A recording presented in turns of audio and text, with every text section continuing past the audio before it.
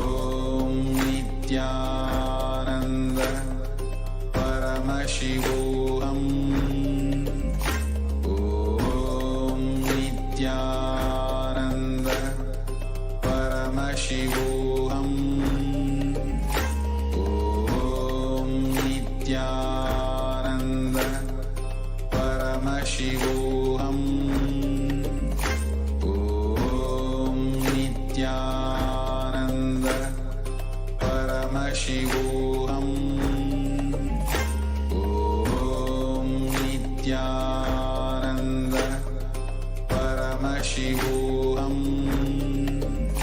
Om Nithyananda Paramashivoham. Om Nithyananda Paramashivoham.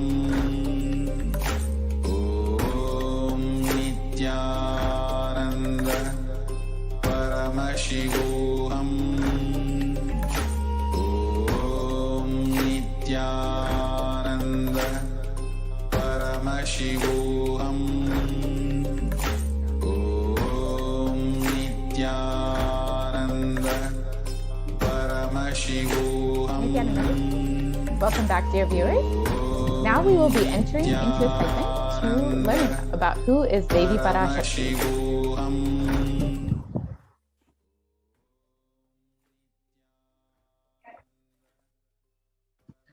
The Dhyana Shloka for Devi Parashakti is from the Lalita Sahasranam, Dhyana Shloka of the Lalita Sahasranam. Sindhuraruna Vigraham Trinayana Manikya Mauli Spurate Taranayaka Shekharam Smitamuki Mapina Vakshoruham Panibhyam Alipuna Ratna Chashakam Raktotpalam Vipratim Saumyam Raktagatasta Raktacharanam Dhyayet Paramambikam. And the translation goes, the Divine Mother is to be meditated upon as shining in a vermilion red body with a triple eyes, sporting a crown of rubies, studded with a crescent moon, a face all smiles, a splendid bust, one hand holding a jewel, cup brimming with mead, and the other twirling a red lotus.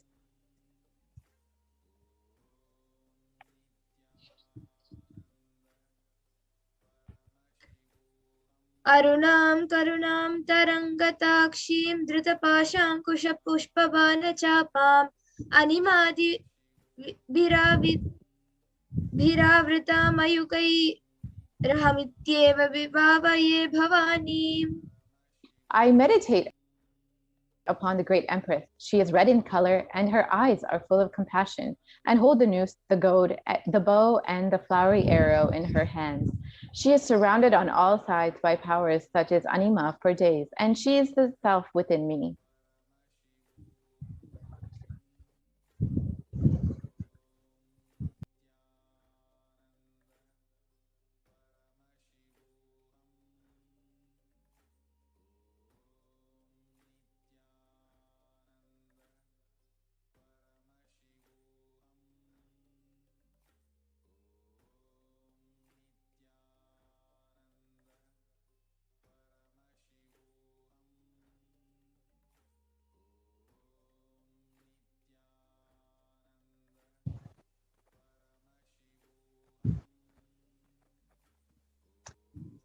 Out of her extreme love and compassion, Parashakti herself is manifesting through the embodied form as the Nijavatara of the Supreme Pontiff of Hinduism, Jagat Guru Mahasannidhanam, His Divine Holiness, Nithyananda Paramashivam, gracing us, answering all our questions, attending to our prayers, giving boons, healing us, revealing our past, present, and future, delivering profound spiritual truths, and ultimately giving us the experience of Paramashiva itself.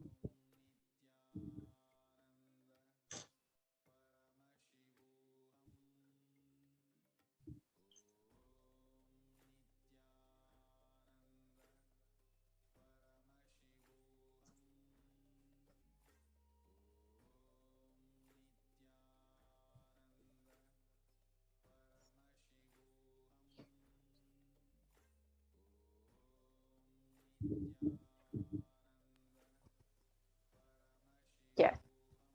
So now we will be entering into the next session where we will learn about who is Devi Parashakti.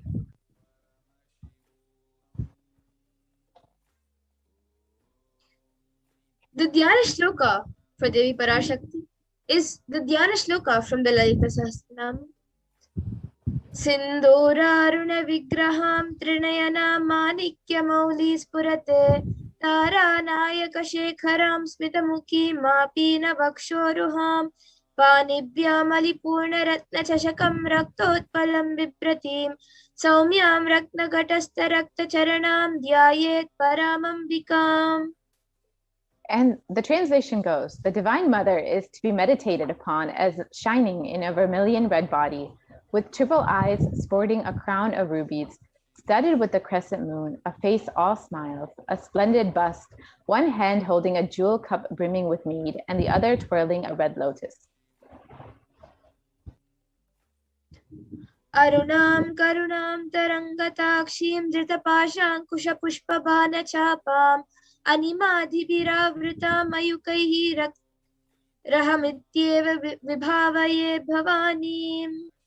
I meditate on the great Empress. She is red in color and her eyes are full of compassion, and hold the noose, the goad, the bow, and the flowery arrow in her hands. She is surrounded on all sides by powers such as Anima for days, and she is the self within me.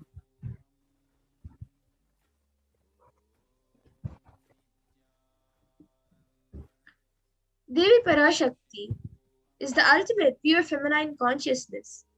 Parashakti is the cosmic mother, and it is her cosmic womb from which billions and billions of universes come out and go in. It is the source where the Big Bang and the black holes go on and on. Parashakti is the source Shakti, the source energy, the source power, from which all of us came, which all of us are in even now, and which all of us are going to merge into.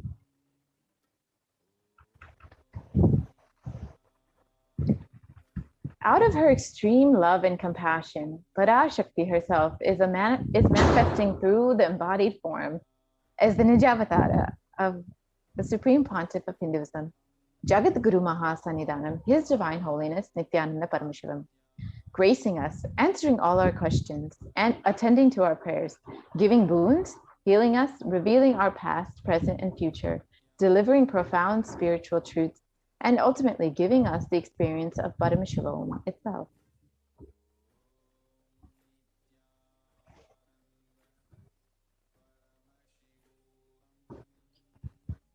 words of Devi Parashakti herself, raising as Omkara, expressing as Vedas and Agamas, blossomed as Hrimkara, filled with Parashodashi, living in 40 triangles, the Kailasa Swamini, who is in Kailasa, Sripura Chintamani, Parashodasi, sitting as part of Paramashiva, Parameshwari, who rules the world, Paramashakti, Manus to everyone, to bestow all Aparna, Uma, Parvati, Savitri, Navayavana, Samrajya, Lakshmi, Parameshwari, Parashodasi, Meenakshi. Taking the form of Nithyananda, I came here as Nijavatara with great compassion. I am blessing distant people. To do good to all of you, I took the form of Nithyananda and came down as Nijavatara. Raising in Omkara, blossoming as Shiva, manifesting as source of existence, powers of existence, expression of existence, from the oneness of Om, blossoming into two as Prakriti and Purusha, blossoming as three Shaktis, Icha, Kriya, Jnana, growing as four Vedas, expanding as five Panchabhutas, beyond six chakras, filled as Gotras of seven Rishis, expanding as eight directions, existing as nine Grahas, blossoming as 10 Indriyas, being as 11 Rudras, creating all the worlds, bringing life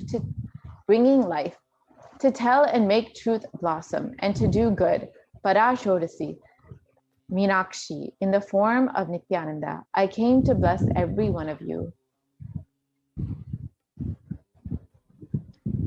So now let's see how we can receive Devi Parashakti. Literally, you are going to see Paramashiva and Parashakti at that moment. She is there on your screen, so always receive her very traditionally. Keep two betel leaves, one banana, one betel nut, and one coin in front of the screen and watch Devi. A coin is considered a traditional dakshina in Hindu tradition. It can be the lowest value in India. It can be even 1 paise. In USA, it can be a cent even. I am not trying to monetize. Just keep even 1 cent. It is okay. So for 100 days, if you have darshan, it will add up to $1. In India, even 1 paise is okay. Offer that to Devi. After darshan is over, do namaskar and eat the banana, betel leaf, and betel nut. Take it as a prasadam immediately. Collect those coins and send to LA Temple. This betel leaf, betel nut may look too small, but in a few days you will see how much it adds to your sentiment. That really, she is there. You will not take the Devi darshan for granted. Rituals will break your monotonous, unconscious mentality and lifestyle and remind you and raise you to the powerful cognition. It will break your unconscious behavior. So now all of you can see how you can arrange the 2 betel leaves, the bananas, the 1 betel nut, and the 1 coin. So all of it together, you can arrange it on a plate and keep it in front of Devi Parashakti.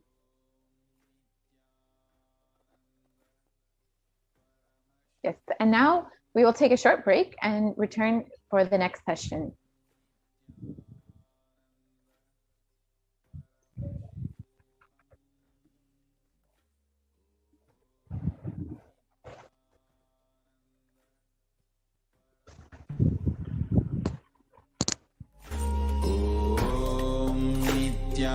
Nithyananda Paramashivoham.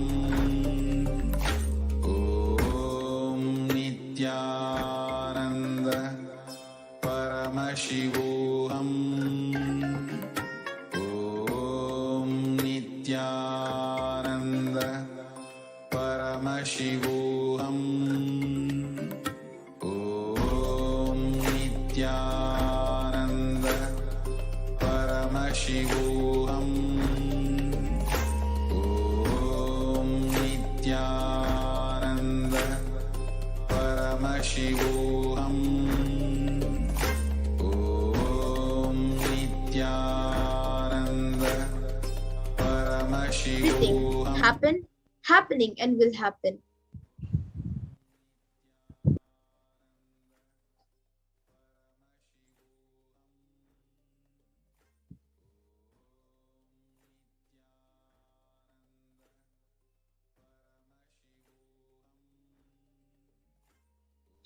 So what are the Akashic records?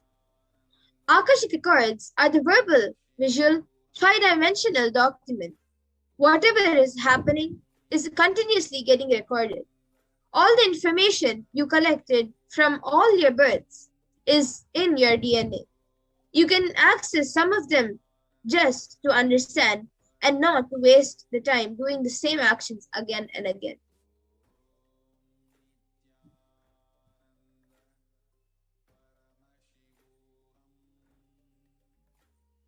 The Akashic readings is not a prediction. It is readings from the cosmic archives. There is no such thing as past, present, and future beyond space, creation, and destruction, as it all happens simultaneously. In the dimension of time starts the past, present, and future.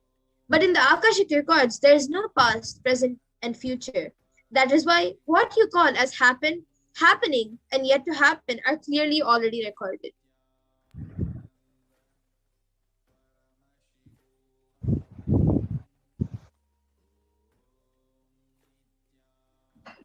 In Swamiji's words, nobody has a right to comment on these readings. Nobody has a right to manipulate these readings. Nobody has a right to interpret these readings. They are complete unto themselves. For anybody to live in tune with the cosmos, the Jivan Mukti, living enlightenment, does not need any special practice other than listening to these great readings again and again. When you listen to these great readings, naturally, your negative logic is penetrated, broken, and these great truths settle in your inner space and they make you live enlightenment.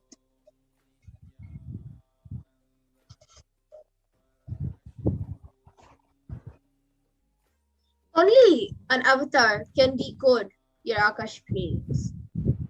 As the avatar of Paramashiva, the supreme point of Hinduism, has graced humanity with the blessings and darshan in the form of Devi Parashakti, revealing answers to questions of the earning of seekers as solutions, breakthroughs, and liberating humanity from pain and suffering.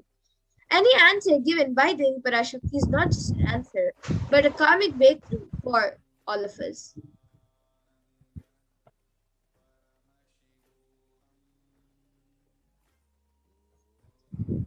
The Shastra Pramana for the power of Akashic reading is from the Vijnana Bhairava Tantra, Dharana 61 and Sutra 84. Akasham vimalam pashyan kritva drishtim nirantaram stabdatma takshana devi bhairavam vapurapnuyat.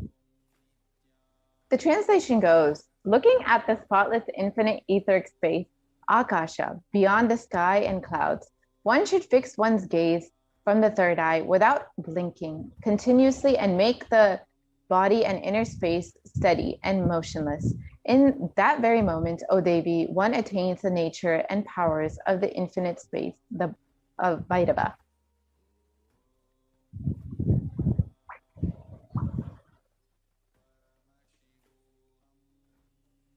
The Apta Pramana for the powers of Akashic reading is from the Hindu Purana Mahabharata, which narrates the story of the great sage Maitreya, who reveals the secrets to Vidura, the story of his birth in human form, and reasons of all his suffering.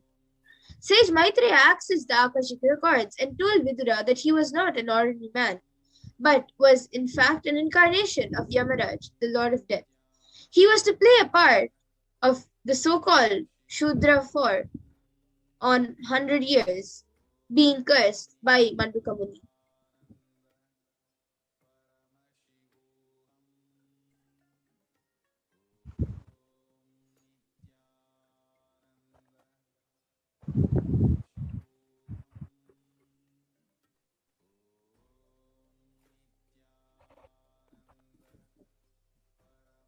So what are the benefits of having your Akashic readings read?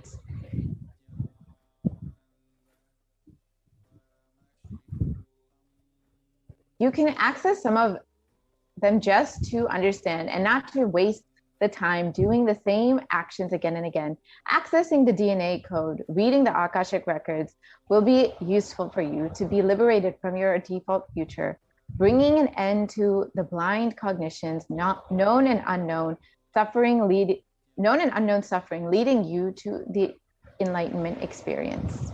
Paramashivoham.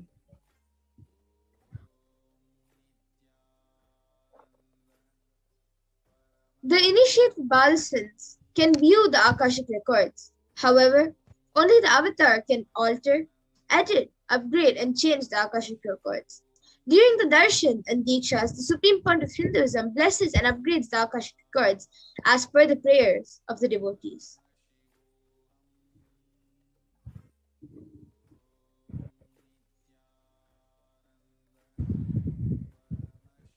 So what can you ask in your Akashic readings? The most accurate and unbiased answer to any question about your life, destiny, purpose, and any and everyday part of your life. Be spiritually healed of physical and emotional problems with just a look or word. And you can even understand the reasons behind your life's happenings and receive blessings to fulfill your right desires and get clarity to redesign your future.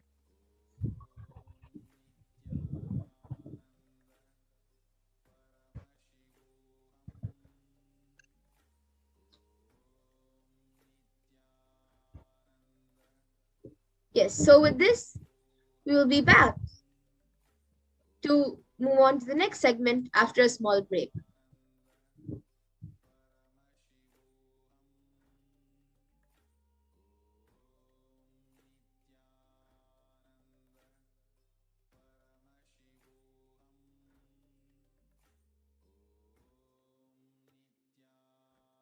Just be alive for next 3 years. Don't die within next 3 years.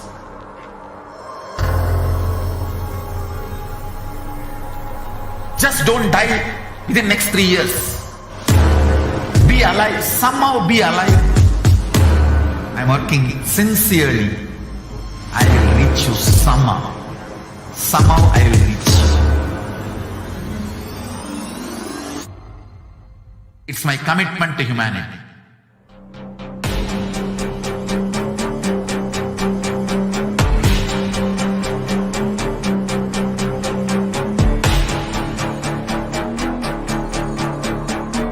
Just don't die within next 3 years. I will reach you wherever you are, whichever corner of the world you may be. I will reach you with enlightenment. You manifesting the space, state, powers, being Paramashivoham. It is possible, and it is possible for you.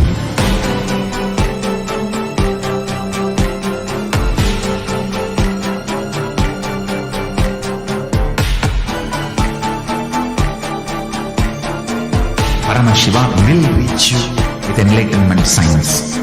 I know he is going to do the job. Just be alive for next 3 years. Nothing else. Just be alive for next 3 years. Don't die within next 3 years.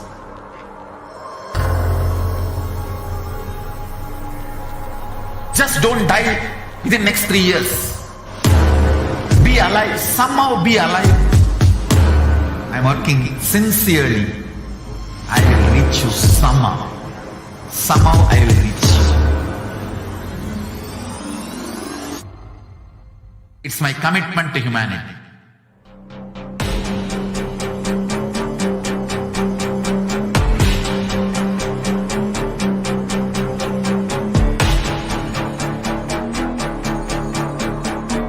Just don't die within next 3 years. I will reach you wherever you are, whichever corner of the world you may be. I will reach you with enlightenment. You manifesting the space, state, powers, being Paramashivoham. It is possible, and it is possible for you.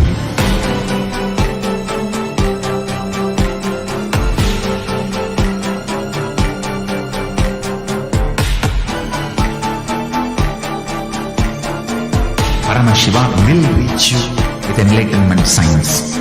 I know he is going to do the job. Just be alive for next 3 years. Nothing else.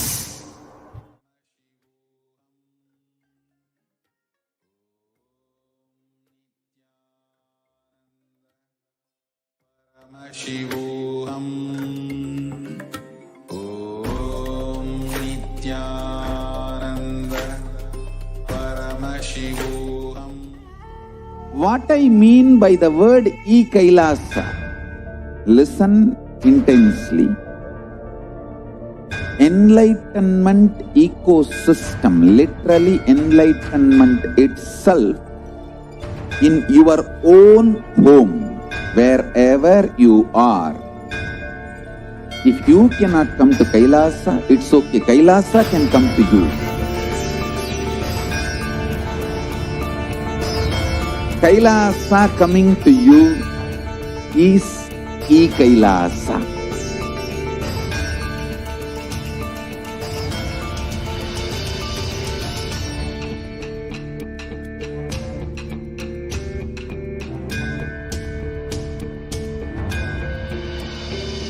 I will revive Hinduism.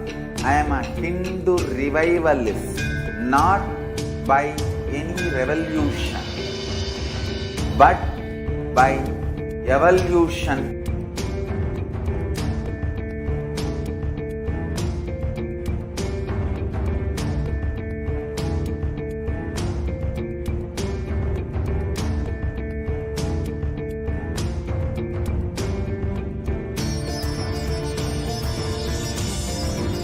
And setting model community.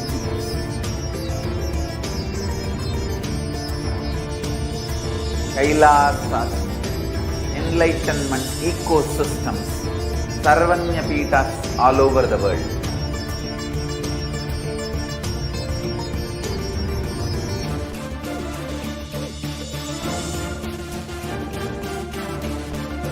All powerful cognition, knowledge, only when you live, power manifestation and possibilities manifestation happens. It's a fundamental truth.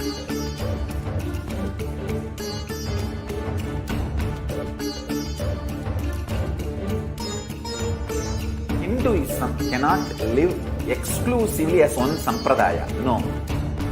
All sampradayas of Hinduism is an ecosystem.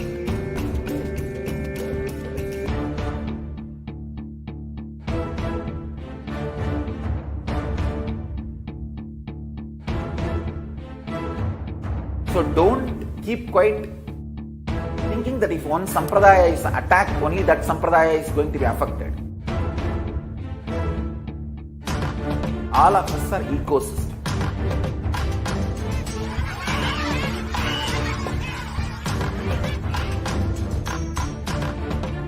I invite all of you to get involved and enjoy Hinduism by the principle of Dharmo Rakshati Rakshitaha. When you protect Dharma, Dharma protects you.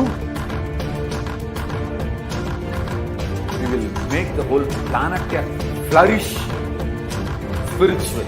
The spiritual prosperity will happen to the whole planet. We all have to coexist together.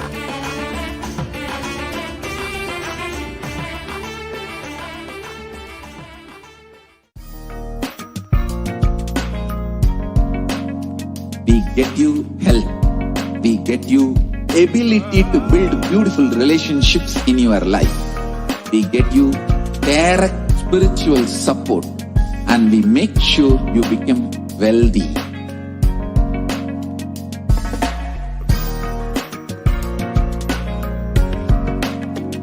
We won't stop giving you just good life.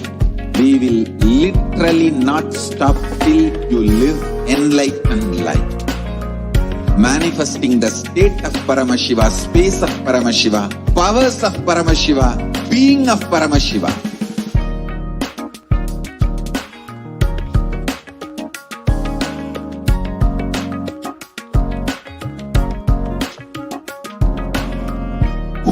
world should become e-Kailasians.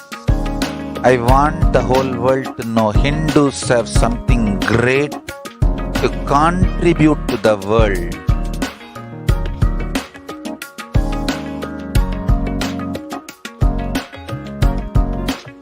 We have something great to contribute to the world. Let us do that.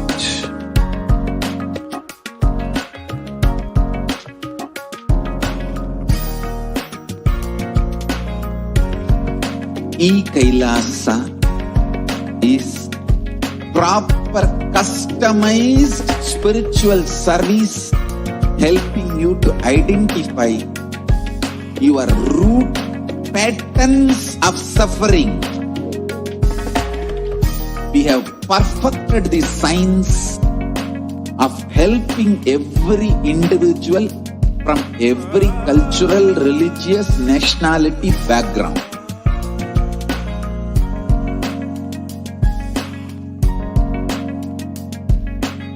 You will have lowest reactionary assumptions, highest awakened response, alive response for life continuously.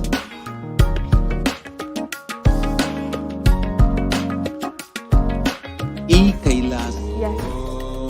Understand, each and every one, that humanity is still undergoing the effects of the cosmic deluge.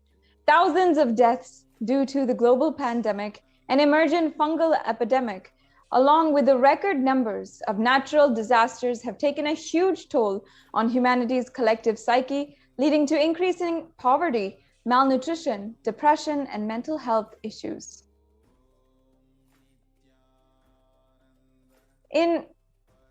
We have to understand for ourselves what caused this. How could we have avoided this, and what is the solution? In this segment, let us understand the scientific and statistical understanding on Devi Parashakti's revelation on the cause and solution of the pralaya, the deluge. All of us know the current status of the world right now. Totally, right now, there are 3.8 million deaths from the coronavirus. And the total number of confirmed cases is 175.9 million. The worst affected countries being US, India, and Brazil. In India, if we see, the number of cases is above 290,000. The number of deaths is 374,304. And the number of falling into poverty since 2020 is a whopping 75 million people. Here we have a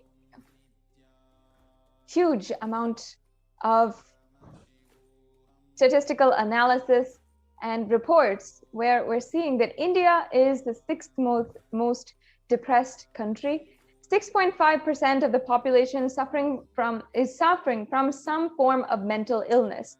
Also, with a suicide rate of 10.9 for every 1 lakh people.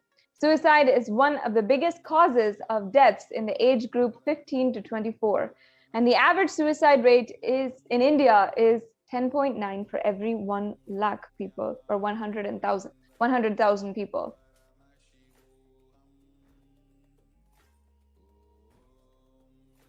In the news, in the media, everywhere, we are seeing how also natural disasters have hit in India and across the world. And so many different cyclones, floods have devastated the homes and literally wrecked villages apart, where people are suffering from just not even able to have food for themselves and shelter over their head.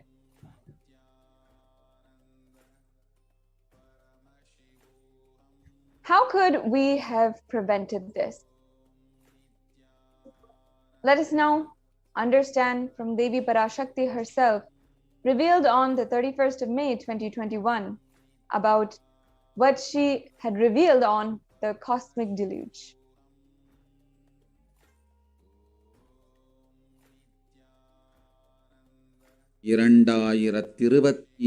வரை India செல்ல வேண்டாமா என்று கேட்கின்றாய். நன்றாய் தெரிந்துகொள், சொல்வதை புரிந்துகொள். இந்த பெருநரகமான கிருமி போஜனம் இந்தியாவிற்குள் வரக்கூடாது என்பதற்காக 2020 பாரதம் முழுவதும் 12 ஜோதிர்லிங்கமும் பாத யாத்திரை செய்திடவே என் மகன் மூலமாய் திட்டமிட்டிருந்தேன். படுபாவிகள் ஓடத்தின் மாலுமியை ஊர்விட்டு துரத்தினார்கள். என்ன நடக்கிறதென்று பார். முறையாக கைலாய நாட்டின் தலைவனாக நிறை மரியாதையொடு நல் மதிப்பொடு என் நிஜாவதாரம் நித்யானந்தன் திருவடி மீண்டும் பாரதத்தில் பட்டு பாத யாத்திரை செய்த பிறகு மட்டுமே நீ அங்கு செல்ல வேண்டும். அதுவரை உன்னை காத்து செல்லாதே. ஓம் ஓம் ஓம். Yes, let's move on to the next slide, please. For this huge, now let's understand the translation of what Devi Parashakti revealed.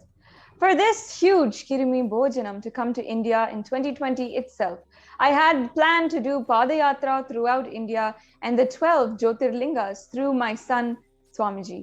They chased the captain out of the ship of the country and see what is going to happen.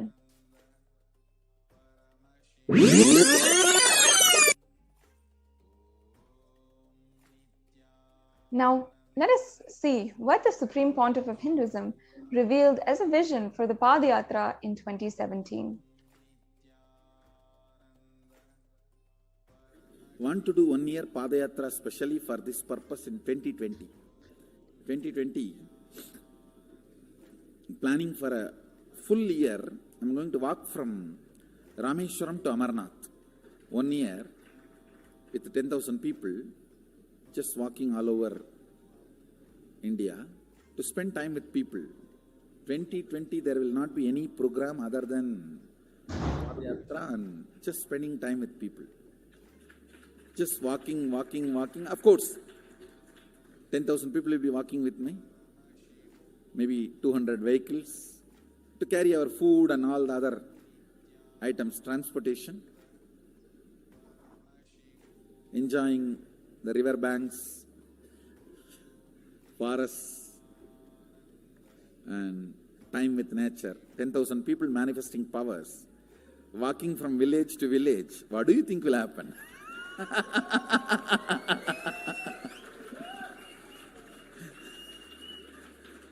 The scene of Buddhism spreading will be repeated now. How the Buddhism spread? 10,000 monks, 10,000 people. The whole village will be manifesting powers. Just want to enjoy India and let India enjoy me. So planning for next year Kumbh Mela 2019, next year January Kumbh Mela. Before that, all the Balalayam, everything. Balalayam is going to be like the same structure outside with one stone tower, gold coated. It will be something like a 40 to 50 feet tall stone tower and 5 Rajagopurams, which will be something like 120 feet. This will be the Balalayam. And after the Mulalayam is built, this Balalayam will serve as a Utsava Murti Sannidhi, where the Utsava Murtis will be worshipped and where the Archanas. See, in the main temple, there will not be any Archana or anything, because just for Darshan itself, there will not be time. Like Tirupati, you can only have Darshan and Arti, the camp for Arti. No other worship is allowed in the main temple. Because 12 Abhishekam is going to happen, 12 Kala Abhishekams. So continuously the rituals will be going on People can have only darshan. They will not be able to involve themselves in any ritual. Other than darshan, nothing else will be allowed. So all the archana, all the other offerings, like people will offer the archanas and other, everything will be done to the Utsava Murti, which will be kept in the Balalayam, the present Balalayam, present structure. So people can spend time here. That will be more like a main darshan. This will be like energy darshan, where you can give letter, get response. So by next year, the Balalayam will be ready. So 2019 full year, I will be conducting the programs and everything. 2020 will be the one full year Padayatra, walking. From next year, Jayanti, means 2019's Jayanti to 2020's Jayanti. Full year, Jayanti to Jayanti will be Padayatra. Before that, we will make 10,000 people power manifestors. It will be sannyasi, brahmachari, grihastha, all put together. 10,000 people will be walking. What a scene it will be. I think that is the only way the revival of Sanatana Hindu Dharma can be done. I need to get into the ground where people can see me, where they are living. I can't be waiting for people to come where I am living. Now I am sitting in one place to prepare these 10,000 people and make this science completely user-friendly. For that only I am sitting and working. So I have given 2 years for me now, 2018 and 2019. So 2020, before that 10,000 people will be ready to walk with me, manifesting powers. We will literally solve every person's problem in every village. The way we are walking, the path, route we are taking, physical healing or mental healing, or it's a too big visualization. How will you visualize? What will happen if 10,000 power manifestors enter into a village and ask people, tell me your problem now, come on, let's sort it out. Understand, 1,200 years before in Tiruvannamalai temple carvings, how the baby will be in the womb in 2nd month, 3rd month, all that is detailed way carved. It is there. Which scanning machine was there in those days other than the third eye? Very detailed carvings are there. Even Srirangam temple, the whole carving is there. Srirangam temple gives a week by week the whole picture of male baby and female baby. Any of you have seen that? Srirangam Rangaraja Mandapam, it very clearly portrays. There will be one Rangaranga Gopuram. In that next to Rangaranga Gopuram, there is a Rangaraja Mandapam. They have already collected some chunk of 80-90 to be displayed in this Balalayam. Work is going on all of that. We are also going to tell you the science of temple building story as per Agama and as per practical village level, ground level, all that. In those days, 2000 years before, when this Cambodia and all these civilizations were flourishing, two community from India moved. One is agriculture community, another one is business community. These two community only traveled and installed civilization. Of course, kings went, that is different. But the common civilian, these two community only went. So Nagarattar and Saivavelalar. Saivavelalar agriculture community, Nagarattar business community. So wherever, see, when they go in the ship, the Saivavelars, they will carry that veil for their protection. Once, if they reach the other side safely, they will just put the veil and start a temple. That is why all the temple outside the India, started by Saivavelalar, there will be only veil as a Pradhana Murti. Pattumalai Murugan Goil, Tannimalai Murugan Goil, Gedaram Murugan Goil, Nallur Murugan Govil, Sannidhiyan, Sannidhi Murugan Koil, all these temples, the main deity will be only Vel. It will not be deity. Because they cannot carry that heavy deity in the ship. It will only be the Vel. And all the temples started by Nagarattar will be Kavadi. Because they will carry everything in the form of Kavadi. So the moment they reach the other shore, they will worship the Kavadi and the screen cloth covered by Kavadi.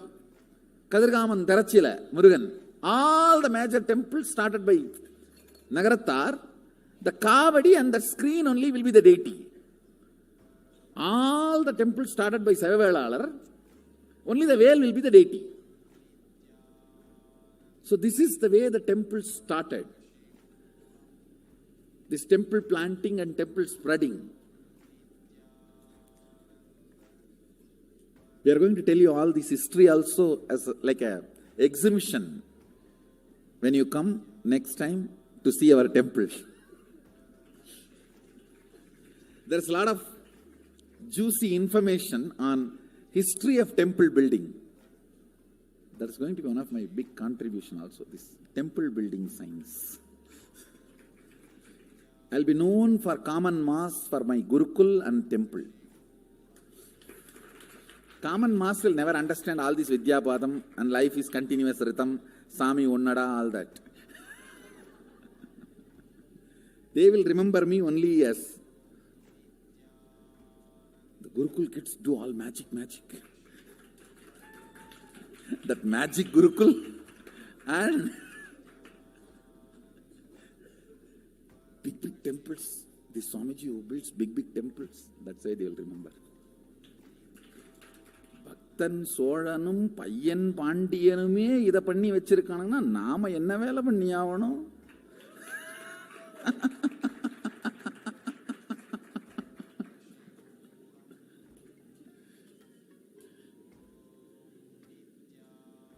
நாமே வந்து போனோம்னு மறந்துடுவானுங்க மனுஷ பசங்க.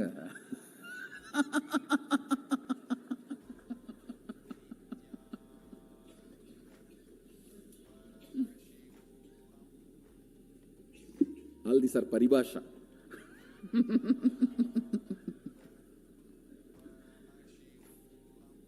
Paribhasha means, these horse brokers will have their own language. Pari means horse.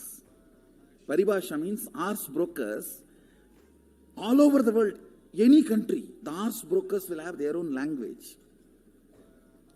to do the negotiation. That is why that word paribhasha got evolved. Even now in Indian villages, these cow brokers and they will have their own language. You can't understand. You will be standing there right in front of you, they will finish the negotiation. And which you can't understand. Yes, let's move on to the next slide. Yes. Since the age of just 10 years, the Supreme Pontiff of Hinduism has been enriching and preparing the whole world for the Padayatra to save them from this pralaya. And here, from that age, the Supreme Pontiff of Hinduism has been enriching, initiating the masses in living enlightenment through his powerful discourses, initiations, and darshans, and so much more. And we can see all of the slides here. The next slide, please, Mo. Yes.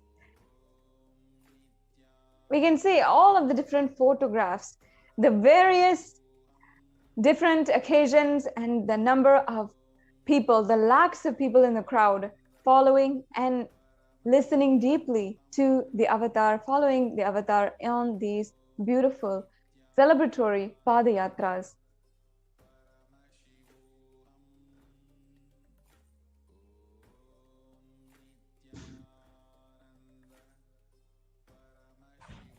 In each city, in each place, giving super conscious breakthrough to each and every one whom the avatar had met, whom had come from far and wide to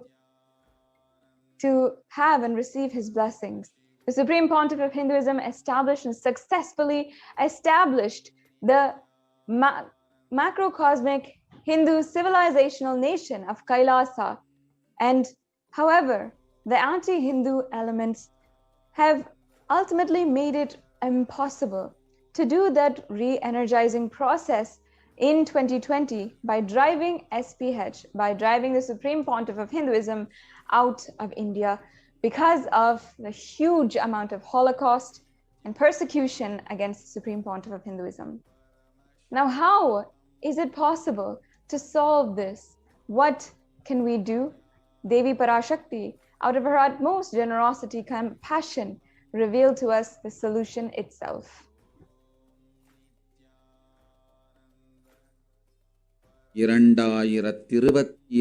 வரை India செல்ல வேண்டாமா என்று கேட்கின்றாய். நன்றாய் தெரிந்து கொள், சொல்வதை புரிந்து கொள். இந்த பெருநரகமான கிருமி போஜனம் இந்தியாவிற்குள் வரக்கூடாது என்பதற்காக 2020 பாரதம் முழுவதும் 12 ஜோதிர்லிங்கமும் பாத யாத்திரை செய்திடவே என் மகன் மூலமாய் திட்டமிட்டிருந்தேன். படுபாவிகள்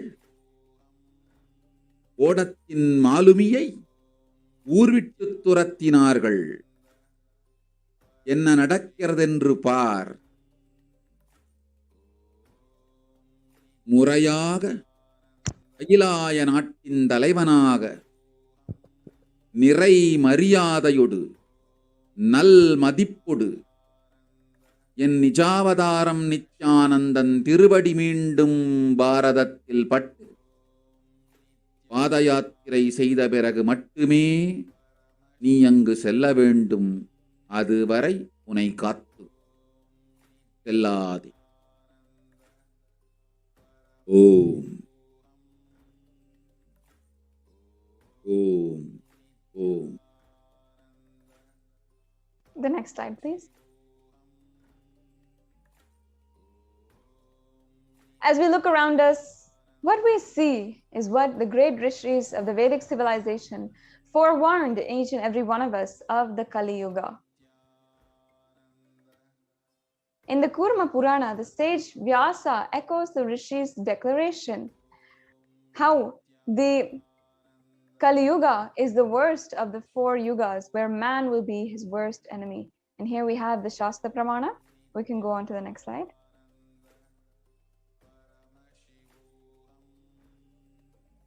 In the English translation, it says, this Kali Yuga is the worst of the 4 yugas or ages in all of the worlds.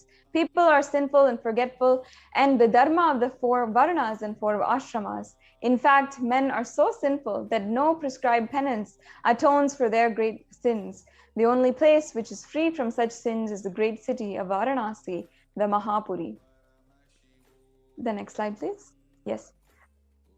And it also says in the Kurma Puranam, the Lord Rudra, Paramashiva himself, is the avatar of Kali Yuga. In the translation of this verse says, Brahma is the presiding deity, divinity or devata of the Krita Yuga. In the Treta Yuga, Bhagavan Ravi is in which appeared Sri Rama, and in Dwapara Yuga is the presiding deity Vishnu, and in the Kali Yuga, the current age, the presiding divinity, the avatar is Rudra, the Lord Maheshwara and Paramashiva. And as we all celebrate on the 2nd of January 1978, out of his deepest compassion to protect humanity, Paramashiva, Lord Maheshwara, descended into the human form in the Nijavatara of the Supreme Pontiff of Hinduism, Jagadguru Mahasanidanam, His Divine Holiness, Bhagavan Nithyananda Paramashivam. We can go on to the next slide, Ma.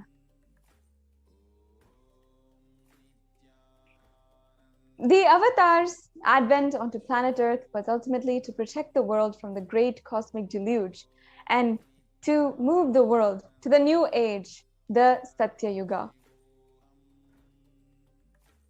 Let us now watch Devi Parashakti's revelation on the Supreme Pontiff of Hinduism, moving the current age, the Kali Yuga, to the Satya Yuga.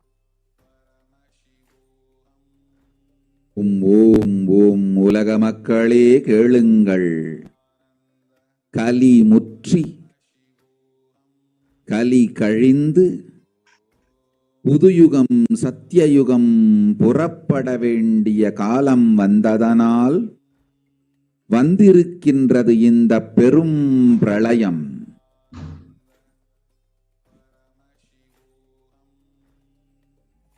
கவலை வேண்டாம் மக்களே.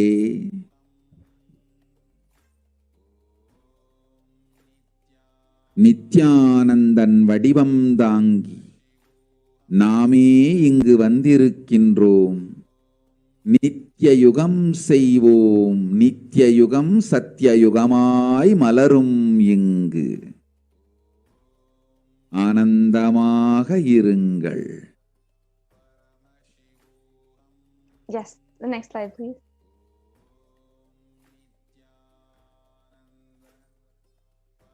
The translation of Devi's revelation was, people of the world, listen, the world has matured over and over, and it is time for the Satya Yuga. This great pralaya has come. Don't worry, people. In the form of Nithyananda, I myself have come here. I will make Nitya Yuga. Nitya Yuga will blossom as Satya Yuga. Be blissful. For this huge hell, the pralaya, the Kirmi Bhojanam, not to come to India.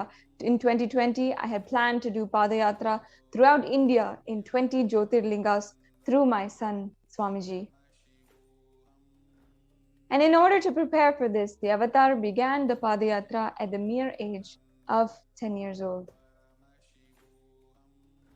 The Supreme Pontiff of Hinduism began enriching people, one person at a time, with the truths from the sacred scriptures and the secrets for enlightened living. Even as the SPH was 14 and 15, all of his classmates, all of the people around him, recalled the yatras that the Supreme Pontiff of Hinduism led from his birthplace to his birthplace. And they say that it was such an unforgettable experience with him. And here we have the photographs of the Supreme Pontiff of Hinduism with some of his classmates and friends as they did the Alankaram for Arunai Nayaki Amman in their hometown of Tiruvannamalai. When the Supreme Pontiff of Hinduism was around 19 years of age, all his fellow monks of the Ramakrishna mission recall the yatra where the Supreme Pontiff of Hinduism led them from Chennai, Tamil Nadu to Tiruvannamalai, his birthplace, and they all recall this as an unforgettable pilgrimage trip experience. And here is one photograph from that experience of the Supreme Pontiff of Hinduism and all of the monks from the Ramakrishna mission when the avatar was just 19 years of age. The SPH continued walking the length and breadth of India, reaching more and more people and preparing each and every one until the Supreme Pontiff of Hinduism founded the international mission, Nithyananda Sangha, to revive Kailasa internationally on the 31st of December, 1999. And the Supreme Pontiff of Hinduism established Kailasa in Tiruchungod, Tamil Nadu on the 14th of April, 2001. In 2003, the avatar continued his Vijaya Yatra all over the world to enrich people from all backgrounds. Here we have a couple of photos showing the tours that the Supreme Pontiff of Hinduism went on.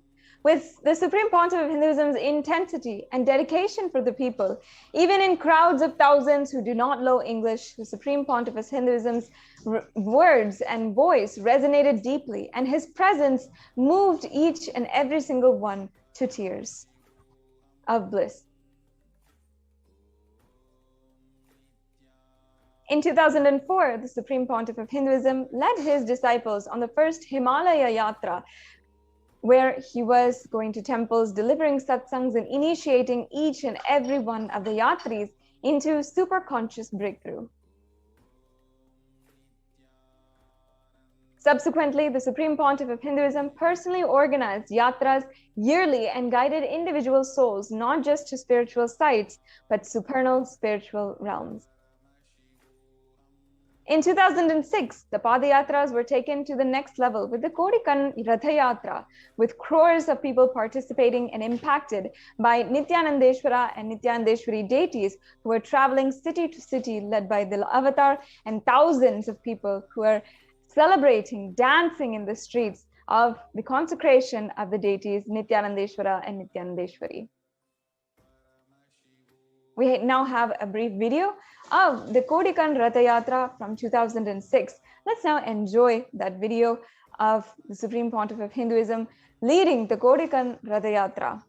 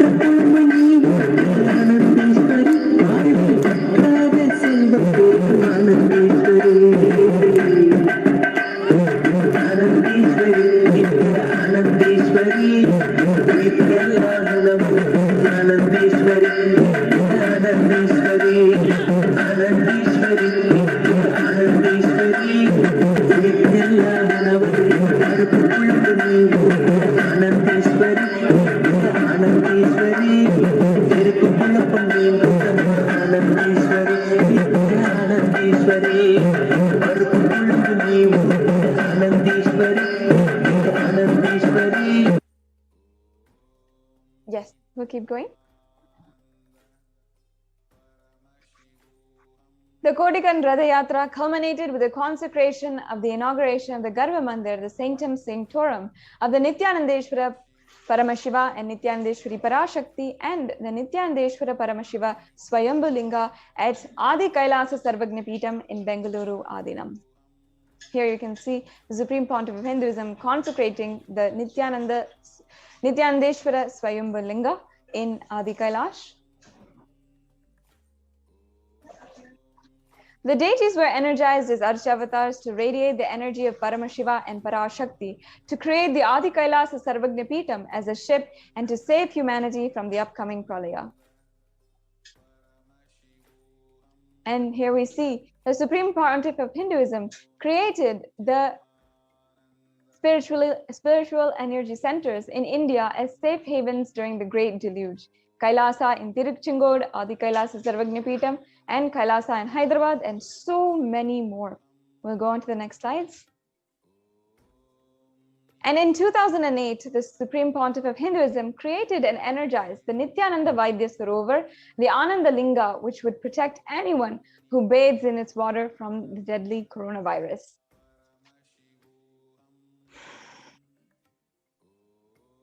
जनमस्सहस्राक्षाय च जगधन्मने जनमो गिरिशाय जिविष्टाय जनमो नीरुत्तमाय च सुमते जनमो स्रस्वाय च वामनाय जनमो बृहते च वर्षीयते जनमो वृद्धाय च संवृद्धने जनमो अग्र्याय च प्रथमाय जनम आशवे च जिराय च नमः शीघ्रियाय च शीघ्राय च नमः ऊर्म्याय च वस्वन्याय च नमः स्रोतस्याय च दीप्याय च नमो ज्येष्ठाय च कनिष्ठाय च नमः पूर्वजाय च परजाय च नमो मध्यमाय च प्रगल्भाय च नमो जगन्याय च बुद्ध्याय च नमः सोभ्याय च प्रतिसर्याय च नमो याम्याय च क्षेम्याय च नमः उर्वर्याय च खल्याय च नमः श्वोप्याय च अवसान्याय च नमः वन्याय च कक्ष्याय च नमः श्रवाय च प्रतिश्रवाय च नमः आशुषेणाय च आशुरथाय च नमः शूराय च अवभिन्दते च नमो वर्मिणे च वरुथिने च नमो बिल्मिने च कवचिने च नमः श्रुताय च श्रुतसेनाय च नमो दुन्दुभ्याय च हनन्याय च नमो धृष्णवे च प्रवृषाय च नमो दूताय च प्रहिताय च नमो निषङ्गिने च सुधिमते च नमस्तीक्ष्णे च वेचाय धिने च नमस्काय उधाय च सुधन्वने च नमस्कृत्याय च पथ्याय च च नमः काट्याय च नीप्याय च नमः सूप्याय च सरस्याय च नमो नाद्याय च वैशन्ताय च नमः कूप्याय च वट्याय च नमो वर्ष्याय च नमो मेघ्याय च विद्युत्याय च नमः ईर्ध्याय च तप्याय च नमो वात्याय च रेश्म्याय च नमो वास्तव्याय च वास्तुपाय च ओम नमः सोमाय च रुद्राय च नमः ताम्राय च अरुणाय च नमः शृंगाय च वशुपतये च नमः. Yes. And in 2009, the Avatar held the Kodikan Ratra Pradayatra and garnered the international attention, creating a movement where lakhs of Hindus were once again embracing Hinduism and celebrating Hinduism. So we'll watch this brief video of the Padayatra from Pattanam to Salem. போல நின்பதம் கண்ட என் மனோ நித்ய சத்குரு நித்ய சத்குரு நித்ய சத்குரு நித்யனே நித்ய சத்குரு நித்ய சத்குரு நித்ய சத்குரு நித்யனே நின்முகம் நீனைந்து இங்கு நிர்மலமாகவே ஆனதே இதய சக்கரம் அனகதமும் இனிமையோடு திறந்ததே நித்ய சத்குரு நித்ய சத்குரு நித்ய சத்குரு நித்யனே நித்ய சத்குரு நித்ய சத்குரு நித்ய Sadhguru நித்யனே.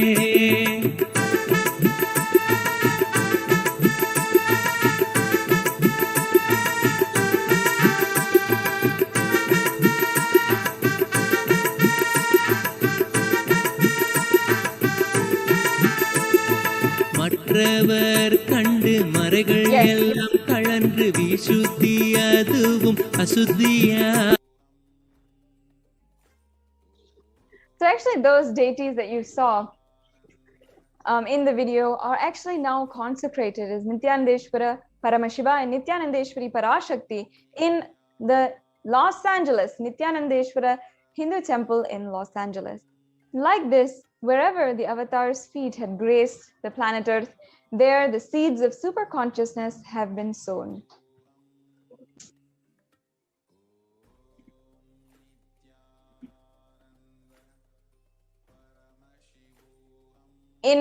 With over 1,000 Kailasas, satsang centers, ecosystems, and Sarvagnapitas enriching 1 billion people worldwide, the avatar is the last hope for humanity to have superconscious breakthrough.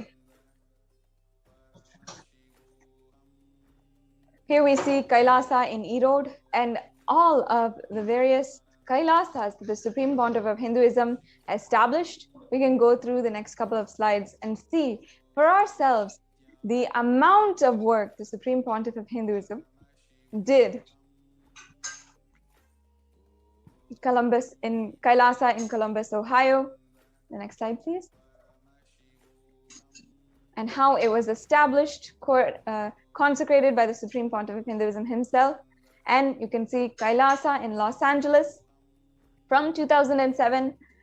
Kailasa in Los Angeles being established as a temple, and Kailasa in San Jose in the United States, established in 2009. And you can see all the rituals. Kailasa in Seattle, USA, established in 2008.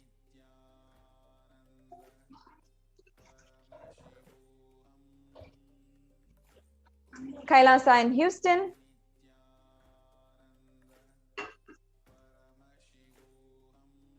And here you can see some of the activities also going on. Kailasa in Charlotte. Kailasa in New York. Kailasa in Washington, D.C. Kailasa in Toronto, Canada.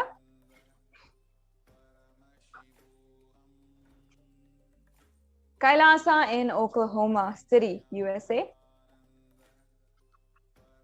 And Kailasa in Phoenix. Kailasa in St. Louis, Missouri.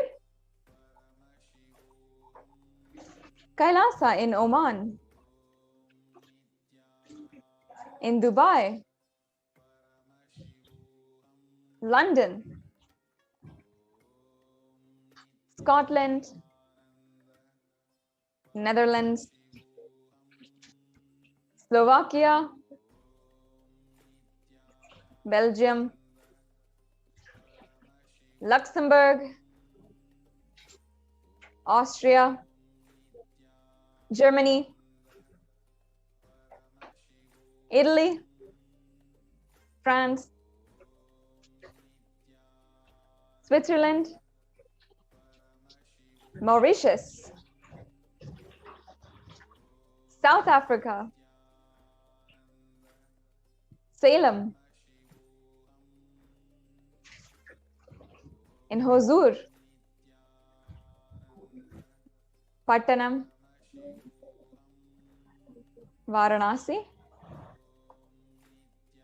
Rajapalayam, Hyderabad,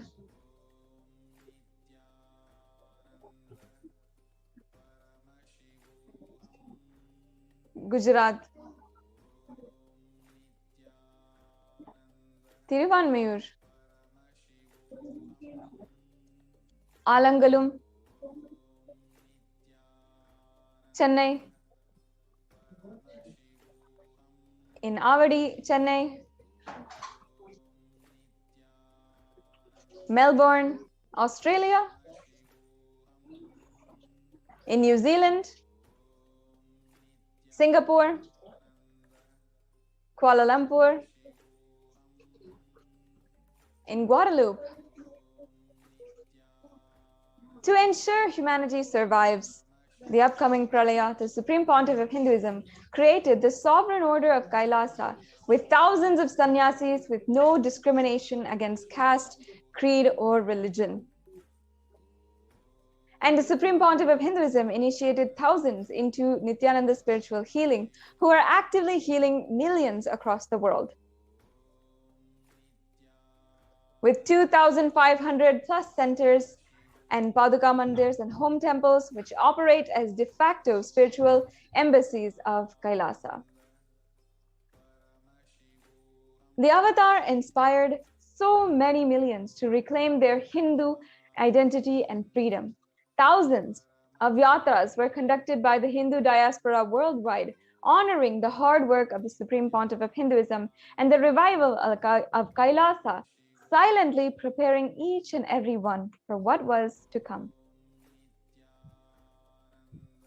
In 2017, devotees of Malaysia planned a Padayatra and executed it successfully with thousands who participated with the dying Hindu population in Malaysia reinvigorated.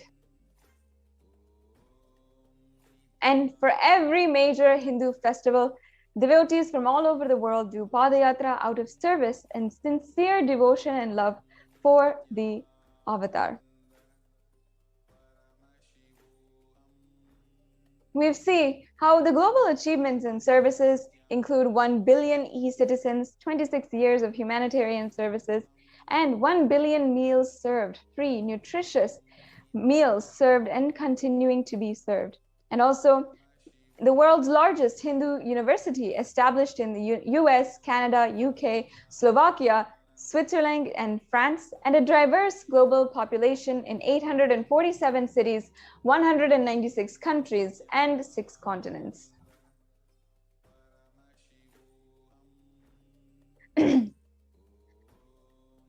Kailasa is today the world's greatest Hindu digital nation with over 1 billion views on all the websites, social media platforms, and online databases and online applications.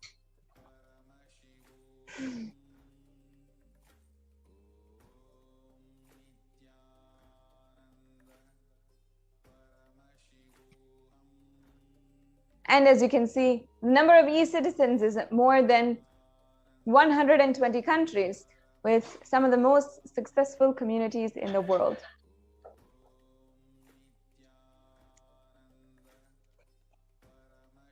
The global initiatives that Kailasa takes up is holistic health, education, and development of human potential, sharing the practical applications of Hinduism Sanatana Hindu Dharma and its science of enlightenment, through which we have made several breakthroughs.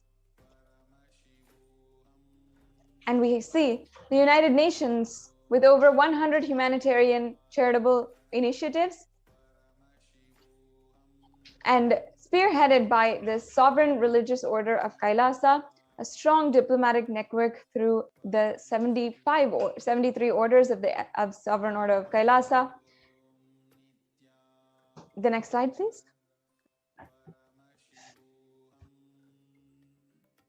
And here we have the Sri Kailasa Uniting Nations movement with 26 years of achievements in global peace, education and children, equality and environment,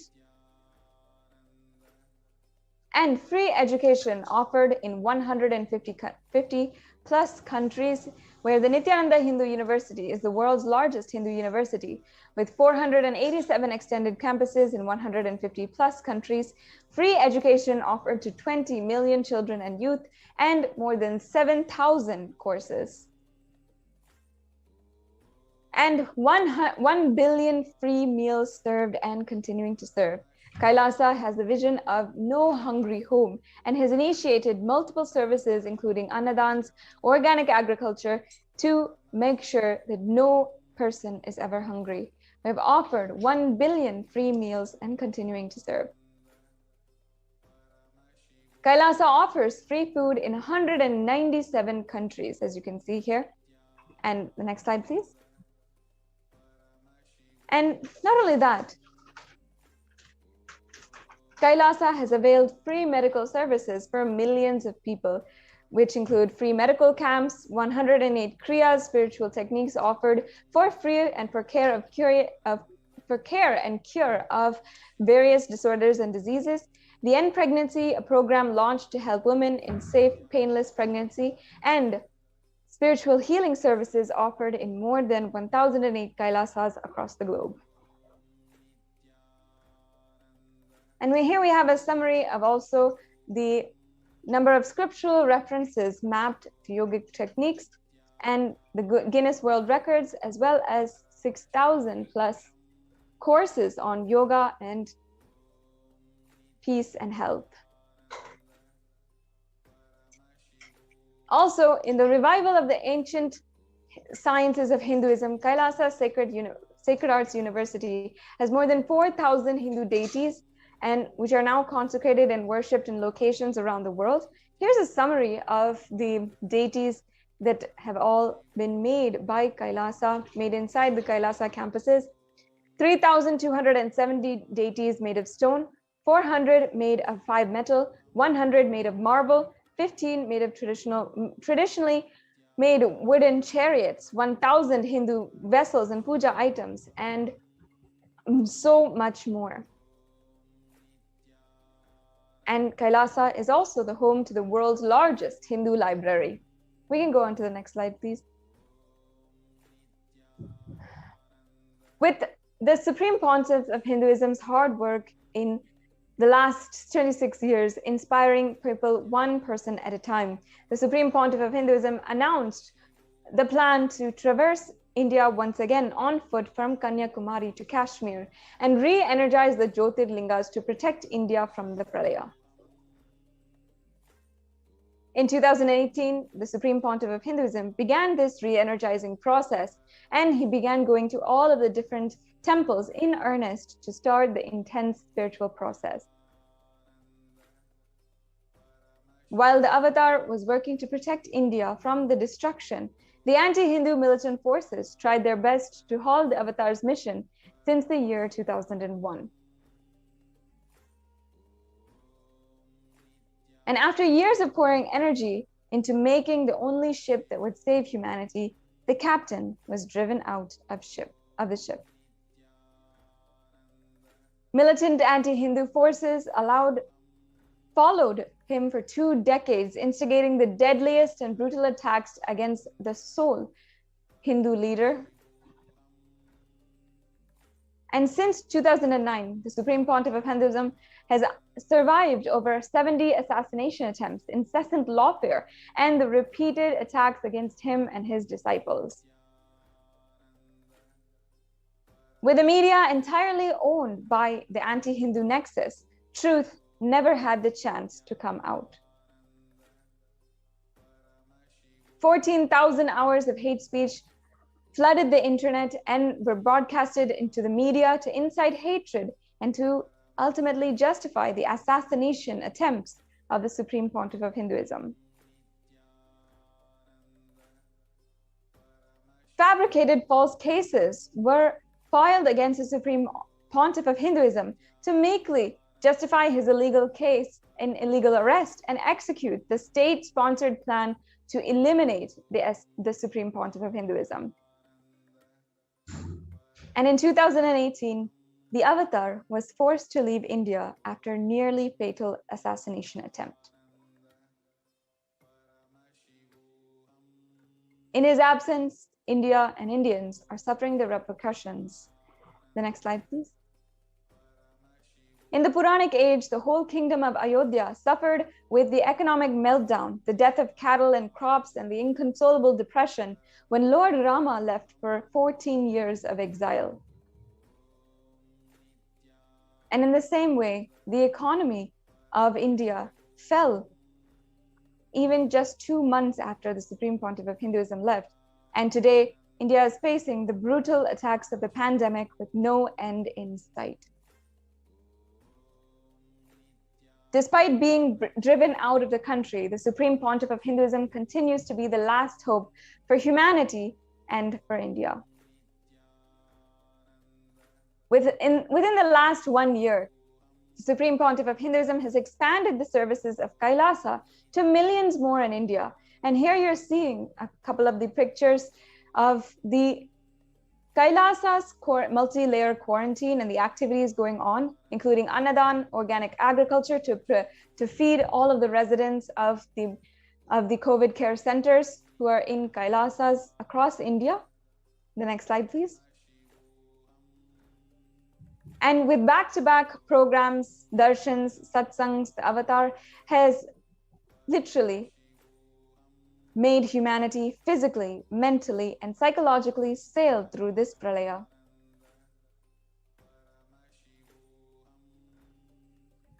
And when the whole world has closed its doors to India, the Supreme Pontiff of Hinduism opened the Kailasa campuses for Indians in desperate need of protection with the multi-layer quarantine. Here we can see some of the supplies, the different activities going on to provide for the Kailasa COVID care centers.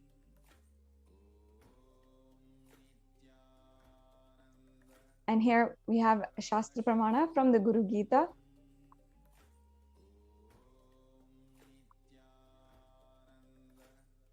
Yes, the next slide, please.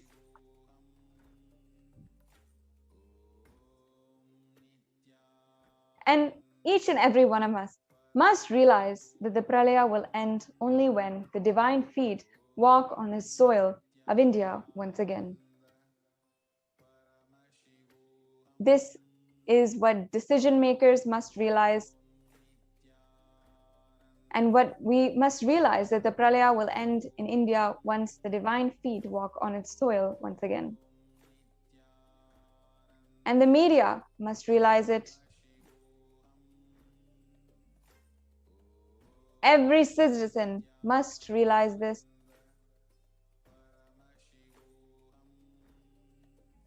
And it's in our hands to make this happen. With this, we'll come to a conclusion to this segment in today's program. We'll move on to the next segments after a very quick break.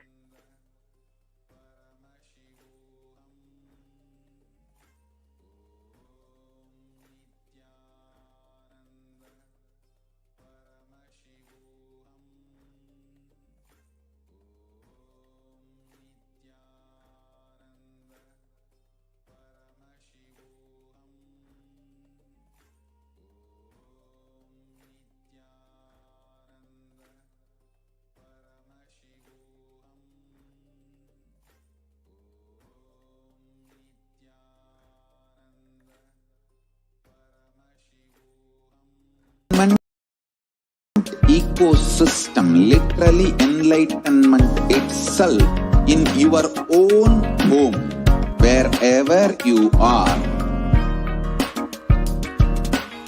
Proper customized spiritual service helping you to complete with your life negativity. Withdrawal from life, self-hatred, self-denial, self-doubt, so much of tiredness, laziness.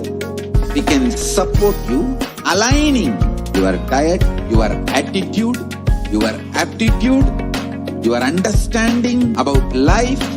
We can help you with everything.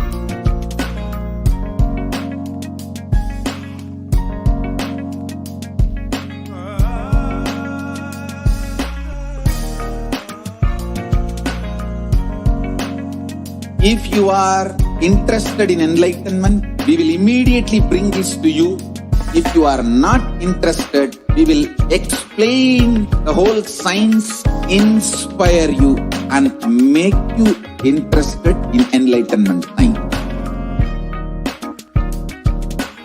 We need to cater this enlightenment science to the whole world wherever they are, because enlightenment is the birthright of all human beings. Kailasa is responsible to provide that to all human beings.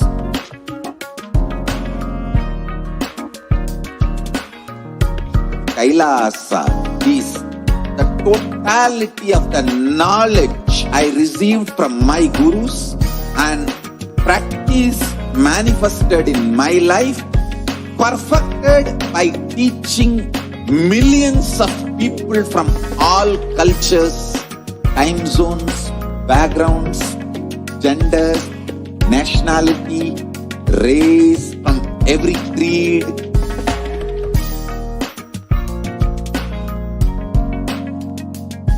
So this absolutely perfected knowledge available to you, served to you in your home without even you moving out of your couch, free of cost.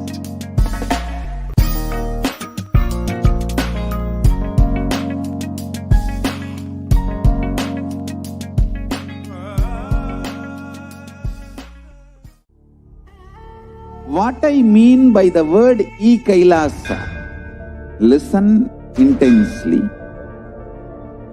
Enlightenment ecosystem, literally enlightenment itself, in your own home, wherever you are.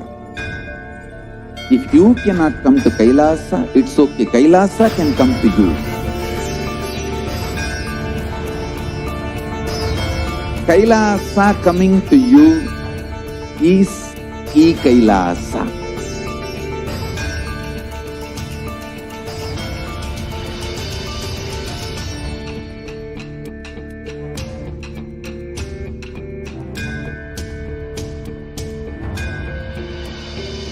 I will revive Hinduism.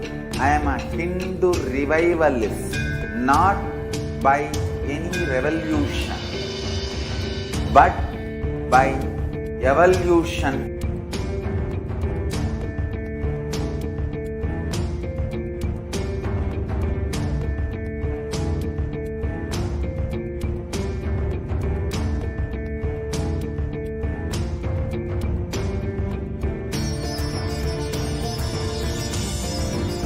And setting model community.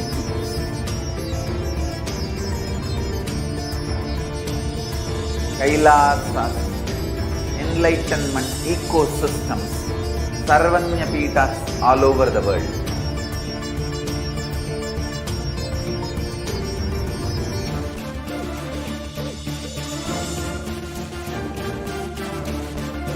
All powerful cognition, knowledge, only when you live, power manifestation and possibilities manifestation happens. It's a fundamental truth.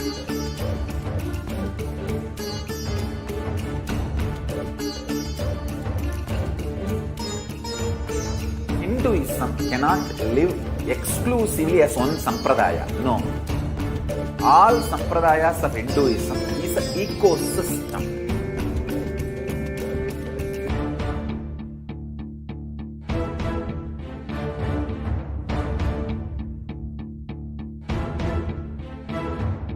So don't keep quiet thinking that if one sampradaya is attacked, only that sampradaya is going to be affected. All of us are ecosystem.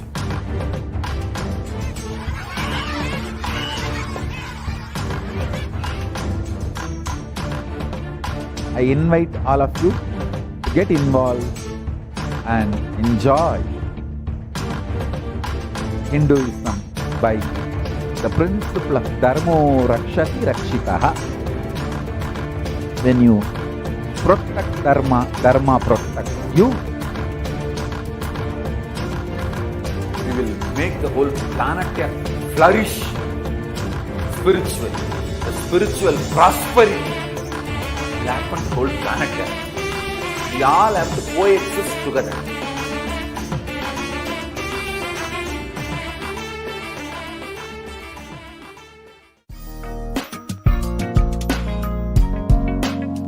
We get you health. We get you ability to build beautiful relationships in your life. We get you direct spiritual support, and we make sure you become wealthy.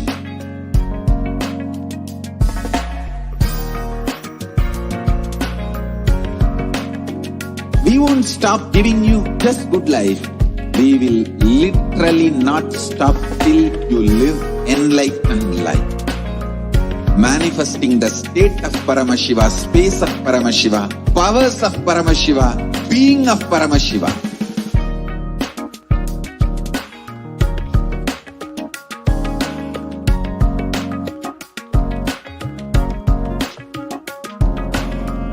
Whole world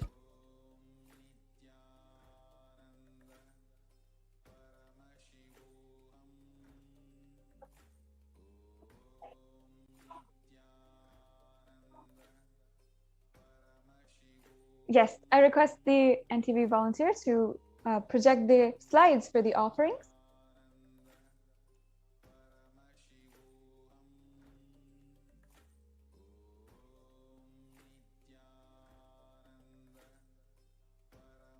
Yes, let's start.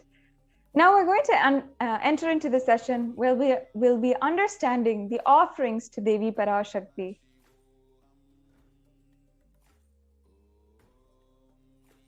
Offering is a gift, giving of divine gift of pure love, devotion, and oneness, and it consists of two parts, giving and accepting. Only when the divine accepts what one offers, the offering becomes complete.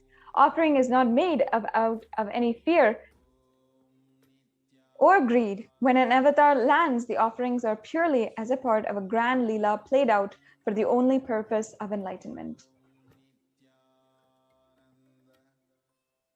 The next slide, please.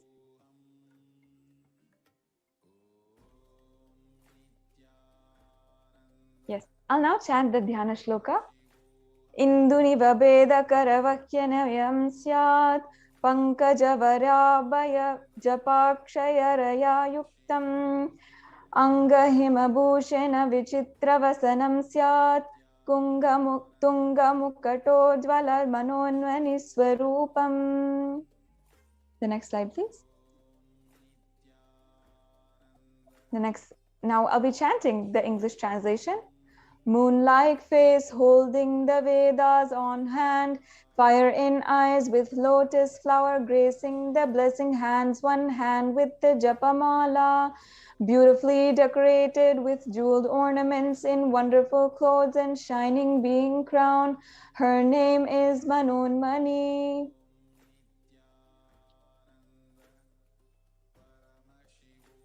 And now the Dhyana Shloka once again.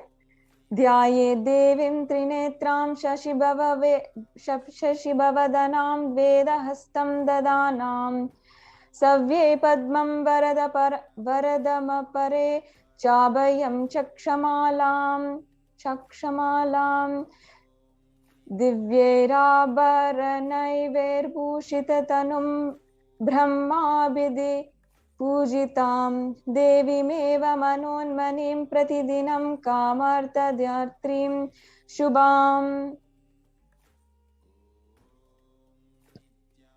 Now the English translation. I meditate on Devi with 3 eyes glowing like a moon and holding the Vedas, lotus and gracing with the blessing hands. She is wearing beautiful ornaments and she is worshipped by Brahma and other many gods and showers auspicious boons for all actions every day. Now, we'll understand the significance of the divine element of gold. Here it says the reference from the Atharva Veda, the translation goes, triply born by his birth, right, by birth in this gold, from the atoms of Agni is one, it becomes dearest to Agni. One fell away from the Soma when it was hurt. One they call the seed of virtuous and powerful Apa, the water molecules. Let that triple gold be for your long life. Gold is a divine element. It purifies anything it touches. It is an element of spiritual significance and great spiritual power of healing and enlightening. The vibration of gold has the power to infuse sattva energy and positive thought currents in anyone who wears and anyone who sees the operates in its vicinity. Gold is present in all the scriptures, the Agamas, Vedas, Shrutis, Smritis, Itihasas, and Puranas.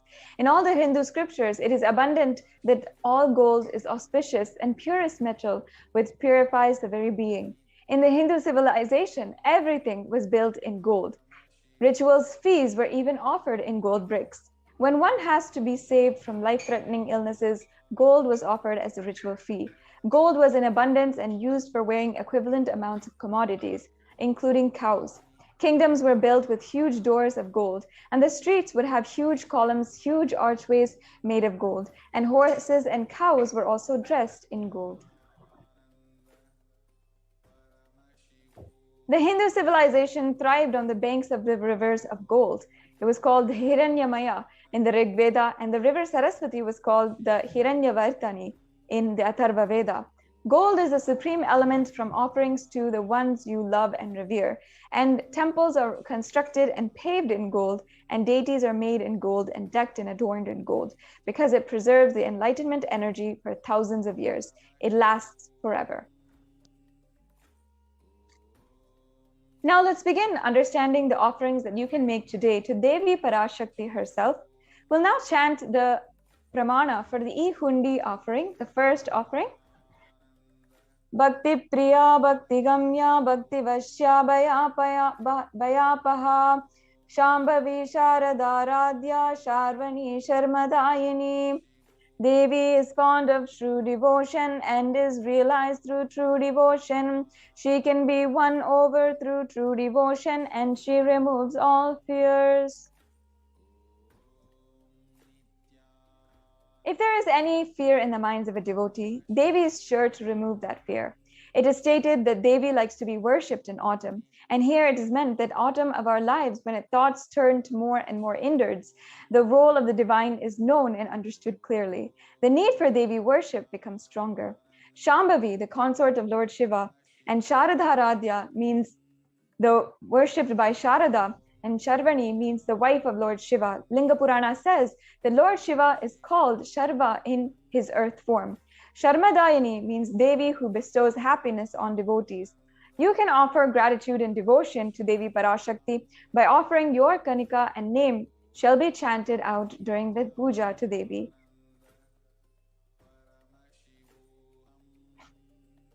Now, next is the Sankalpa chanting.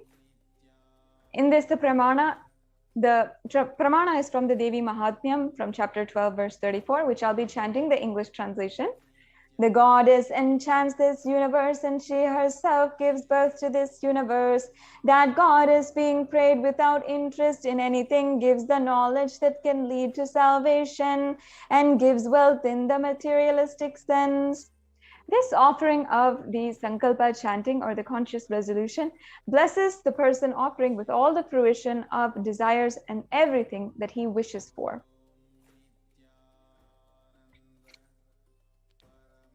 In the Lalita Sahasranama, verse 731, Devi is described as Nama Parayana Prita, she who likes the repetition of various names.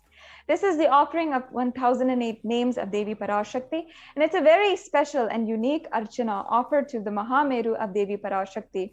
You can offer a gold coin inscribed with each of the 1008 names and receive the blessings to the Ananta Kalyana Gunas and have the Ananta Kalyana Gunas, all the divine qualities of Devi Parashakti. So this offering is available for 75 USD, for 151 USD, or 251 USD, as much as you are comfortable with here. And you can make this offering at tiny.cc/Devi offerings.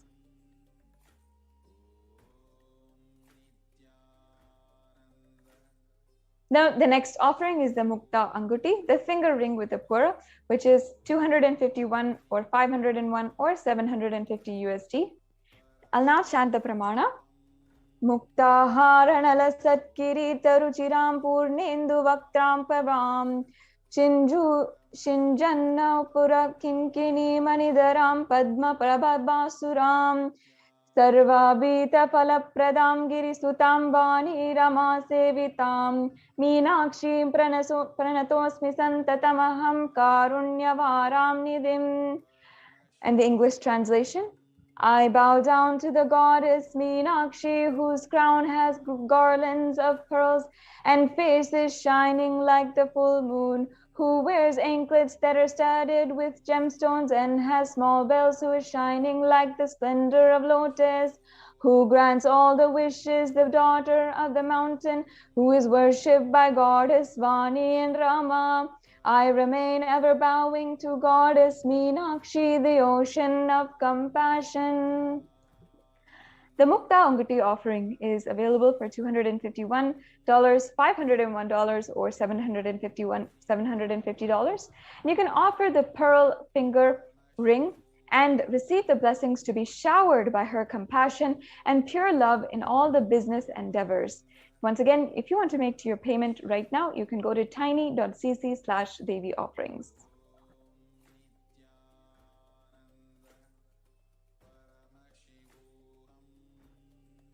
Now, the Swarna Padma Pushpa is the next offering. The cost is 600 USD. And the Padma Pushpa, the golden lotus, has many references in all the different scriptures on how it is most auspicious to give. In the Kamikagama, it is described that all the kalashas should be wound with a suitable thread and covered with new cloth, and they should be adorned with a lotus flower made of gold. Now, in the Vedic tradition, there are hundreds of scriptural references for the significance of the lotus flower. And in all the worship, everything, even in the consecration of deities, the lotus flower is used for all of its parts to offer to the deities and the divine. The lotus is thus considered a divine flower. In Shakti of Paramashiva is also called a lotus, and the base of the Paramashiva linga is also a lotus. The disciple of Paramashiva is also considered a lotus about to bloom. You can offer the golden lotus in any size you wish, and to be blessed to have the state, space, and powers and being of Devi in your inner space amidst every adverse situation in your life. The Swarnamati, the gold toe ring, is the next offering, and you can offer this for 750 USD. The pramana I will now chant. Nakadidita samchanana majana tamo guna padadvyaya prabha jala prakarta saroruha. You whose brightness from toenails destroy the darkness of ignorance from the minds of your devotees who prostrate at your feet, you whose brightness from your 2 feet overpowers that of the lotus flower. The next slide, please.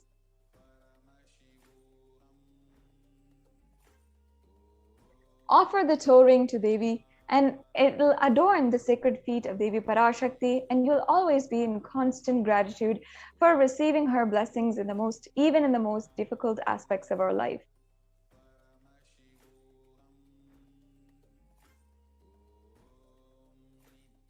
Yes, and in the Lalita Sahasranamam, once again, Devi is described as Shuddha Sarabhi Varshini, meaning she who makes the nectar flow from all our nerves, from the Sahasrara Chakra, who gives a very pleasant experience of the ultimate. The Mount Tika represents the nectar flowing from the Sahasrara Chakra, which is fully opened, and this is also available for 750 USD.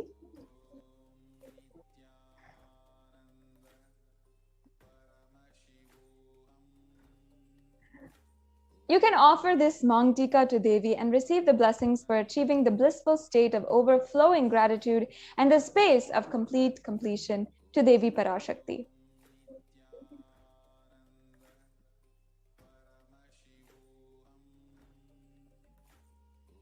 The next offering is the Pratyakshapada Puja. Once again, we're chanting from the Saundarya Lahari, which states that the nails that have been sharpened by constantly being touched by the crowns of celestial beings who always prostrate before Devi. Tamoguna is darkness, and in this stotram, tamas is indicative of ignorance in the minds of devotees by constantly prostrating before Devi. Their ignorance is removed and they attain knowledge. Offering the Pratyakshapada Puja blesses the Yajaman with all the auspiciousness and blessings of the Supreme Pontiff of Hinduism. The next slide, please. There's also the Vastra Seva, which is also available for anyone to offer. And offering the Vastra Seva blesses the Yajaman with the auspiciousness and blessings of the Supreme Pontiff of Hinduism. And that comes to the conclusion of all of the different offerings that you can do for Devi Parashakti. Let's now take a look at a summary of all of the offerings.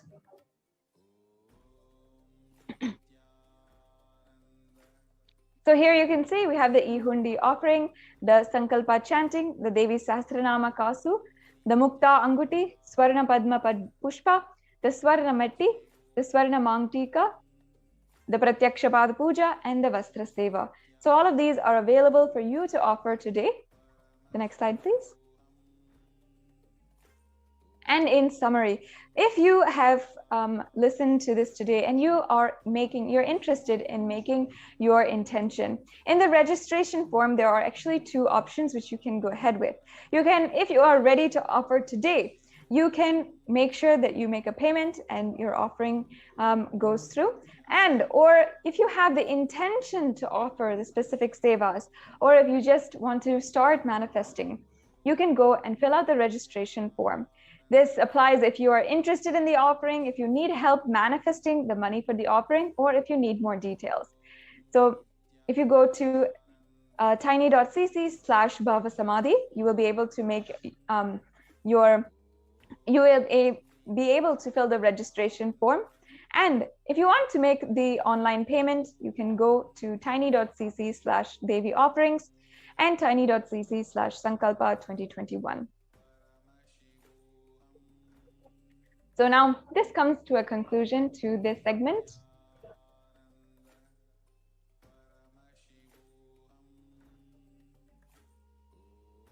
Now, let us each and every one of us get prepared for the next and further segments we will be understanding in today's program.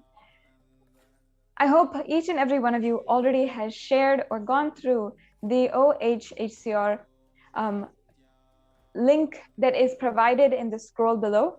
The good news that we have been celebrating for the past few days in Kailasas across the world is that the UN has finally recognized the persecution against the Supreme Pontiff of Hinduism. Finally, given this atrocious attacks against the Supreme Pontiff of Hinduism a voice.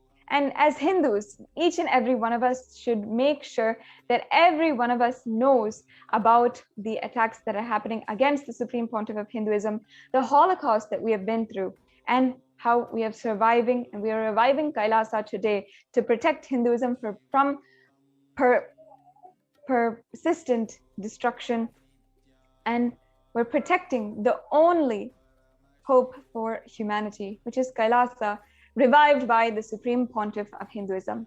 Make sure that you take a few minutes and you can go to the link provided where you can find the reports on the persecution against the Supreme Pontiff of Hinduism, and the indigenous women of Kailasa. In further segments, we will be describing to each and every one of you, at least asking for each and every one of you listening, as we share our stories during this decade-long persecution. And we request that all of you listen and share this program link, and also the link where the OHSCR, the Human Rights Commission of the UN, has recognized the persecution of the UN. Please use the hashtag provided in the scroll below and share the good news, share the link with one and all the Hindus that you know, anyone who might be interested in the ongoing efforts, the hard work of the revival of the only Hindu nation, Kailasa. We'll be right back with you after a very quick break. And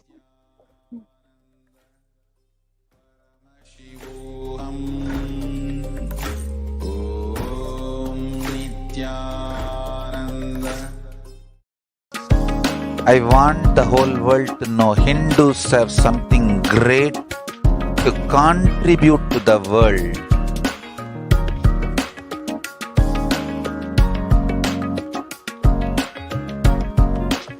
We have something great to contribute to the world. Let us do that.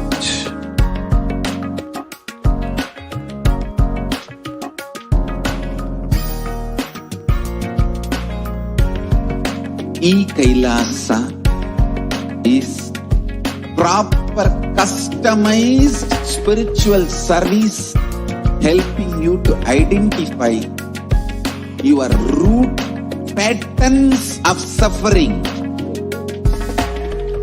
We have perfected the science of helping every individual from every cultural, religious, nationality background.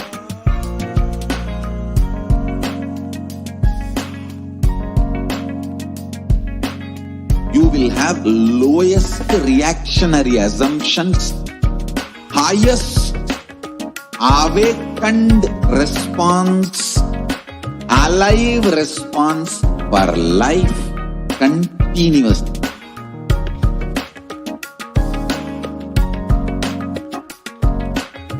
Kailasa is enlightenment ecosystem, literally enlightenment itself in your own home, wherever you are. Proper customized spiritual service helping you to complete with your life negativity, withdrawal from life, self-hatred, self-denial, self-doubt, so much of tiredness, laziness. We can support you aligning your diet, your attitude, your aptitude, your understanding about life. We can help you with everything.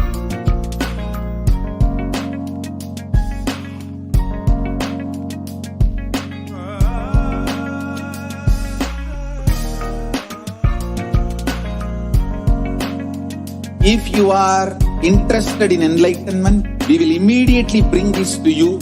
If you are not interested, we will explain the whole science, inspire you and make you interested in enlightenment science. We need to cater this enlightenment science to the whole world wherever they are, because enlightenment is the birthright of all human beings. Kailasa is responsible to provide that to all human beings.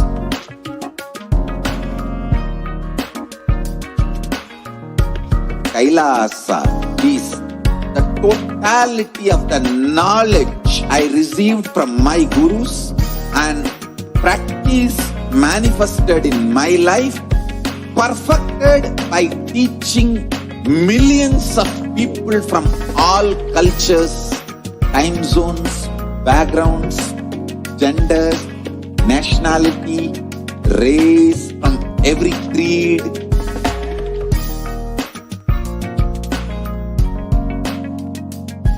So this absolutely perfected knowledge available to you, served to you in your home without even you moving out of your couch, free of cost.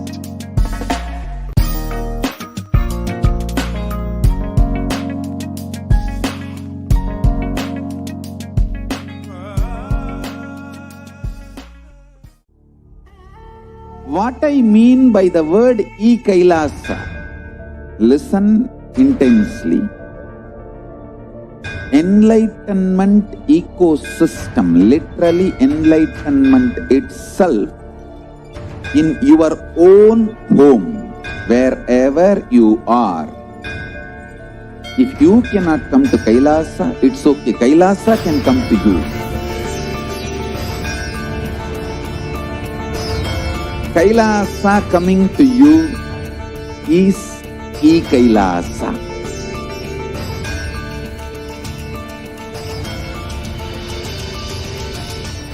Om Nithyananda Paramashivoham. Om Nithyananda Paramashivoham. Om Nithyananda Paramashivoham. Om Nithyananda Paramashivoham. Om Nithyananda Paramashivoham. Om Nithyananda Paramashivoham.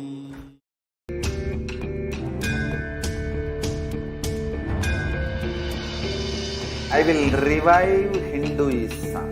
I am a Hindu revivalist, not by any revolution, but by evolution.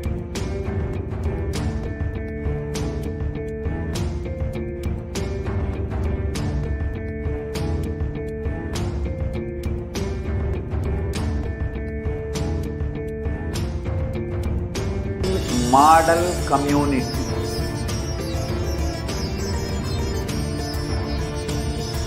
Kailasa, enlightenment ecosystems, Sarvanya Pitas all over the world.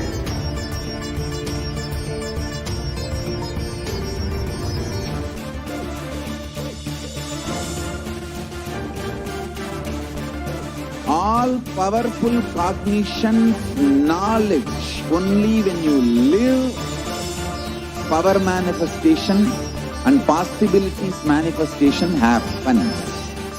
It's a fundamental truth.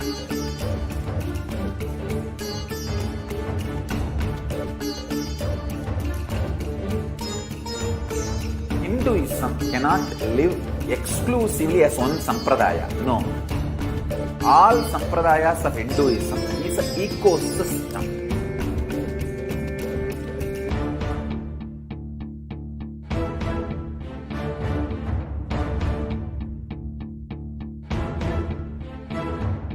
So don't keep quiet thinking that if one sampradaya is attacked, only that sampradaya is going to be affected. All of us are ecosystems.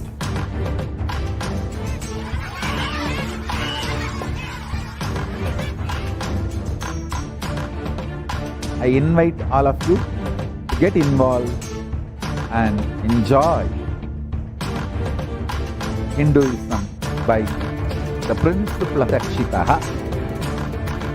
When you protect Dharma, Dharma protects you. We will make the whole planet flourish spiritually. The spiritual prosperity will happen to the whole planet. We all have to coexist together.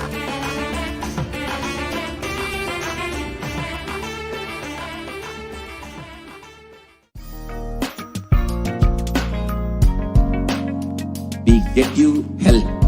We get you ability to build beautiful relationships in your life. We get you direct spiritual support, and we make sure you become wealthy.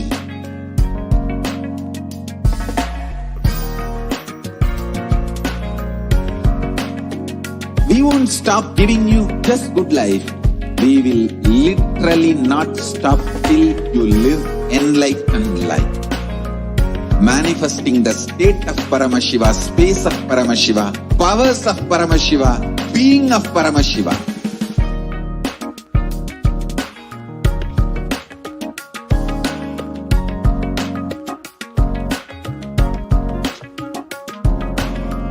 Whole world should become Kailasians. I want the whole world to know Hindus have something great to contribute to the world.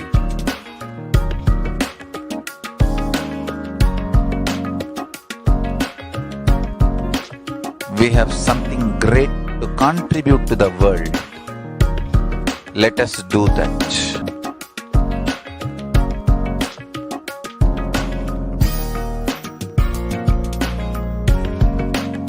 Kailasa is proper customized spiritual service helping you to identify your root patterns of suffering. We have perfected the science of helping every individual from every cultural, religious, nationality background.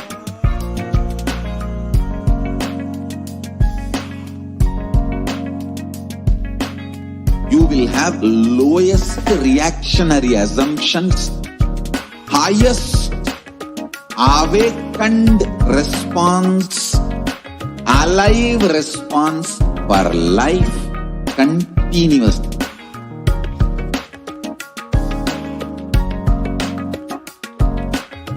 Kailasa is enlightenment ecosystem, literally enlightenment itself in your own home, wherever you are. Proper customized spiritual service helping you to complete with your life negativity, withdrawal from life, self-hatred, self-denial, self-doubt, so much of tiredness, laziness. We can support you, aligning your diet, your attitude, your aptitude, your understanding about life. We can help you with everything.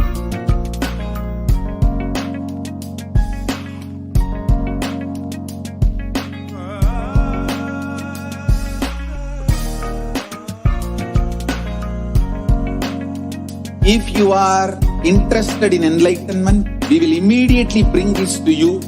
If you are not interested, we will explain the whole science, inspire you, and make you interested in enlightenment time.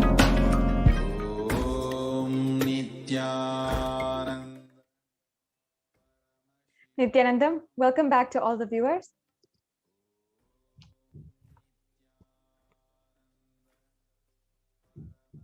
Today, we are continuing the segments of the presentation of the persecution of the Supreme Pontiff of Hinduism. As many of you know, we have been taking a few minutes every single day, a few segments, in order to share with each and every one of you the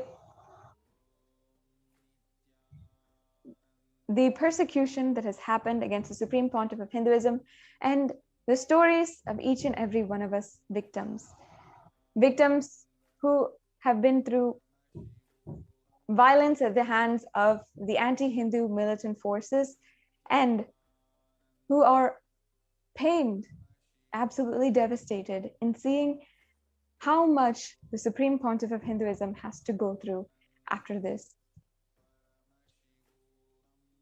Over the last few days, we have been expressing, sharing the stories, the details of the stories that many of you may not know about, may not understand how the women of Kailasa have undergone so much how we have, at the hands of anti-Hindu militants and so many other criminals, been victim to sexual assault, child abuse, assault, brutal rapes, and unfortunately, so much more. At this time today, we'd like to continue and present to each and every one of you more on the persecution that has happened against the Supreme Pontiff of Hinduism. The Supreme Pontiff of Hinduism has stood for the empowerment of women from the very beginning of the revival of Kailasa by reviving the Sannyasa Sampradaya for females, by reviving the Rudrakanya Sampradaya, and so many women-based lineages, including the Bhairavis, Rudrakanyas, Yoginis, and other very unique Sampradayas that are female-based, that are for women. In each of these, empowering women to express the ultimate and infinite possibility that is inherent within all of us.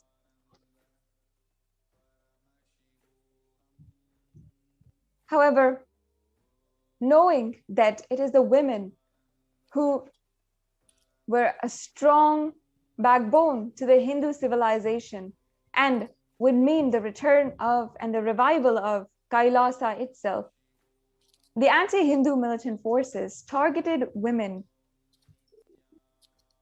in order to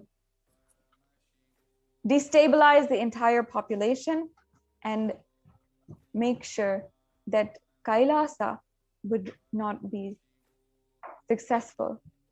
At least they tried. In a series of attacks, the anti-Hindu militant forces targeted the women and children of Kailasa in order to entirely destabilize the entire revival work that was ongoing and completely jeopardize the future of the whole revival work and the nation that was already successfully revived by attacking the women and children. We have seen in so many different examples how the UN has shown case by case how the UN has shown case by case how the women are used, and the rape of women is used as a tactic, as a weapon of war to entirely execute a cultural genocide. We've seen this in the Cambodian genocide, Rwandan genocide, and the Jewish Holocaust, and many other devastating examples where violence against women is a weapon in the hands of the anti-Hindu militant forces and the terrorist forces, and they have used this to execute their cultural genocide. And not just in the other cultures' genocides, but also in the Hindu Holocaust. It was the rape, enslavement of women and children that shook the Hindu civilization. And today, what they continually try doing to attack the Supreme Pontiff of Hinduism and ultimately execute their plan, their strategy to eliminate the Supreme Pontiff of Hinduism. Today, we'll be understanding the events that happened in 2012. In June of 2012, the attacks that had happened against the women of Kailasa and the Supreme Pontiff of Hinduism himself. So I now welcome Ma Nitya Bhaktikananda Swami to explain to us as a first-hand witness and one of the survivors of the attacks of 2012. And we'll now understand from her what happened in that time and what was going on. Yes, Ma, thank you so much. Nityanandamma. Nithyanandam, dear viewers, as you are all aware, you have been tuning in every day to this segment, morning and evening. And we have been going through a series of presentations to you to explain the continued persecution, attack on the Supreme Pontiff of Hinduism, our beloved Swamiji, and Hinduism, and the colossal, huge good work that the Supreme Pontiff of Hinduism has been doing for humanity. As you know by now, Hinduism has to be understood as not just a religion, but the greater science of enlightenment that will meet the purpose of each and every one of us on the planet, which will meet the purpose of our very birth, and also help us fulfill all our worldly desires as well. Because this greater science of Hinduism, the living enlightenment science, will empower us, will initiate us, and will give us the ultimate clarity on how to live life as an enlightened being, as the divine itself, and meet not only our worldly desires, but also our ultimate purpose of taking human birth, about which most of us don't even know. The ultimate purpose of each of our human birth is attaining enlightenment. So it will help us do that as well. So this greater science will create empowered individuals across the world and raise the frequency of consciousness of the entire planet, of not just humans, but all living creatures, and take us back to the global enlightened civilization that once upon a time existed on planet Earth eons ago, before the systematic destruction of the greater science of Hinduism started happening by the anti-Hindu elements. The reasons we have discussed in detail over the past couple of years. What are the reasons for trying to destroy this greater science of Hinduism? To put it very briefly, to stop this greater science from being spread so that these powerful individuals, these superconscious individuals, cannot be created and they can still be kept under the mundane clutches of the socio-economical political forces. And therefore, the efforts of the last lamp of hope of Hindu to revive this greater science of Hinduism, that is the Supreme Pontiff of Hinduism, our beloved Swamiji, his efforts have been tried to be destroyed in multivarious ways through lawfare, warfare, hate speech, physical attacks, assassination attempts, abuse, in every possible, conceivable, inconceivable way over the past decades. And he has survived all of it and continue to give back to society, continuing to elevate the consciousness of humanity, which is the purpose of his advent on the planet. An incarnation knows only to give the people what he came to give. He does not know to show violence back, and that is not his dharma. And therefore, standing by the dharma, the incarnations over the huge history of persecution of Hinduism have continued to give back to humanity despite the persecution each incarnation faced over the decades. If you just Google up the lives of Sri Ramakrishna, Ramana Bhagavan, or Sri Vivekananda, or Bhagavan Osho, any of the incarnations who have come and gone to serve humanity have withstood the persecution because they understand that they have come to turn the tide around, and therefore there is what is to be faced by them as well. So prepared for that, knowing that they come down assuming the human body.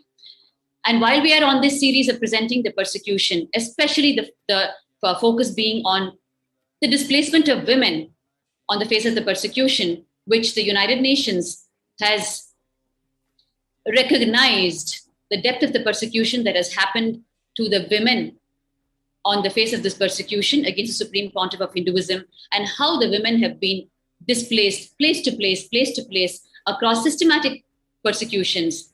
As you all know, we saw just a couple of days back the attack in the year 2010, which was one of the largest attacks on Bhagavan Swamiji and the entire community that's trying to make this happen. So the women who have withstood the 2010 attack, who were displaced in the year 2010, we have all come and shared. And it's been a decade now, more than a decade.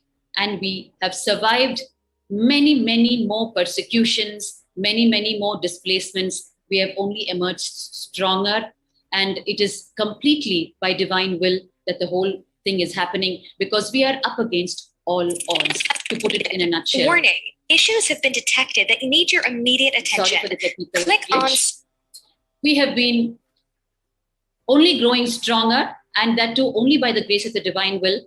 There is nothing else to hold on here, because all the forces that are supposed to be protecting us, all the machineries that are supposed to be in place, facilitating a peaceful life for citizens, for the global citizens, are unfortunately not understanding the importance of keeping this greater science of Hinduism alive.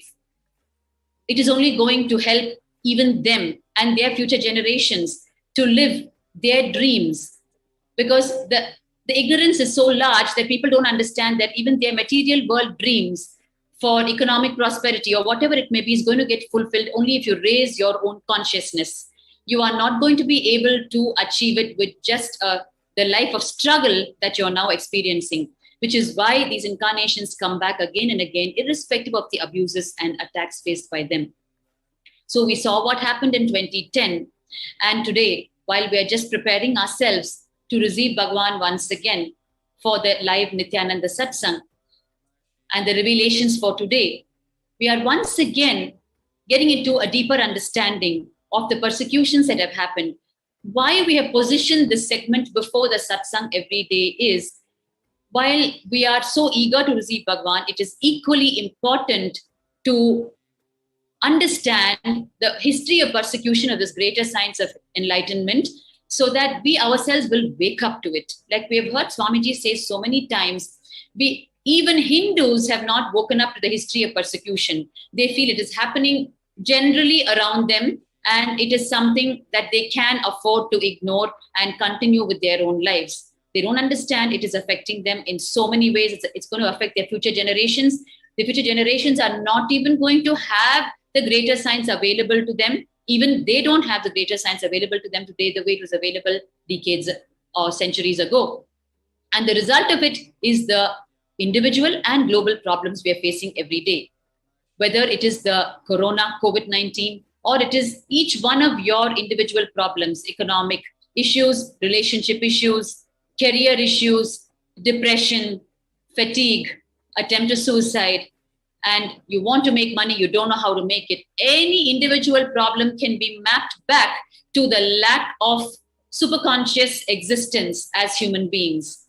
Unless we understand this, and unless we understand that there are forces at play who are systematically trying to destroy this greater science of Hinduism from being spread, so that they can prevent the, once again, establishment of powerful individuals on the planet who will not cater to the mundane political, economical, social clutches, who will want to live a liberated life, who will create a Satya Yuga, one of pure righteousness, million times more than the systems available today, the original Hindu Dharma, so that the entire world can live as a global enlightened civilization, so prosperous, so rich, each one fulfilling their own dreams. That is the Satya Yuga.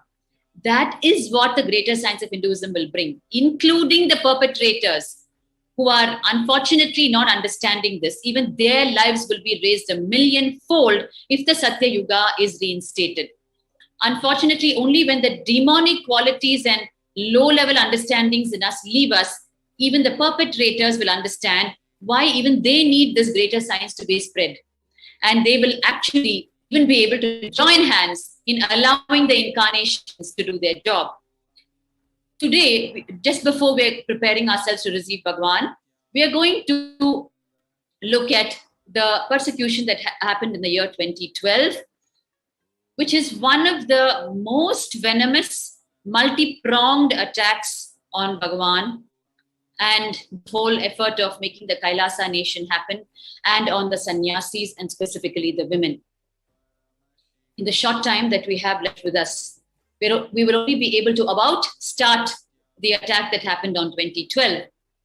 And in the subsequent pre-satsang segments, we will present to you the complete details of it.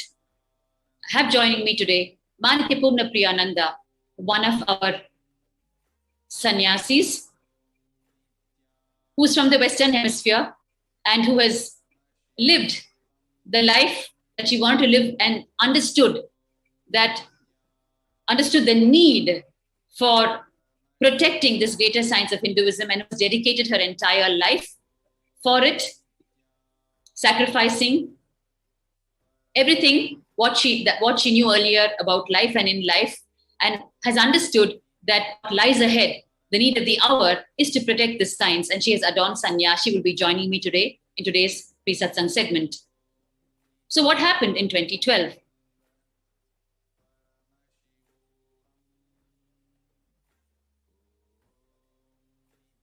Request the NTV operator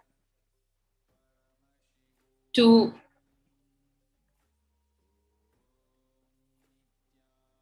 provide the feedback so I know the global audience is able to see and hear me.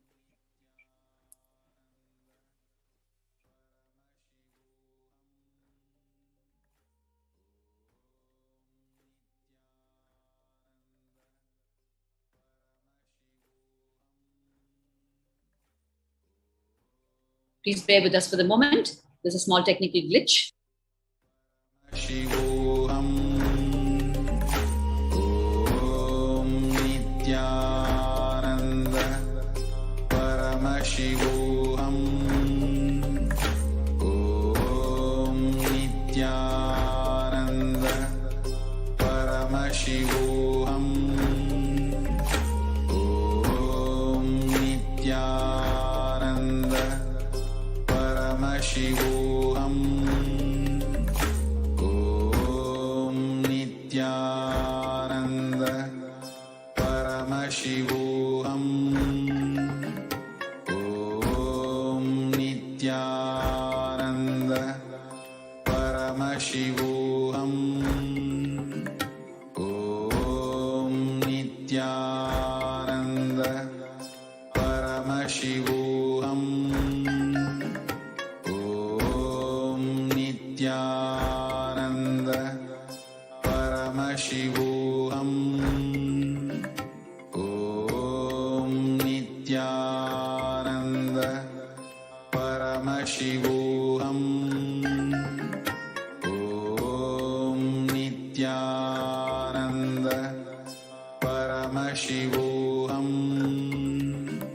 Om Nithyananda Paramashivoham. Om Nithyananda Paramashivoham.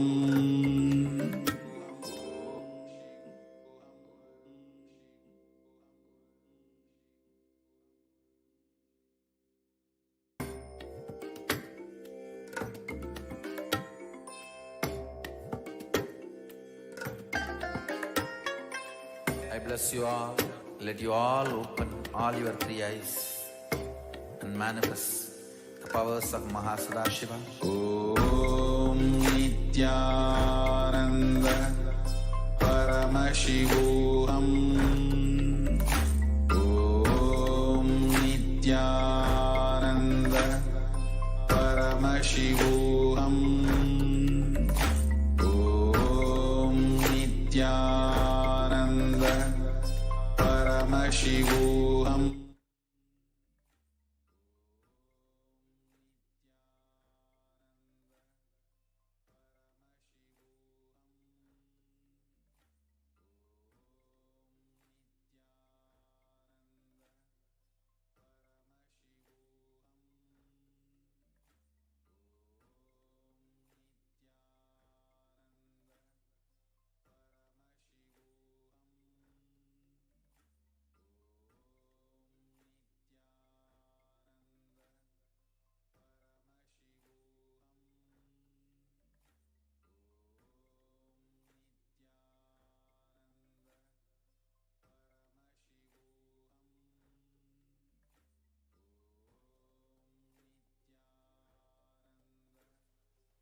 Yes.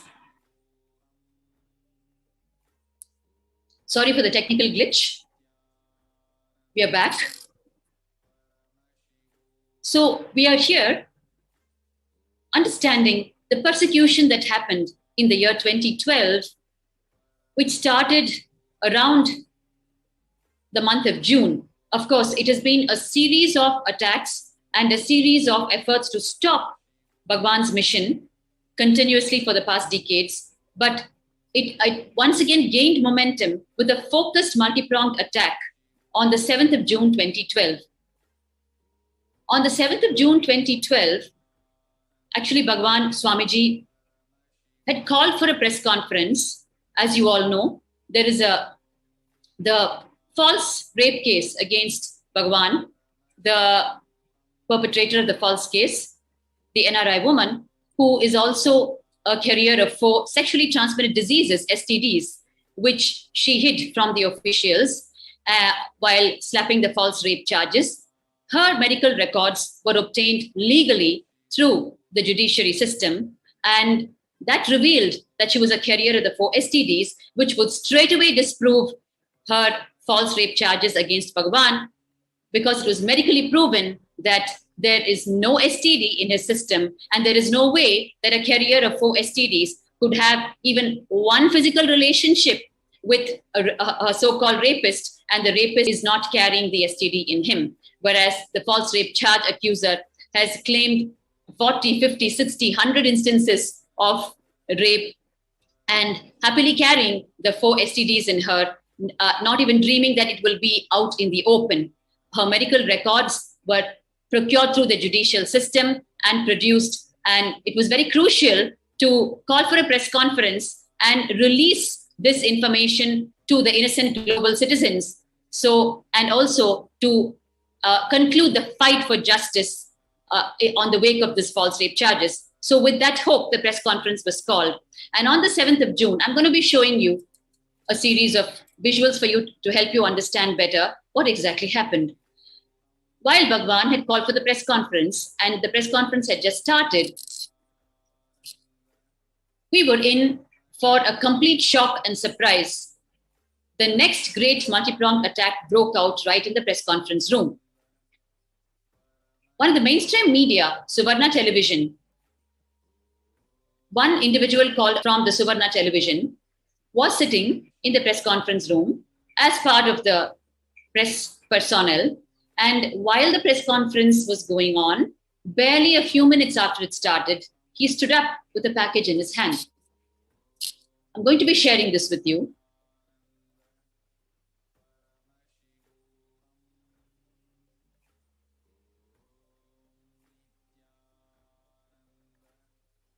Yes. As you can see here, this is the individual. As you can see, the press personnel are sitting behind him, and he just stood up with a package in his hand. And they had no clue. And he started walking towards Bhagwan, who was on stage. He started walking towards him with the package, claiming that he has come to serve a summon which Bhagwan has been evading, and it is a summon from a foreign court.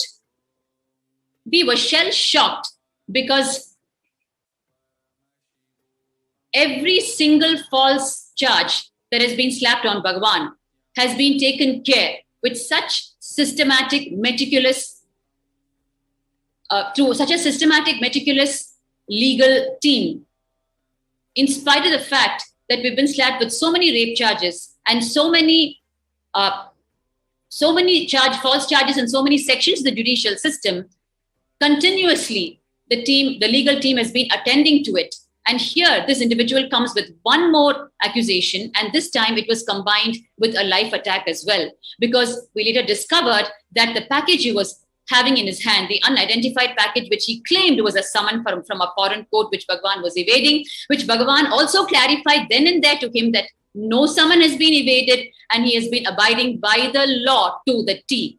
In spite of that, he was advancing, and we later found out that the package was an anthrax carrying package, which was the weapon he was carrying in his hand to once again try to destroy the life of Bhagwan. And as he started moving towards him, we understood what was happening because he was not listening to the replies that Bhagavan was giving him, that there was no summon being evaded. Instead, his focus was on advancing towards him with the package. And therefore, a few sannyasis and residential Kailasa Vasis actually started moving towards Ajit and tried to stop him from delivering the package, from fleeing the package onto the stage. And then we did not know that Ajit had his henchmen already stationed inside the press conference room under the garb of press personnel. And they were members of the Karnataka Navanirmana Sene. And he and his henchmen actually sprung into action and started assaulting each one of us who was only trying to protect Swamiji. And we were only trying to tell him, sir, please move. Sir, please move. That was the only thing we kept repeating to him. And he refused to listen. He completely executed what he came for, almost, except assassinating our beloved Swamiji. Because we stopped him right there and we somehow started moving him out of the hall. And even our efforts, actually the screen you're seeing in front of you, a little more background about the false rapist, the false rape accuser. This individual is a carrier of 4 STDs, and as you can see in front of you, she has filed the same false rape charges in the United States District Court in the Southern District of Ohio, and there the case has been thrown out of the court, and she has been penalized for 3 crore Indian rupees. As you can see in front of you, that the court order itself is there in front of you, and the case has been thrown out on her face as a false rape charge. And unfortunately, the same case in India has been taking a decade long, and we're still fighting for justice. We still hope and stand for justice. And meanwhile, when this Ohio District Court order was presented in the Sessions Court as an individual case in the Bangalore city, the Bangalore city, the City Civil and Sessions Court also passed an order. You're going to see in front of you, yes, passed an order penalizing her for the same amount of rupees. It is there right in front of you here. But unfortunately, the parallel decade-long case that was originally filed by the false rape accuser is still prolonging, not willing, for God knows what reasons, not willing to recognize the falsity of the case and just close the case on the face of pure righteousness, dharma. This is the false rape accuser who actually, this is a series of interviews that the false rape accuser had with the very Suvarna television from where Ajit emerged. And they concluded the series of interviews with her where she came and once again reiterated her false rape charges and cried to the viewers and tried to muster sympathy of the viewers with her false charges, hiding her lies. And it was a shocker to her when her medical records were exposed. And to patch up for that, she came for the series of interviews. And that concluded on the 2nd. And on the 7th, the attack started. The same Suvarna television, spearheaded by Ajit and backed by the false rape accuser and her team, started the attack in the press conference. This is the press conference going on stage. As you can see in front of you, Bhagwan is there. And here is this individual from Suvarna with the package in his hand, trying to advance to where Bhagwan is sitting on stage. And then we are only trying to tell him to move away because Bhagwan has already clarified that no summon has been evaded. And here you can see the individual is refusing to move. He's standing his ground. And so that giving the time and space for his henchmen to spring into action and start the physical attack as per their plan. And the women were not spared. The women were manhandled. And there is a molestation case filed against Ajit himself by our own sannyasis, our own sannyasinis here, whom you can see in the visuals you're being presented now. As you can see, we are only telling him, please move, please stop, please move. That's all. And the media mafia just captured these visuals alone, which we expressed in the peak of our anxiety and concern for the life of the Supreme Pontiff of Hinduism. They captured these visuals and put their own lines to it and said, look how violent the sannyasis are. Look how violent they are attacking the Suvarna television personnel. So those were the headlines that flew. And they mapped the visuals very cunningly, as always, to false headlines and presented as though we were attacking, whereas the women were actually beaten They were touched in all inappropriate places. Actually, Bhaktika Swami, sorry. Yes, ma'am. You were there Go that ahead. day yourself, right, Bhaktika Swami, when this attack happened? Yes, ma'am, very much. Inside the Yes. press conference room. So can you share your personal experience of, were you also attacked during this whole scenario? Also manhandles the way Achala Swami and so many of others that our sannyasis were? Absolutely, ma. The way the scene unfolded, as usual, it was a complete surprise that sprang on us from out of thin air. We were there conducting the press conference, and they turned the press conference room into a war field. Oh, of course, it was a one-sided war as usual from their side. And we were so many female sannyasis there, and they did not hesitate to physically manhandle us in front of so many people. And they were just pushing us, shoving us around. You can see in front of your eyes, Manitya Achalananda Swami being actually manhandled by this individual from Suvarna Television, Ajit. Yes. And you can see it on the right-hand side also. It was a shocker to us women, because we thought at least if we go in the forefront and try to stop them, they will back off from the attack. But actually they got more aggressive. I will never forget those days, ma, because it was the one more time we had to be displaced from our own home, our own monastery, because we had to fight for justice through the legal system, and it was not safe to stay in the campus anymore. And this was what led to our illegal arrest. This 2012, what you're seeing in front of you is the 7th of June, where Ajit started the major attack. And by the time we got him to move from the campus, it took such a long time. And then what happened was they came back in the evening, and we were still groping with we're trying to cope with the impact of the attack. Yes, because the women were hurt, abused, and it was a shocker to us. And we had to once again think of how to keep the body of Swamiji safe and alive. And we thought it was over with the morning. But then what happened in the evening was, ma, you can see here the continued attack on Manitya Achalananda Swami. Yes, ma. From the perpetrators. They were so relentless, like continuously. Yes, ma. You can see here, ma. Actually, Achalananda Swami, as a female sannyasi, is only explaining to the press the inhuman, unbelievable attack that has just happened on us. But the way she was portrayed is that, she's so violent. And of course, they masked off all that she had to say, because if anyone heard what she had to say, they would have understood the whole happening. But the innocent public only consumed the visuals along with the commentary by the media mafia. So they only hear those false headlines and news. And matched with these, yes, you can see here. She was also personally attacked. She was also sexually violated that day itself. And no media. Yes, ma. She was sexually violated by this individual, Ajit, and she has filed a case for it. As you know, Ma Purna Priya, our only recourse is legal recourse every time. Yes. With the only hope that justice will prevail. Here you can see, ma, the evening attack. I was actually at the gate, ma, when this attack happened in the evening. After the morning, yes. After the morning attack was over, we were still putting the place back into shape. And suddenly we heard voices at the gate again. And we all rushed to the gate.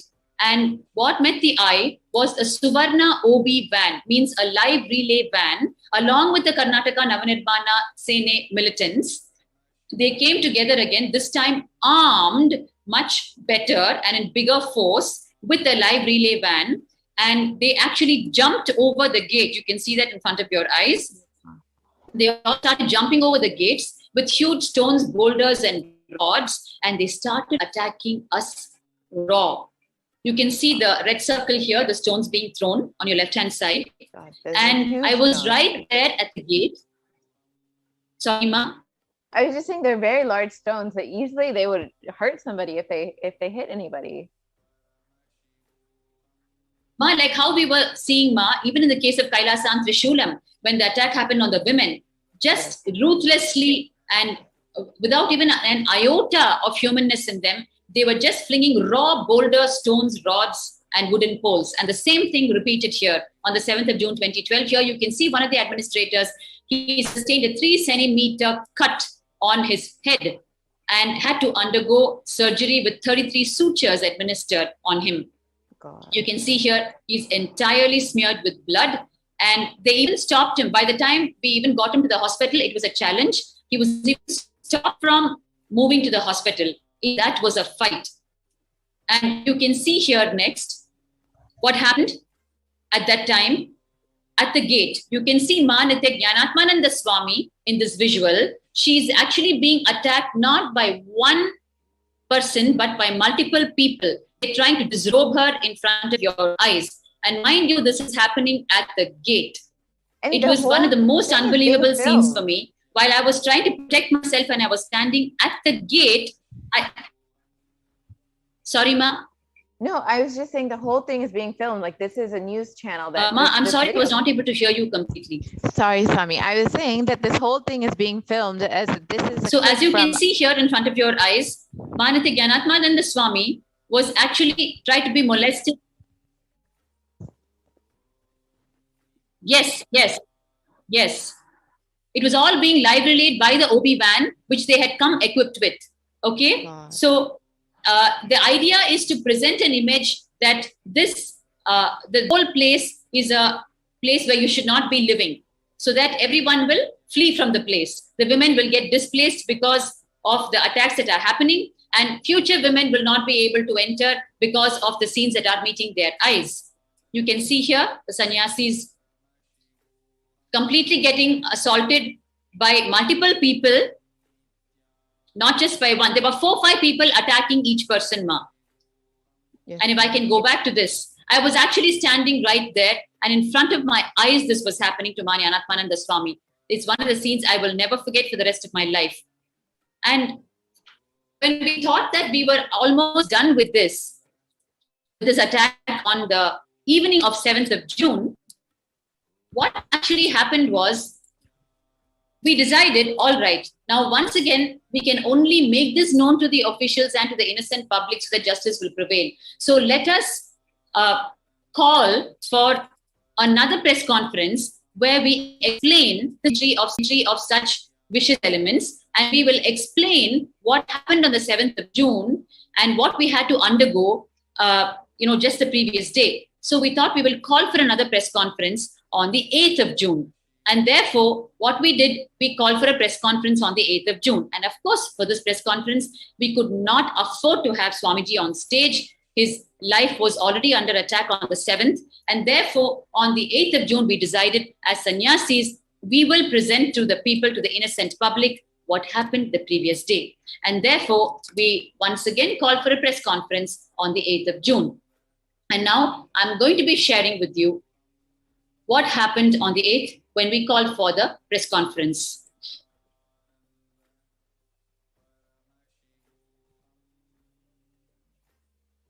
And you will not believe it, Ma Purna Priya, the way they assaulted us. They would pick up the metal chain dividers that we had in the meditation hall where the press conference was going on, where you had the metal chain dividers to separate the male and female gender, to give more organized sitting for the two.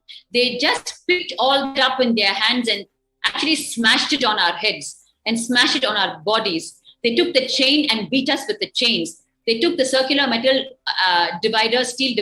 metal dividers and hit us with it.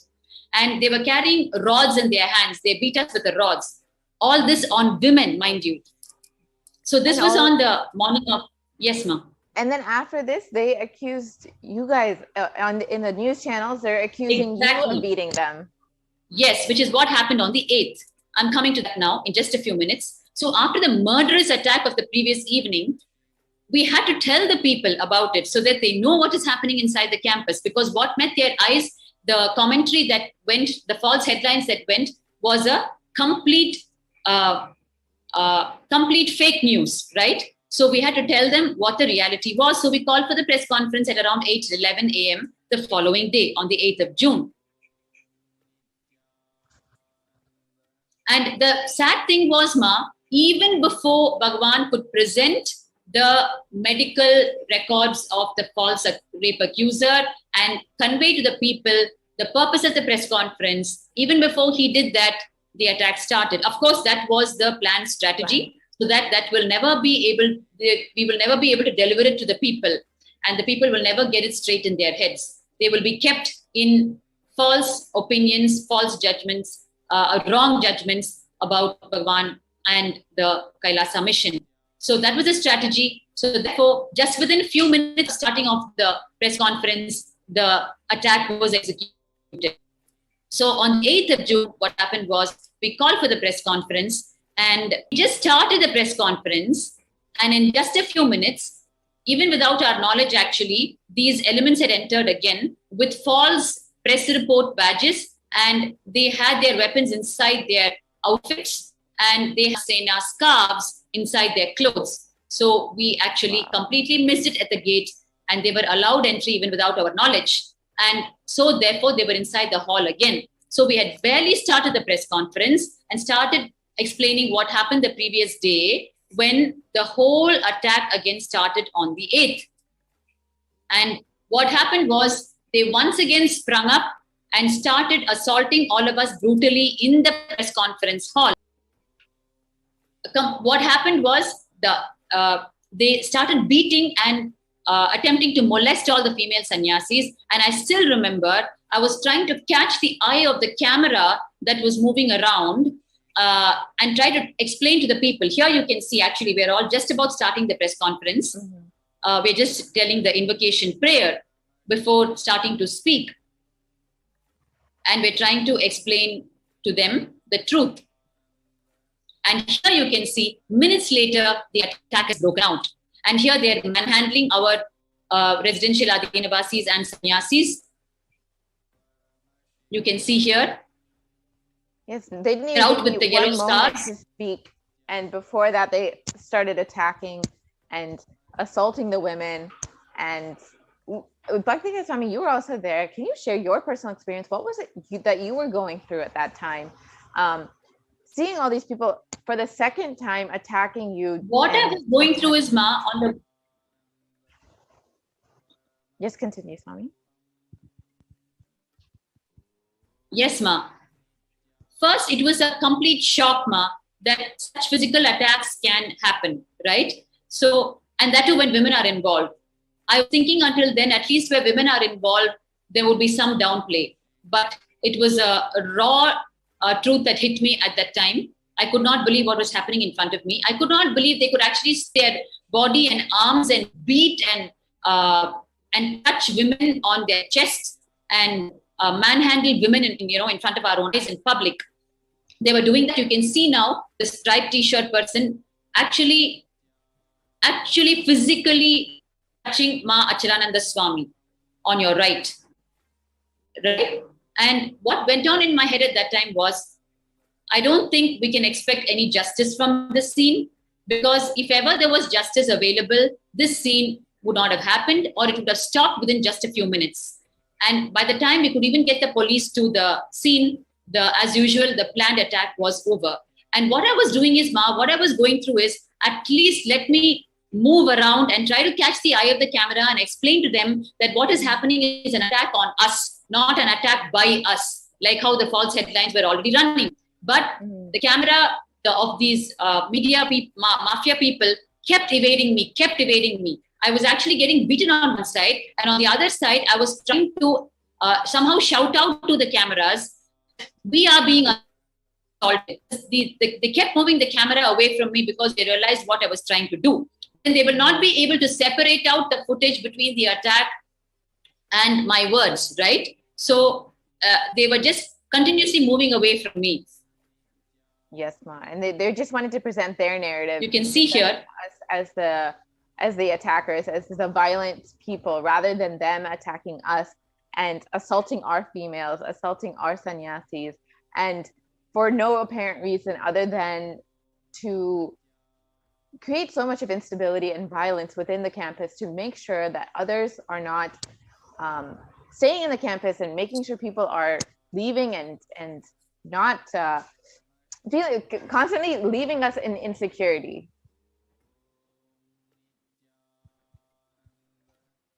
Yes. So Bhakti Ma, Kasami, the what attack happened? in this one. Yes. Go ahead, Ma. Sorry, Please go ahead. Swami. I was just going Okay. to ask. We have just a few more minutes to wind up, Ma, before the Yes. the next segment is up. So Yes. as I told you, the attack in 2012 is too long and too multi-pronged to cover in just one session. So actually, it started on the 7th of June, and it led to 2 illegal arrests of Swamiji, 2 arrests in one attack. We just didn't know what was going on around us. On the one side, the women were being attacked, and we were forced to flee from our own home yet another time. And on the other side, we had to somehow deal with the situation inside the ashram that they had created and the life of Bhagavan, which is the wealth of literally the entire humanity today. The life of an incarnation happens on the planet for the betterment of humanity. And it is the responsibility of a group of individuals to execute that, protect the life. Of course, cosmos itself is Prabhairava that is protecting. But when something's happened in the human domain, that you need to execute some action on your part also on the side of protection. So on the one side, we were being abused and they were trying to make us flee, all the women. On the other side, we had to protect Swamiji's life. Because mind you, just during the 2012 attack, 2 illegal arrests happened on Swamiji. Because the same Ajit went and filed a false complaint immediately before we could wake up from the attack and go to the police station. He ran to the police station and filed a false complaint with Swamiji's name as the first accused and 16 of our names below that. Wow. All of us who got attacked, and went and filed a complaint saying they were out to kill me. We were out to kill him. Wow. Right? And so when we went to the police station, his complaint was already filed. Right? It was a real shock to us that It's 6 o'clock. that this extent of viciousness, venom could actually, demonism could actually exist. Swami. I think we're at time up right now, Ma. Yes. Yes, we will get more into detail about Yes, the ma'am. illegal arrest of the Supreme Pontiff of Hinduism and 16 women who were attacked that day in June of 2012. So I think we will have to wrap up for today, and we will be back with the same segment tomorrow. Please stay tuned for a live satsang in a few moments. Thank you. Nithyanandam. Nithyananda.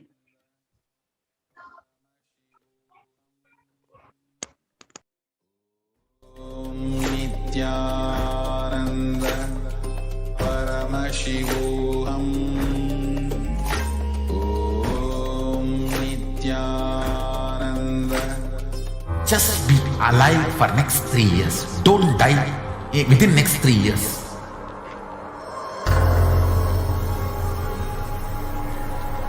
Just don't die within next 3 years. Be alive. Somehow be alive. I'm working sincerely. I will reach you somehow. Somehow I will reach you. It's my commitment to humanity.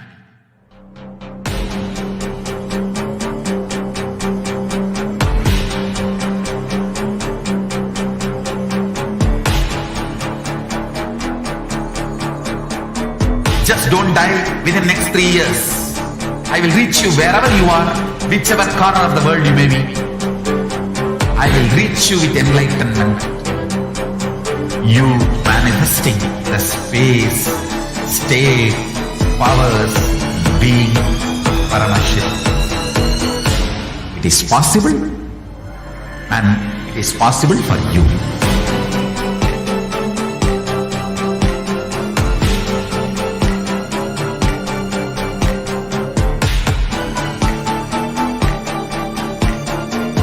Paramashiva will reach you with enlightenment sign. No, he is going to do the job.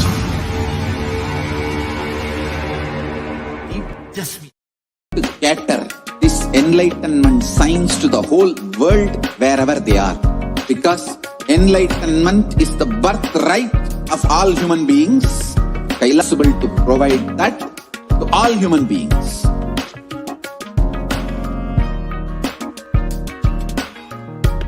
Kailasa is the totality of the knowledge I received from my gurus and practice manifested in my life, perfected by teaching millions of people from all cultures, time zones, backgrounds, genders, nationality, race, from every creed.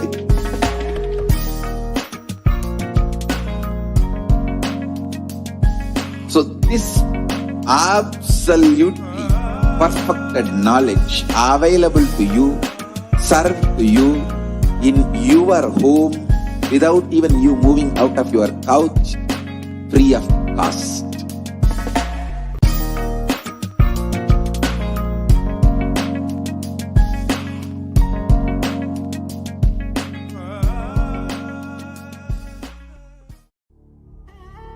What I mean by the word Kailasa, listen intensely. Enlightenment ecosystem, literally enlightenment itself, in your own home, wherever you are. If you cannot come to Kailasa, it's okay. Kailasa can come to you. Kailasa coming to you is Kailasa.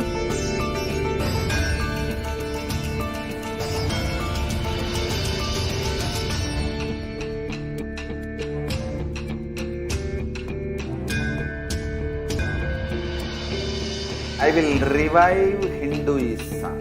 I am a Hindu revivalist, not by any revolution, but by evolution.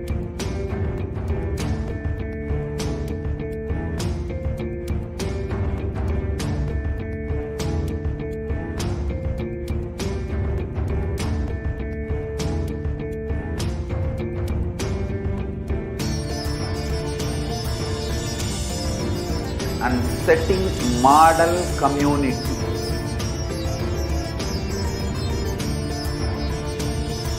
Kailasa, enlightenment ecosystems, Sarvanya Pitas all over the world.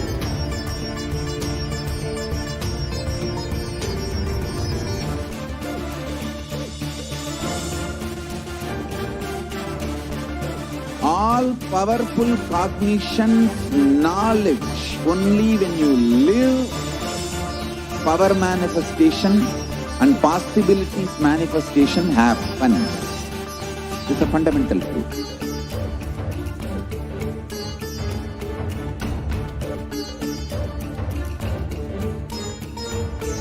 Hinduism cannot live exclusively as one sampradaya. No. All sampradayas of Hinduism is an ecosystem.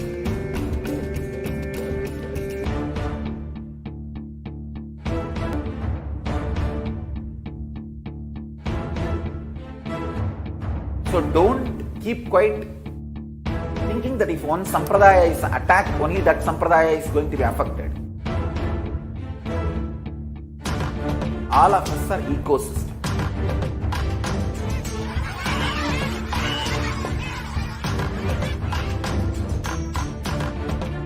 I invite all of you to get involved and enjoy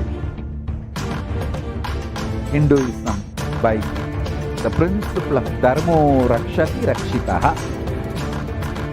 When you protect Dharma, Dharma protect. We will make the whole planet flourish spiritually. The spiritual prosperity will happen to the whole planet. We all have to coexist together.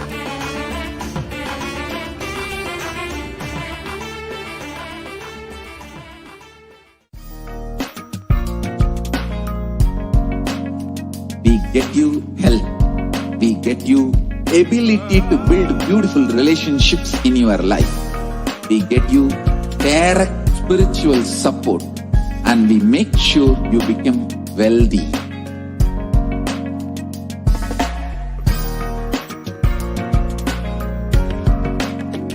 We won't stop giving you just good life.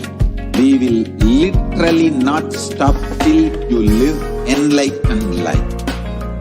Manifesting the state of Paramashiva, space of Paramashiva, powers of Paramashiva, being of Paramashiva.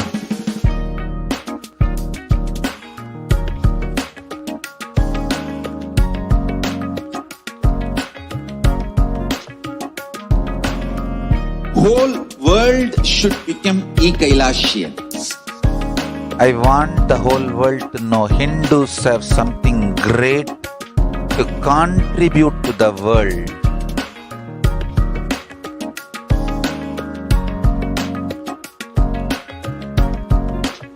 We have something great to contribute to the world. Let us do that.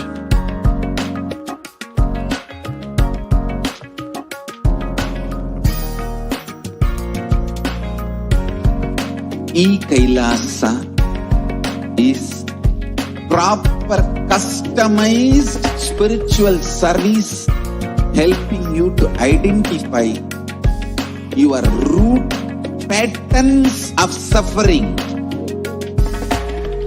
We have perfected the science of helping every individual from every cultural, religious, nationality background.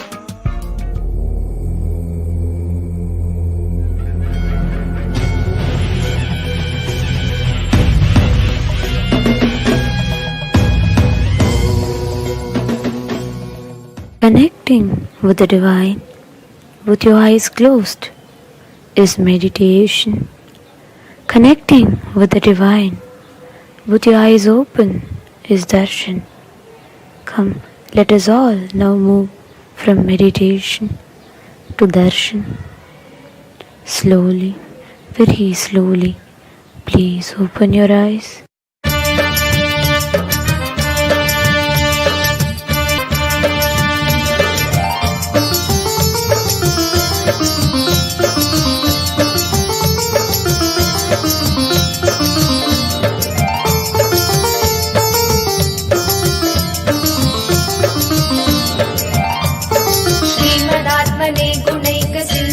नमो नित्याय धामलेश धूतकोक बंधवे नमो नित्याय नाम सोषिताल मध्वबांधवे नमो नित्याय पामरेतर प्रधान बंधवे नमो नित्याय काल भीत विप्र बाल पालते नमो नित्याय शूल भिन्न दुष्ट दक्ष पालते नमो नित्याय मूल कारणाय दयाल वालते नमो नित्याय इष्ट वस्तु मुख्य दान हेतवे नमो नित्याय दुष्ट दैत्य वंश धूमकेतवे नमो नित्याय सृष्टि रक्षणाय धर्म सेतवे नमो नित्याय अष्टमूर्तये वृषेन्द्र केतवे नमो नित्याय आपदत्रिभेद टंक हस्तते नमो नित्याय पापहारि दिव्य सिंधु मस्तते नमो नित्याय पापधारिणे लसन्न मस्तते नमो नित्याय शापदोष खण्डन प्रशस्तते नमो नित्याय नित्या हरे नित्यानन्दा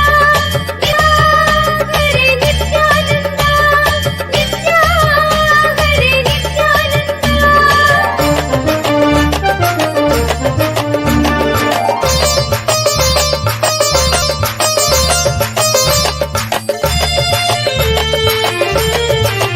व्योमकेश दिव्य भव्य रूपते नमो नित्याय हेम मेदिनी धरेन्द्र चापते नमो नित्याय नाम मान हृद्दुरापते नमो नित्याय ब्रह्मगेन्द्र कुण्डल प्रसिद्धते नमो नित्याय ब्रह्मणे प्रणीत वेद पद्धते नमो नित्याय जिह्व काल देख दत्त पद्धते नमो नित्याय कामनाशनाय शुद्ध कर्मणे नमो नित्याय सामगान जायमान शर्मणे नमो नित्याय सामजासुरांग लब्ध चर्मणे नमो नित्याय जन्म मृत्यु घोर दुःख हारिणे नमो नित्याय चिन्मयैक रूप देह धारिणे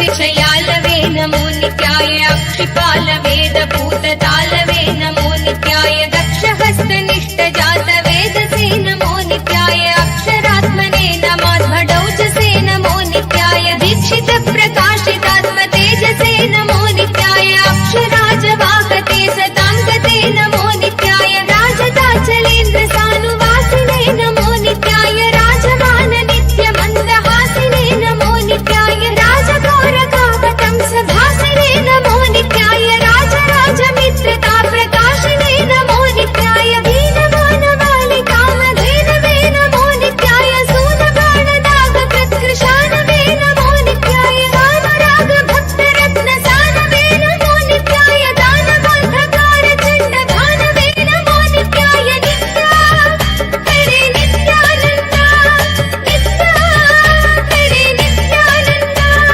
नित्या हरे नित्यानन्द हरे नित्यानन्द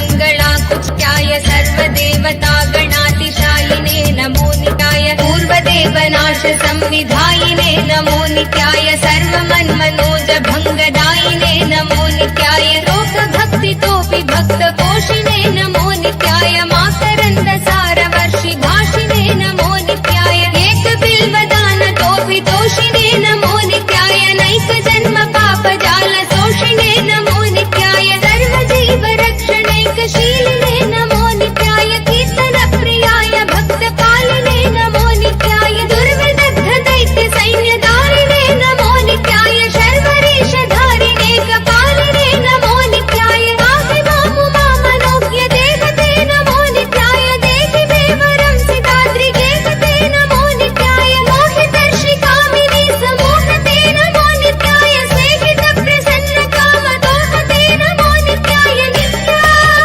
हरे नित्यानन्द नित्या हरे नित्यानन्द नित्या हरे नित्यानन्द नित्या हरे नित्यानन्द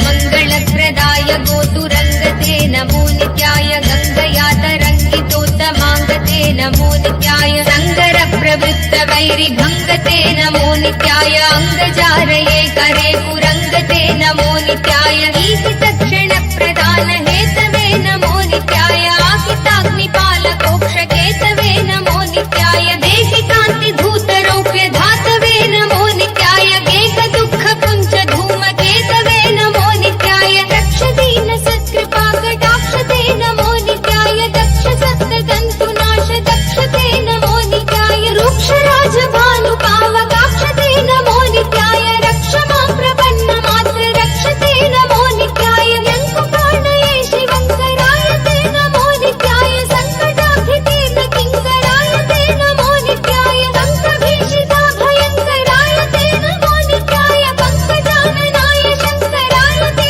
नमो नित्याय नित्या हरे नित्यानन्द नित्या हरे नित्यानन्द नित्या हरे नित्यानन्द नित्या हरे नित्यानन्द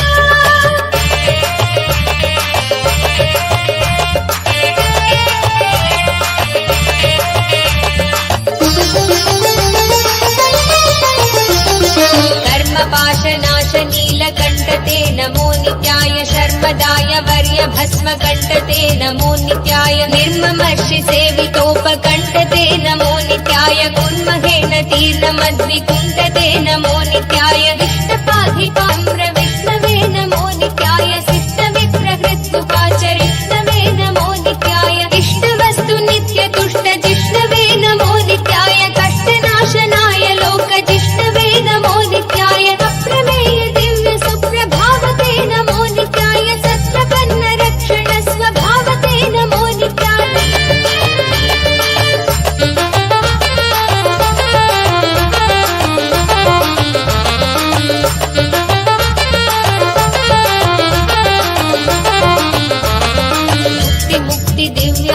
सर्वदायिने नमो नित्याय शक्तिकल्पितप्रपञ्चभागिने नमो नित्याय भक्तसङ्कटापहार योगिने नमो नित्याय युक्तसन्मनस्सरोजयोगिने नमो नित्याय अन्तकान्तकाय पापहारिणे नमो नित्याय शन्तमाय दन्तिचर्मधारिणे नमो नित्याय सन्तताश्रितं यथा विदारिणे नमो नित्याय जन्तुजात नित्यसौख्यकारिणे नमो नित्याय शूलिने नमो नमः कपालिने नमो नित्याय पालिने विरिञ्चि मुण्डमालिने नमो नित्याय लीलिने विशेषरुण्डमालिने नमो नित्याय शीलिने नमः प्रपुण्यशालिने नमो नित्याय मुक्ति दिव्य भोगदायिने नमो नित्याय शप्रपञ्चभागिने नमो नित्याय भक्तसङ्कटापहार योगिने नमो नित्याय युक्तसन्मनस्सरोजयोगिने नमो नित्याय नित्या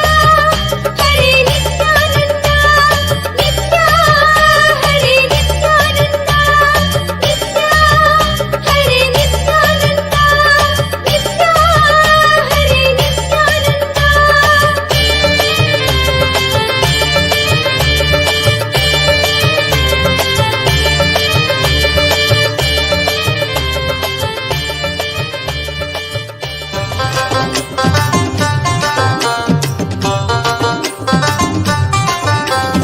ओम जय नित्यानंद जय ॐ नित्यानन्देश्वर परमशिवसमारम्भाम्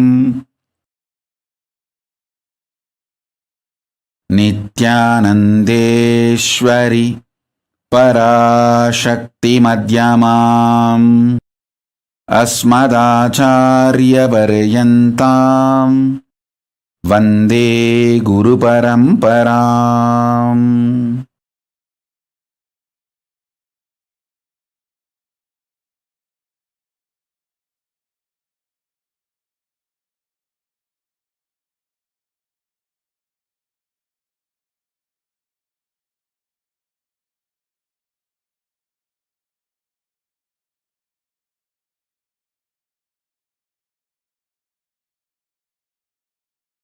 I welcome all of you with my love and respects. I welcome all the devotees, disciples, Samajis, Satsangis, Shri Mahants, Mahants, Tanidar, Kotari, visitors, viewers, everyone sitting with us all over the world. With my love and blessings.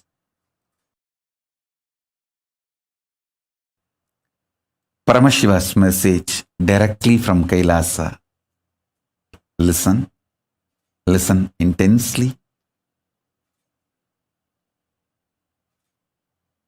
Divya Sarira, the body, indestructible, effulgence, which is inside all of us. Please understand, this Divya Sarira is the core component of all of us. There is no person who does not have Divya Sarira. Everyone has a Divya Sarira. How much ever you think you are good or bad, you think you are God or demon, whatever you think, you have a Divya Sarira. That Divya Sarira strengthened, energized, inspired by sattvic food to the body, sattvic food to the mind, sattvic food to the consciousness. Enjoy these three in your life continuously. Don't worry about what should be negated. See, focusing on what need to be negated makes you very depressed, even feeling deprived.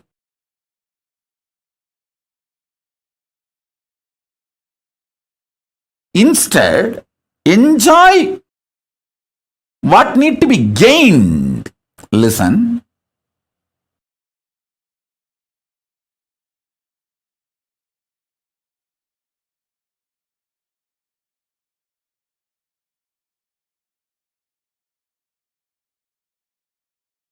I have always seen in this 40 years of my Chaturmasya, please understand, it has become almost 40 years now, coming Chaturmasya. This Guru Purnima is my 40th Chaturmasya. In my 40 years of Chaturmasya, Chaturmasya is the 4-month vow. Chaturmasya means in Sanskrit, the exact meaning is 4-month. That 4-month vow, sannyasis take to replenish themselves, rejuvenate themselves with this sattvic energy, feeding the body with intense sattvic food, feeding the mind with intense sattvic food. Mind has a beautiful sattvic food. Feeding the consciousness with intense sattvic energy.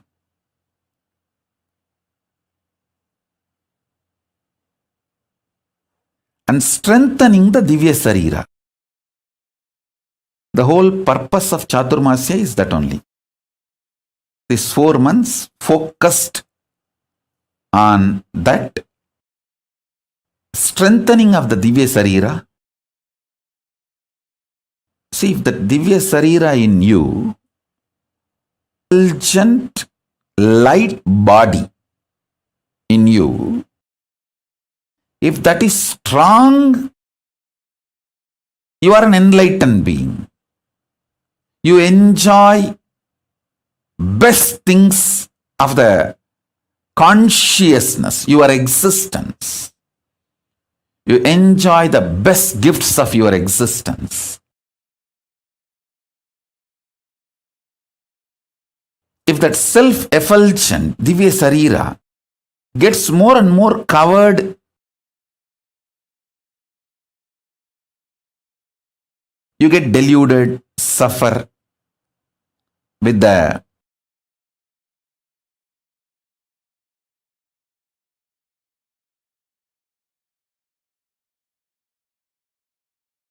external world, delusions, delusion, whatnot, whatever.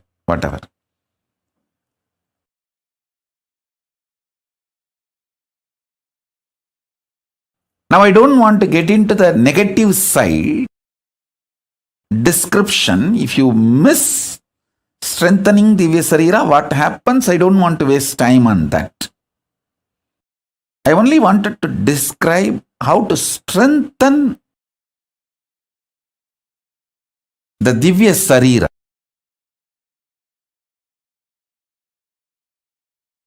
Self-effulgent, Swayam Prakasa Sutta Sarira, Daiva Sarira. All of us have.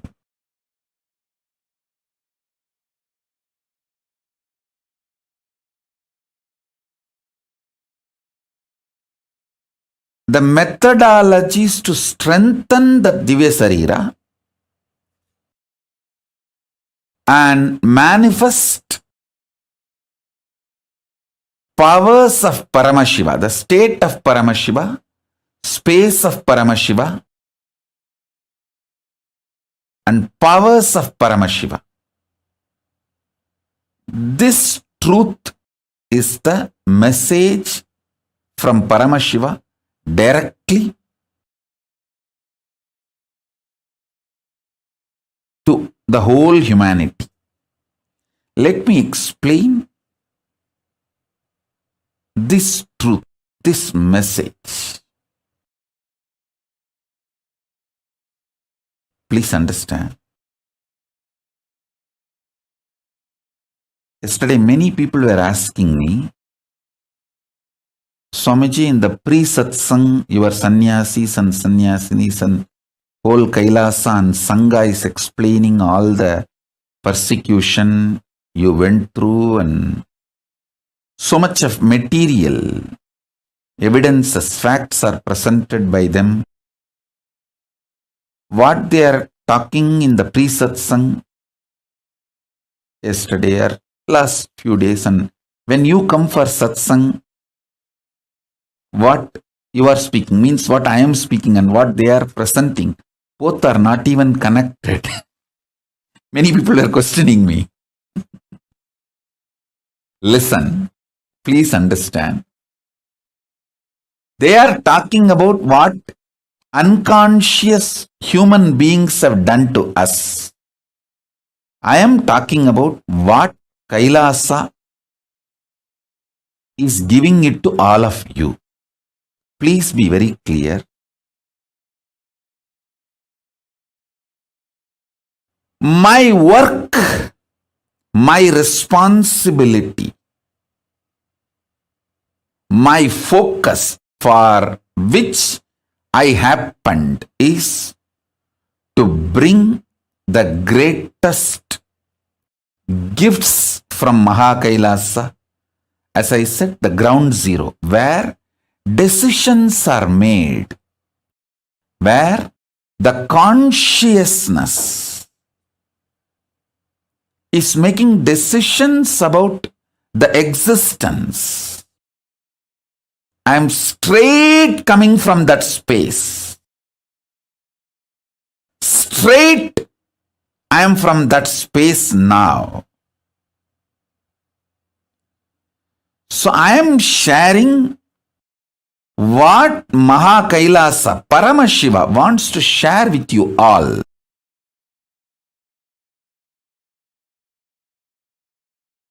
I am going to give what I need to give it to the world.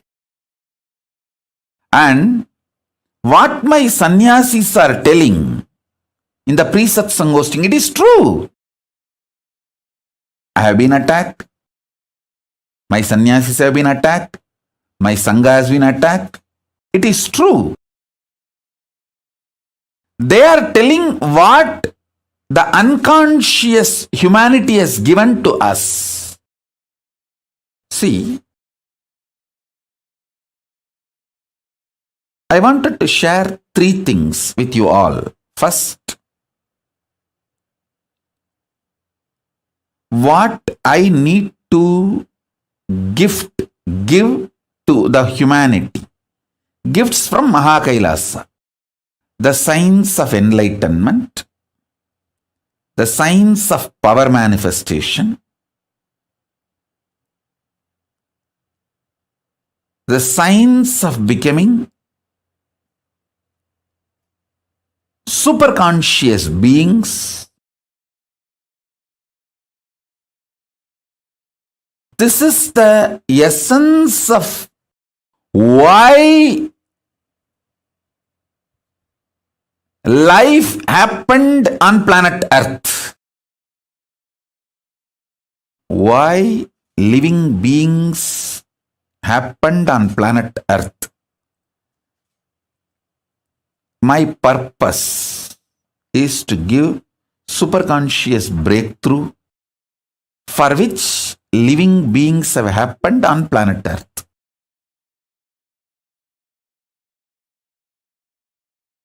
So all the gifts, I have so much to give it to all of you. And I tell you, this Aushadha science, the thoughts can be used to program plants, herbs.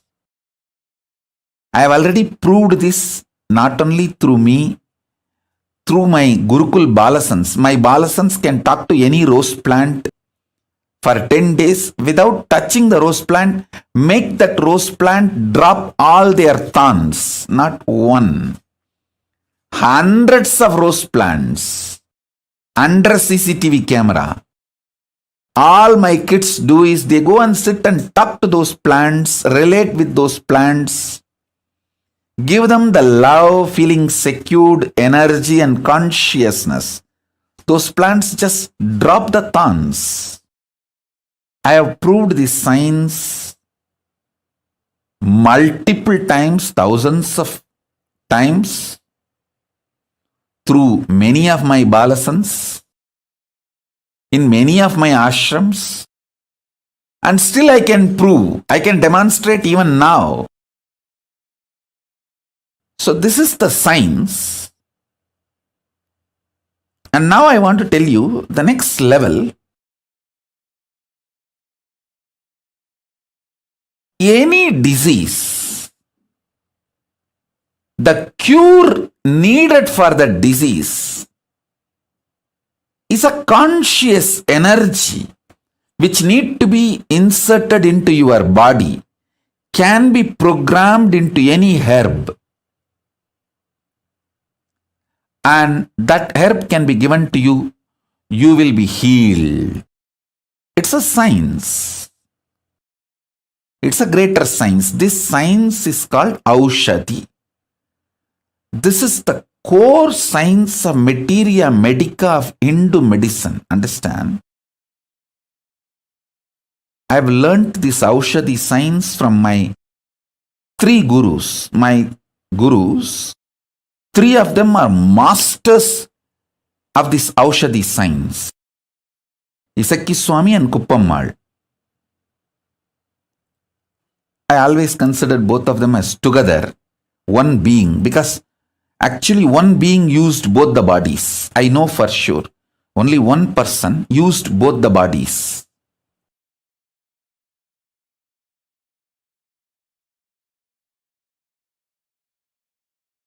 And Raghupati Yogi. We even have a beautiful photograph of Raghupati Yogi personally applying an Aushadha on one of his disciple. The disciple,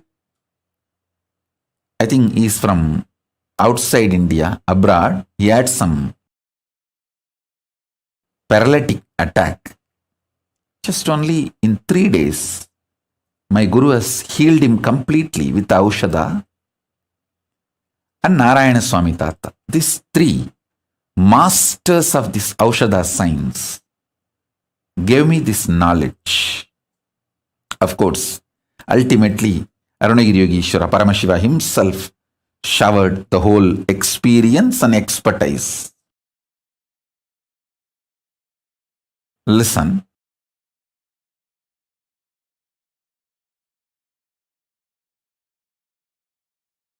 Herbs can be programmed. Plants can be programmed. Consciously programmed. This is the Hindu materia medica science. If somebody, it is 100 times more than getting any MBBS, MD or anything. Unfortunately, Hindus neither understood nor recognized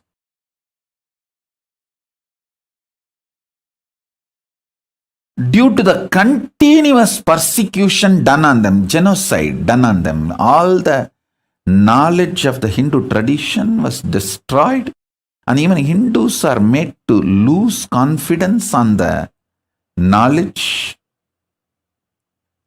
And after a few generations of brainwashing, even Hindus feel all these are false, and they attack the Hindu gurus who are trying to revive all these great truths.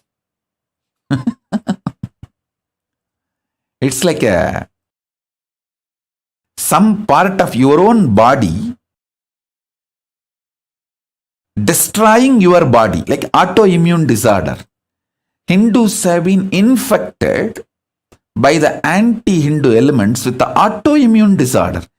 Part of your own body destroys your body. Like HIV virus, this AIDS. That kind of a mental setup has been infused. Consciousness has been infused into Hindus. And unfortunately, due to this hundreds of years of persecution and making sure all this knowledge not available to common Hindus,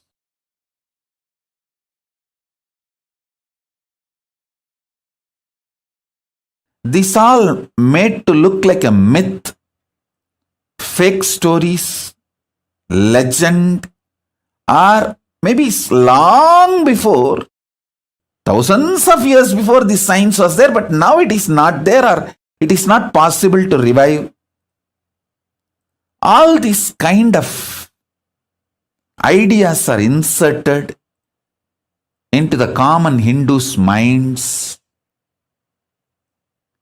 And anybody who is trying to revive this science is beaten black and blue and destroyed. See, unfortunately, Hindus lost the understanding about this collective integrity. See, if a ship has to stay afloat, all the mechanisms in that ship need to stay integrated. It can be the maintenance engineer or the cleaning staff, captain, all the equipments fixed in the ship, everything, the machineries, and all human beings, all of them need to be integrated for the ship to stay afloat. A maintenance supervisor cannot say, I have done my job, but the cleaning staff is not doing his job. What can I do? Anyhow, if the ship sinks, I will not be blamed because I have done my job.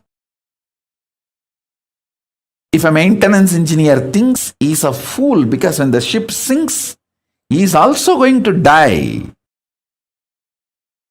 Not only is he going to lose his job, he is going to lose his life.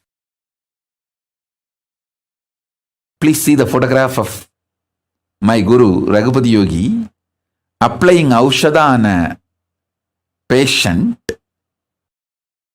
and healing him from stroke. Maybe he had a stroke and some problem in his spine. So Raghupati Yogi applied the Aushadha and healed him completely.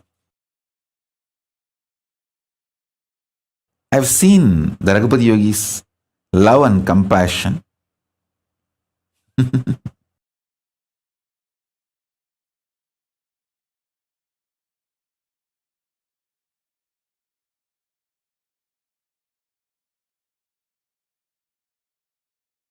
Now listen, let me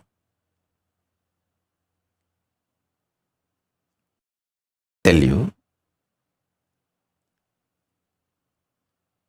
For the ship to stay afloat and reach the place where it need to reach,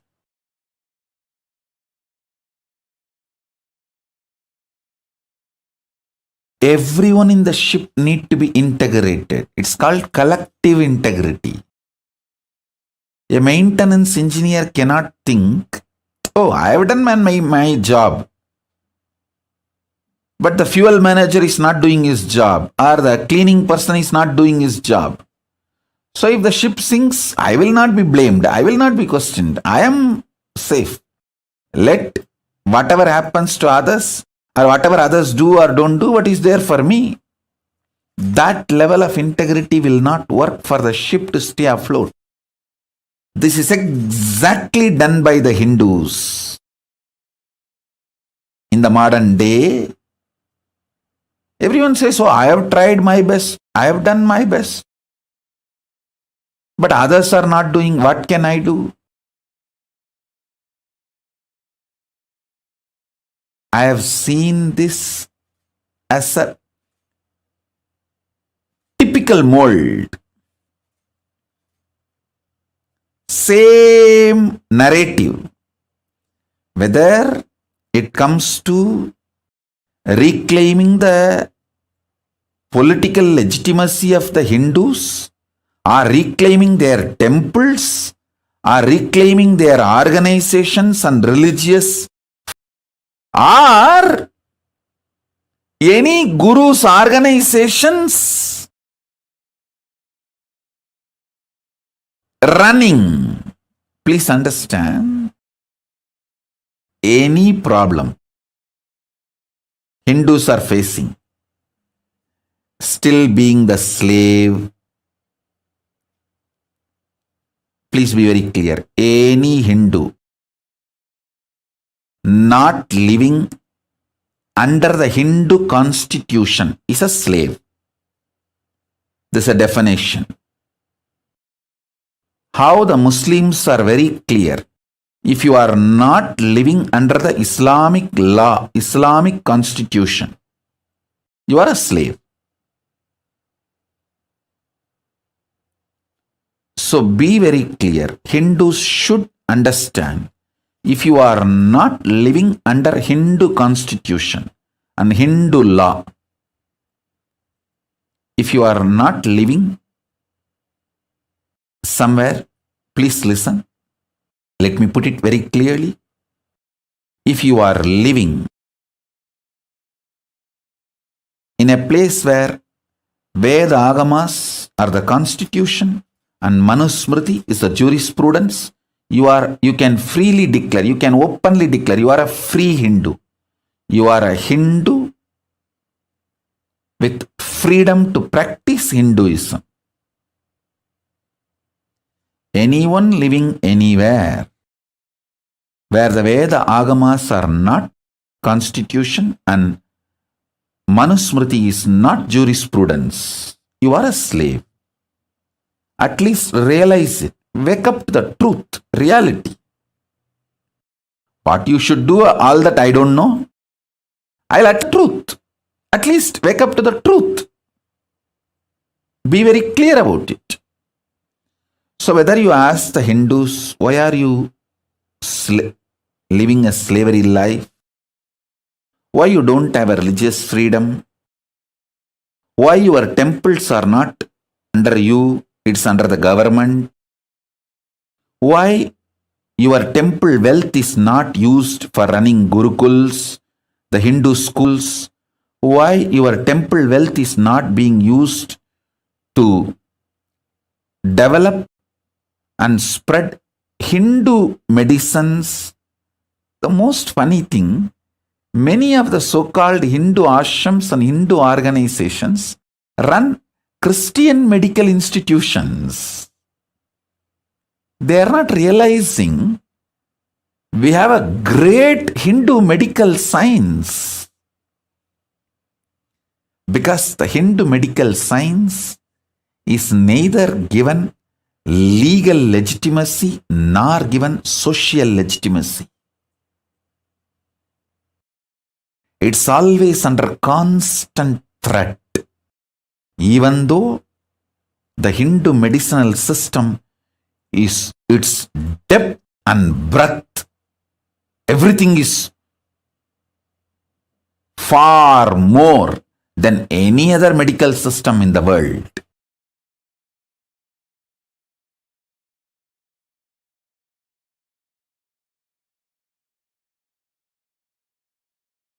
Years before, our guys have performed cosmetic surgery.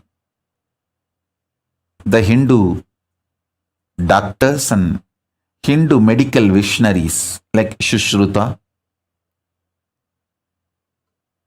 many of the Hindu surgeons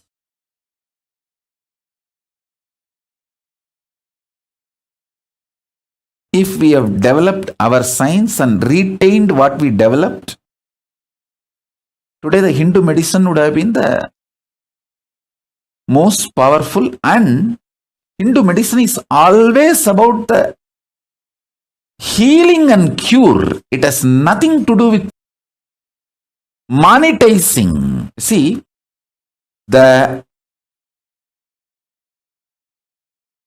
Hindu medicine is kept in pure form without economical agendas and political agendas.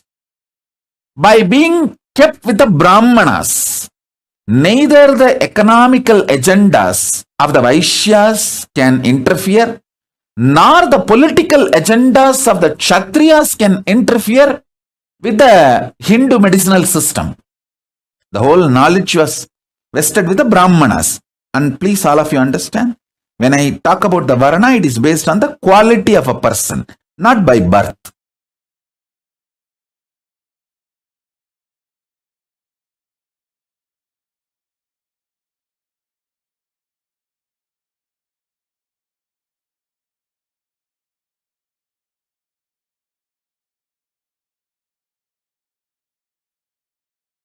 You ask any question to Hindus, why your medical system, Hindu medicinal system is destroyed? Why you guys are not having any respect for the greatest and oldest jurisprudence, the Hindu law Manusmriti? Everyone will have one answer. Oh, I am doing whatever I can, but others are not doing. What can I do? Exact answer. A maintenance engineer in a ship, if he gives, what will happen to the ship? That exactly same thing is happening to these guys.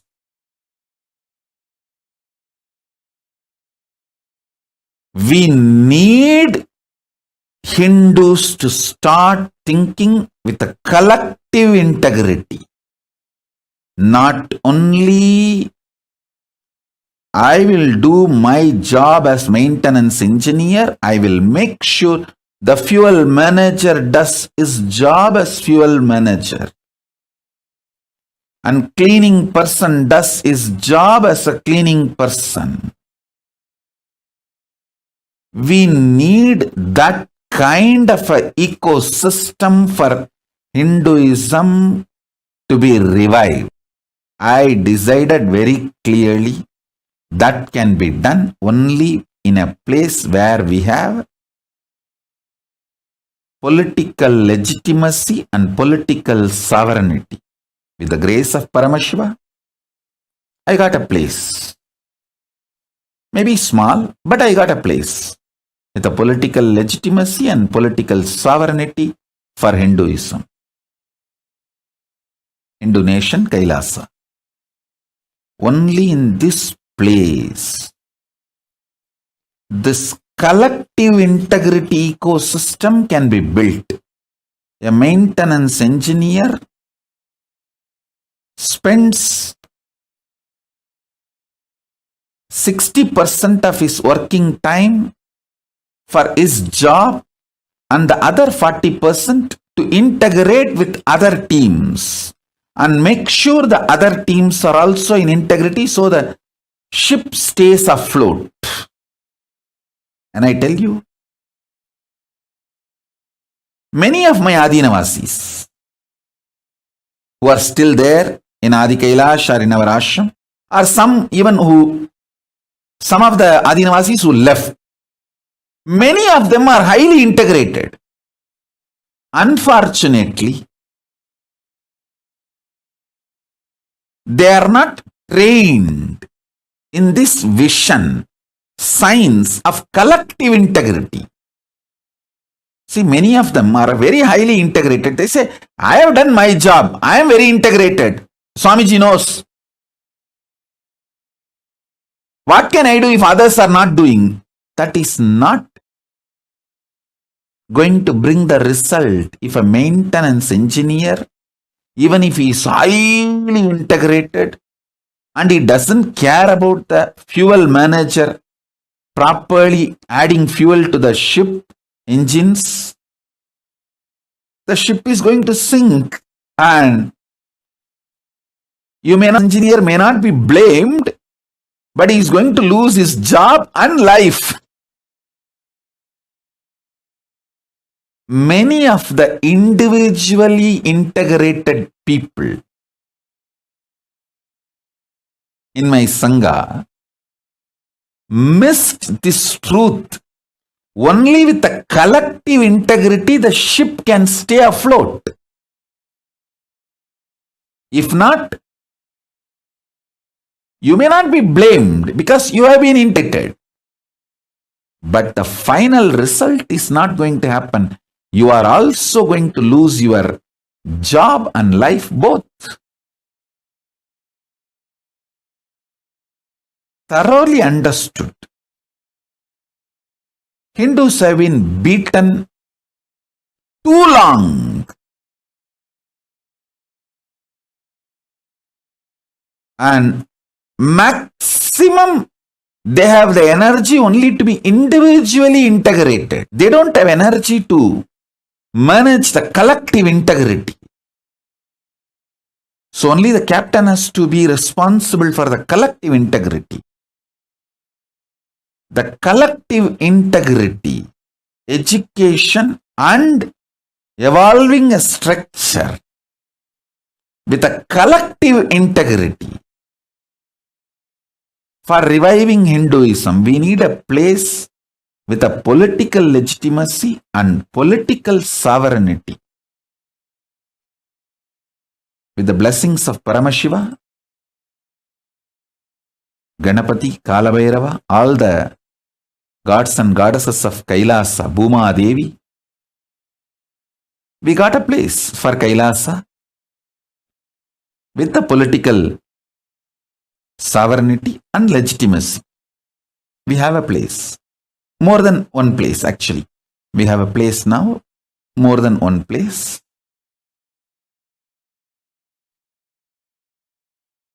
I tell you,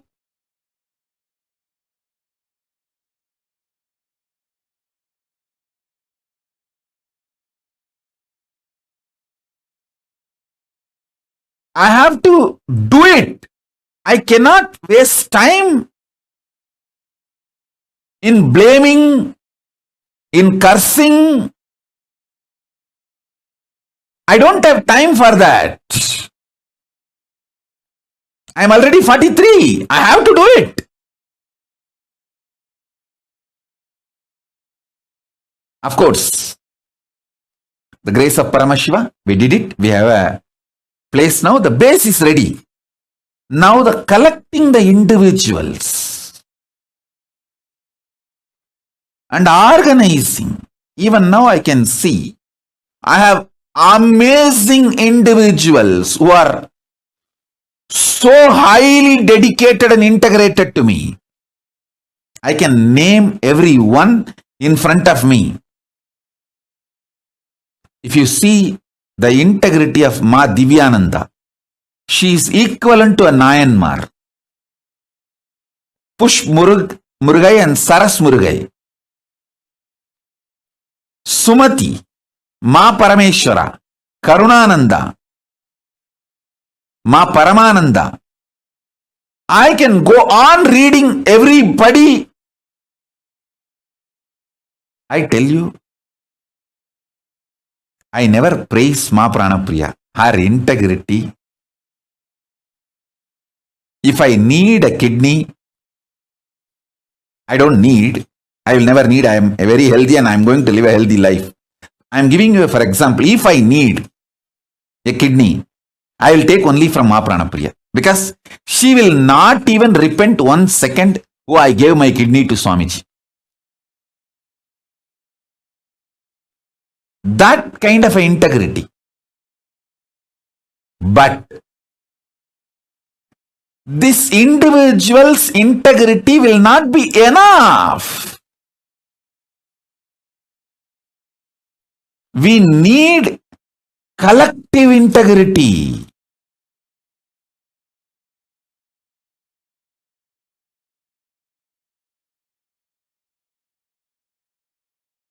There are so many people who gave their life to me, not just their wealth. They will even give a body organ to me if I need. If I need a kidney, I don't know how many people will apply it. If I need an eye, I don't know how many people will apply to donate.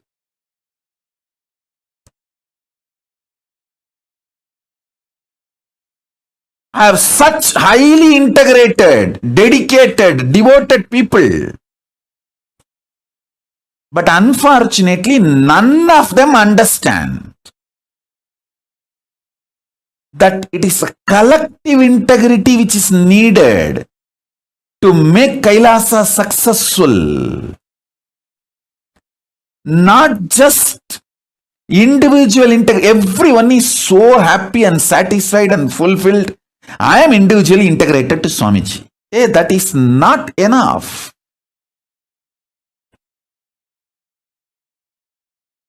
I am telling you now.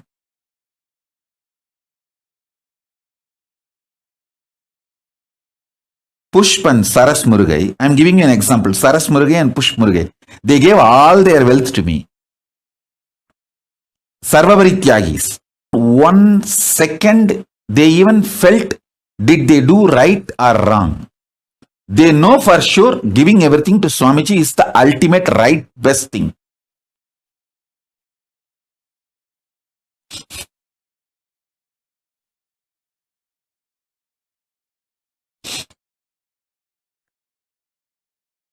As I told, if I take a kidney from Ma Prana Priya for me, not even 1 second she will repent or think, or she will not even have a second thought. Did I do right or wrong by giving my kidney to Swamiji?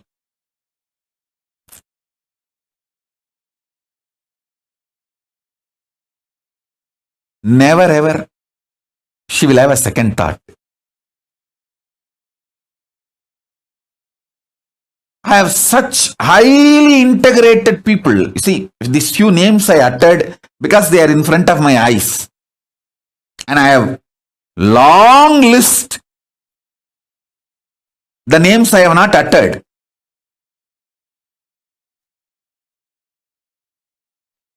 But unfortunately, none of them understand just the individual integrity is not enough for the ship to stay afloat. It is collective integrity that is required. Pranapriya will not have any problem to give her kidney to me. She will not even have a second thought. But she cannot go for rounds all over the campus and make everyone work and keep everyone's integrity. Because she doesn't understand.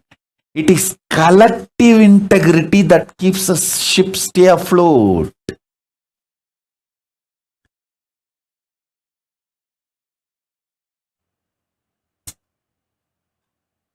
Same way Saras Murugai. She will work 24/7 for me. But she cannot ask the other people in the team to work.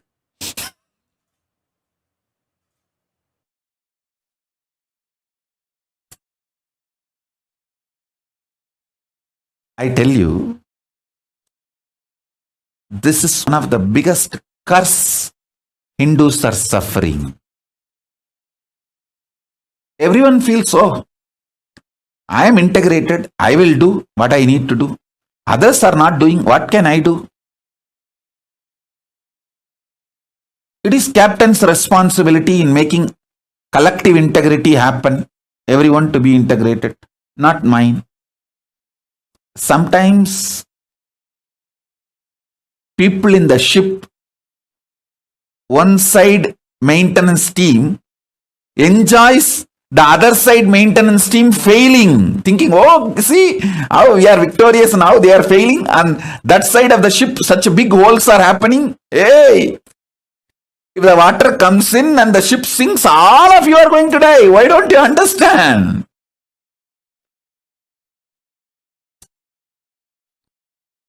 Hindus lack this understanding.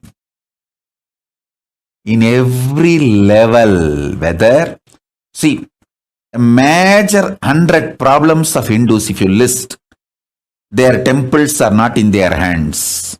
All the income, money comes to the temple. For spreading Hinduism is not used for that purpose. And all the wealth dedicated and donated for Hinduism by their ancestors is not used for that purpose. Somebody was telling me the other day, I'm not talking about one state or any one country, and I don't interfere in any country's internal administration and all that. I am talking to Hindus to wake up. Wherever you are suffering slavery, you need to understand. Many of the wealth dedicated by their ancestors to revive and maintain Hindu arts, Hindu medicine, Hindu spiritual truths, the wealth is not being used.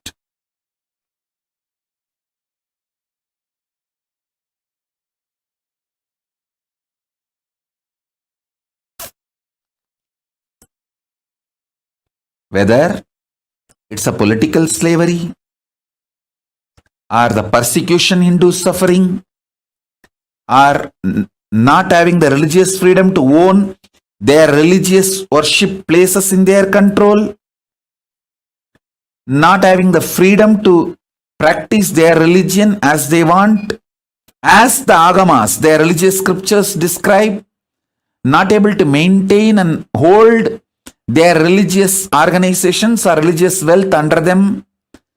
You ask any question, any problem to any Hindu thinkers, think tanks, Hindu organizations, Hindu leaders, Hindus, whether common Hindu or Hindu thinkers, ask them, any of them, these questions. Why the Hindu gurus are being attacked left, right, center through the hate speech, and systematically the Hindu organizations are pulled down, collapsed, and why Hindus are keeping quiet without defending the Hindu gurus who are the... See, Hindu gurus are attacked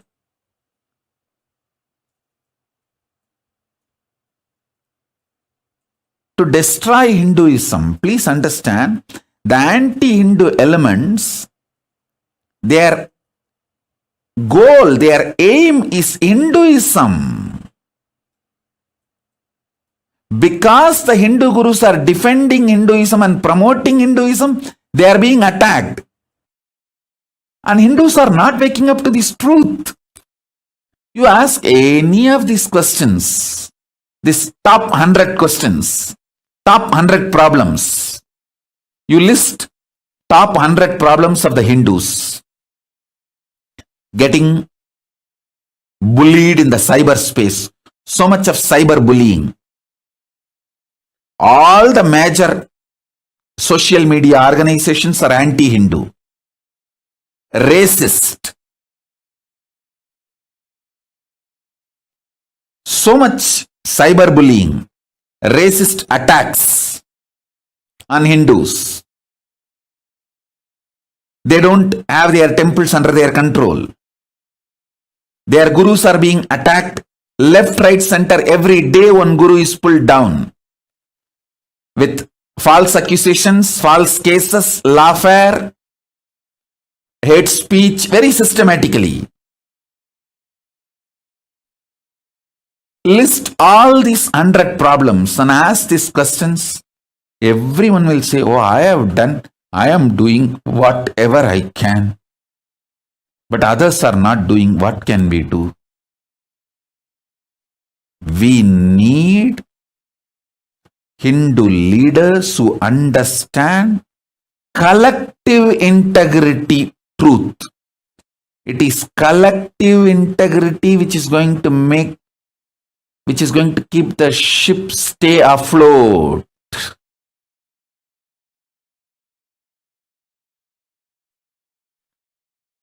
Even if you have only 10 people in your team, if you are able to make that whole team collective integrity, your Kailasa will be successful. You can be head of a Kailasa and it will be successful.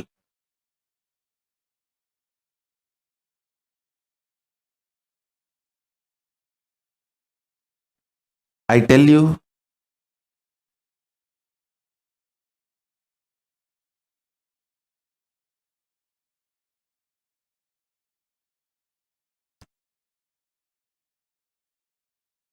in every level, I have to do my responsibility.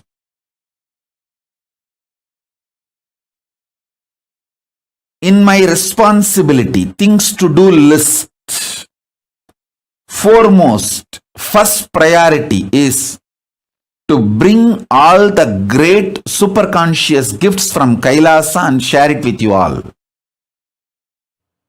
That's my first priority. As I told,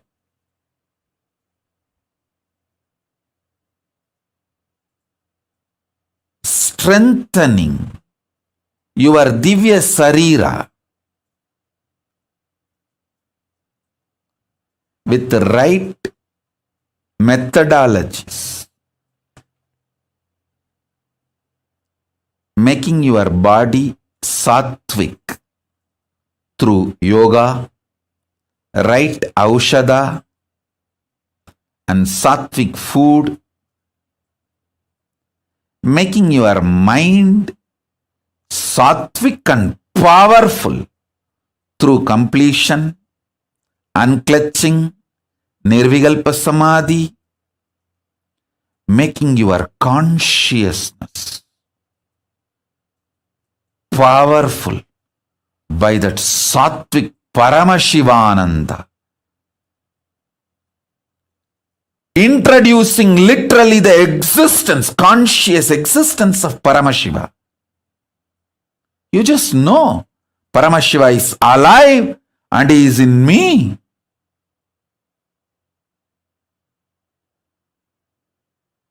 He is sitting alive, blissful, with his broad Swarupa.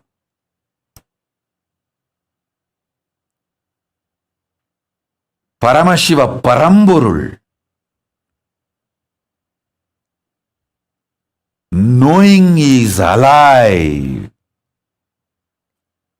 in you.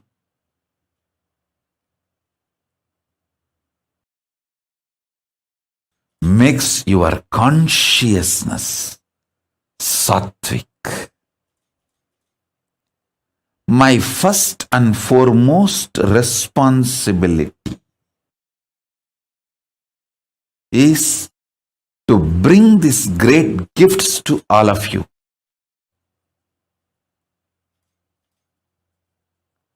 And to bring these gifts to all of you and share it with all of you, making all of you enlightened and enjoy. This is my first and foremost responsibility, and this is my first priority. My second priority, second work is making all my Sangha, people who have given their life to me, making them understand the great truth of collective integrity. As I told,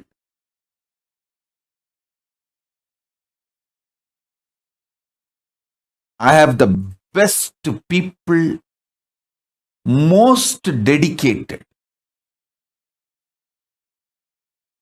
One of the most sweetest message I received in last few days is Akhil Kodali sending me message, Swamiji, please come to satsang. I miss you too much.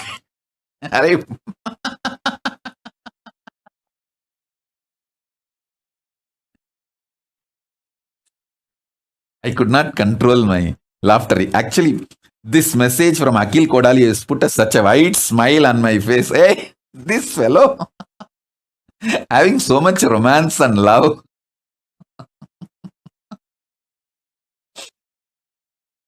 I tell you, I have best people around me.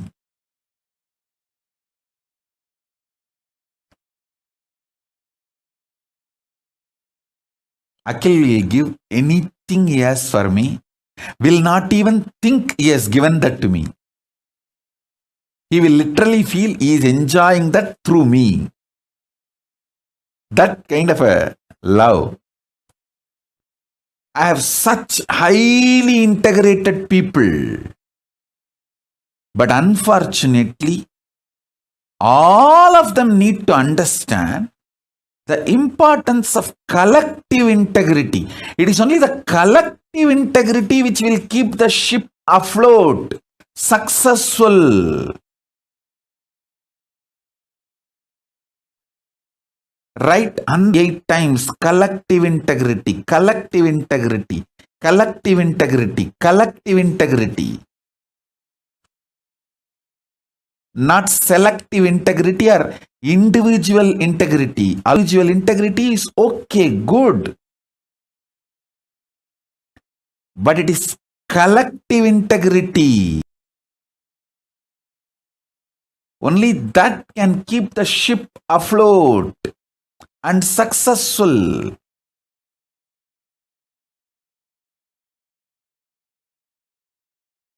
My second responsibility is making my Sangha, Kailasa, all the people who gave their life to me, who gave their individual integrity to me, making them realize collective integrity's importance. I think in all our ashram, in every room, we should put a small board beautifully. Collective integrity keeps the ship afloat. Not just individual integrity. So, the people who are working in accounts department, distributing money, and the people who are working in Goshala and keeping the Goshala clean and cows healthy, happy, and the people who are doing the agriculture and growing the herbs, and people who are doing puja in the temple, everyone need to have integrity to keep the ship afloat. The collective integrity only will keep the ship afloat. Making the people who declared their integrity to me, making them realize the importance of collective integrity. I have some people highly dedicated, like Sri Shanta Priyananda. He will be absolutely obedient to Guru Vak. Anything I say, he will simply obey. But complete loose, cranky. He cannot even talk to others. Make a simple coordination.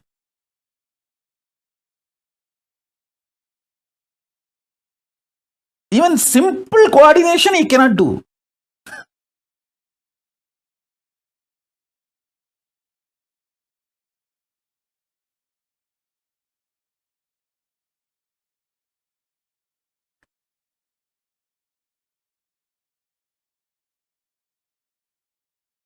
Sri Shanta Priyananda, write 108 times. Collective integrity keeps the ship afloat. Collective integrity makes the Kailasa successful.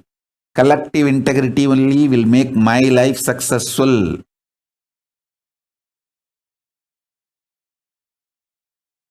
If one department fails,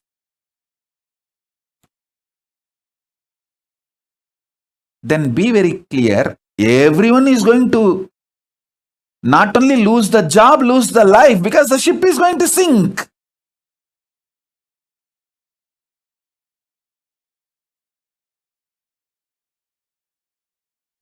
In all our ashrams, all our temples, all our monasteries, all our gurukuls, we should have a clear board. Almost like every hall, every room, even the devotee's house where you are literally living like an extended Kailasa, you should put a board. It is collective integrity that makes your life and Kailasa successful. People who can make collective integrity successful are the leaders. Working with others, whatever need to be done, making it happen.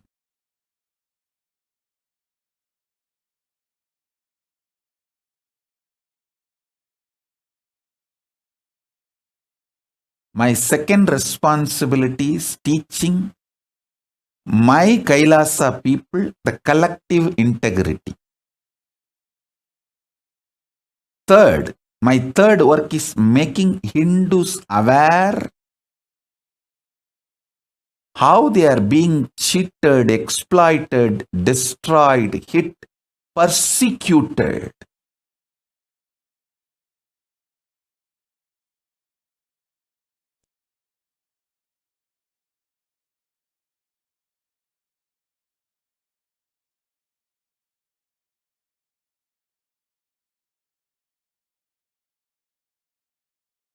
I tell you,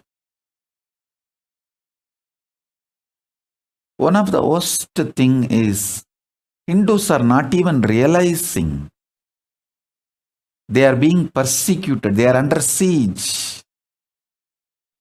Very active war is going on.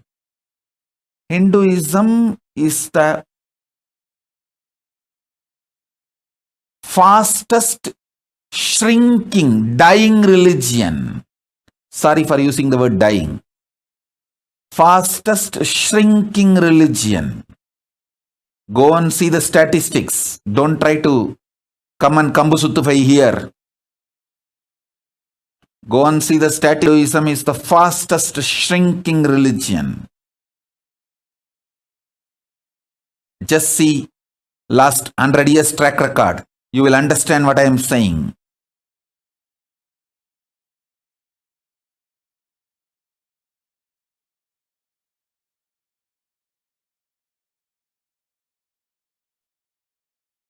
These three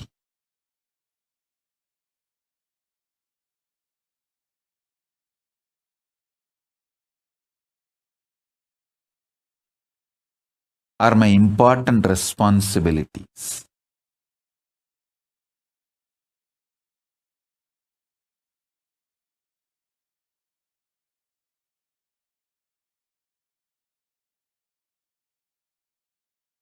Let me do my first responsibility.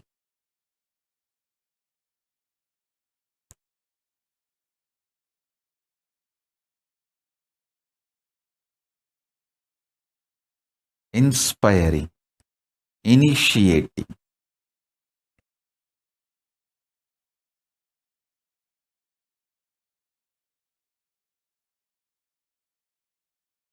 making all of you understand in every level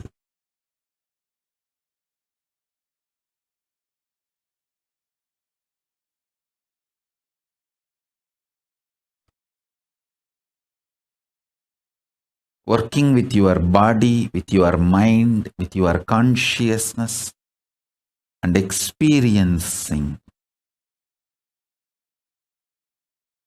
Divya Sarira, the divine conscious body,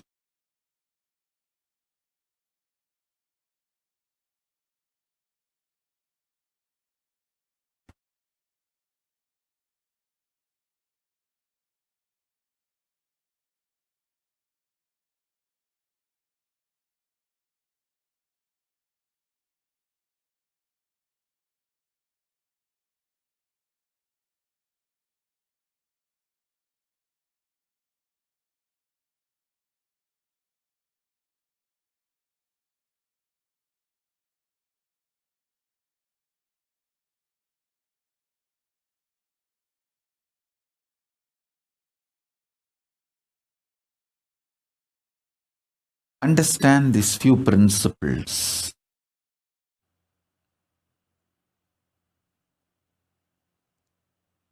These few principles which I am going to share with you all now are like universal, sarvabhaumya.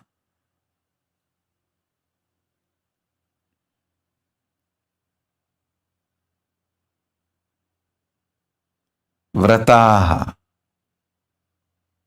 These are like universal vows, universal principles.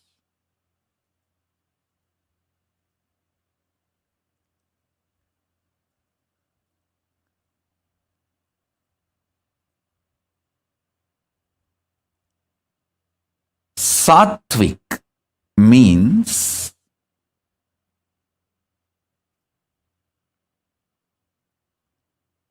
anything which awakens the qualities of consciousness in you, like extreme love, fulfillment. I tell you, when I manifest from samadhi, the kind of the love and joy, excitement, intensity I feel, actually this withdrawing from the society, I am enjoying like anything. I am basically a loner. Enjoys is aloneness. I don't feel intimidated or disturbed by the crowd. Thousands coming. No, I don't feel disturbed. It's not that I hate people. No. But I enjoy my space, just being with me in samadhi.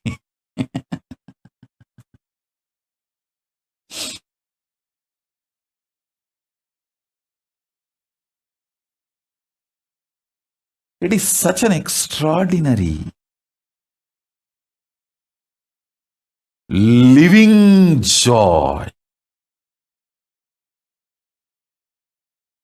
living experience of bliss, not imagination, theory, visualization, fantasy. No. Living. How? You feel you are alive in your body. Bliss is a living experience for me in samadhi. It is just alive.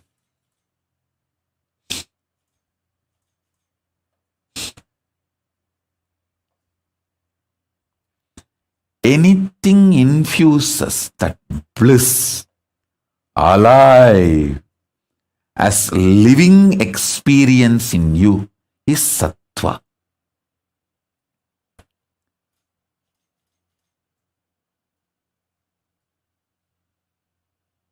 That is what I call good food. Good food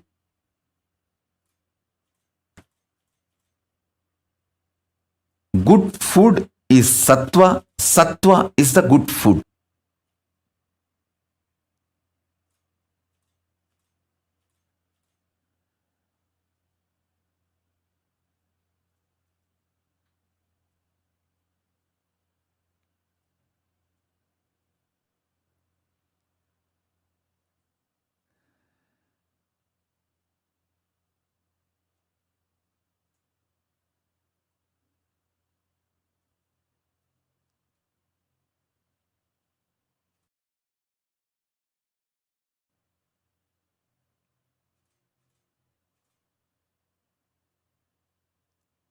I am getting so many questions now, alive.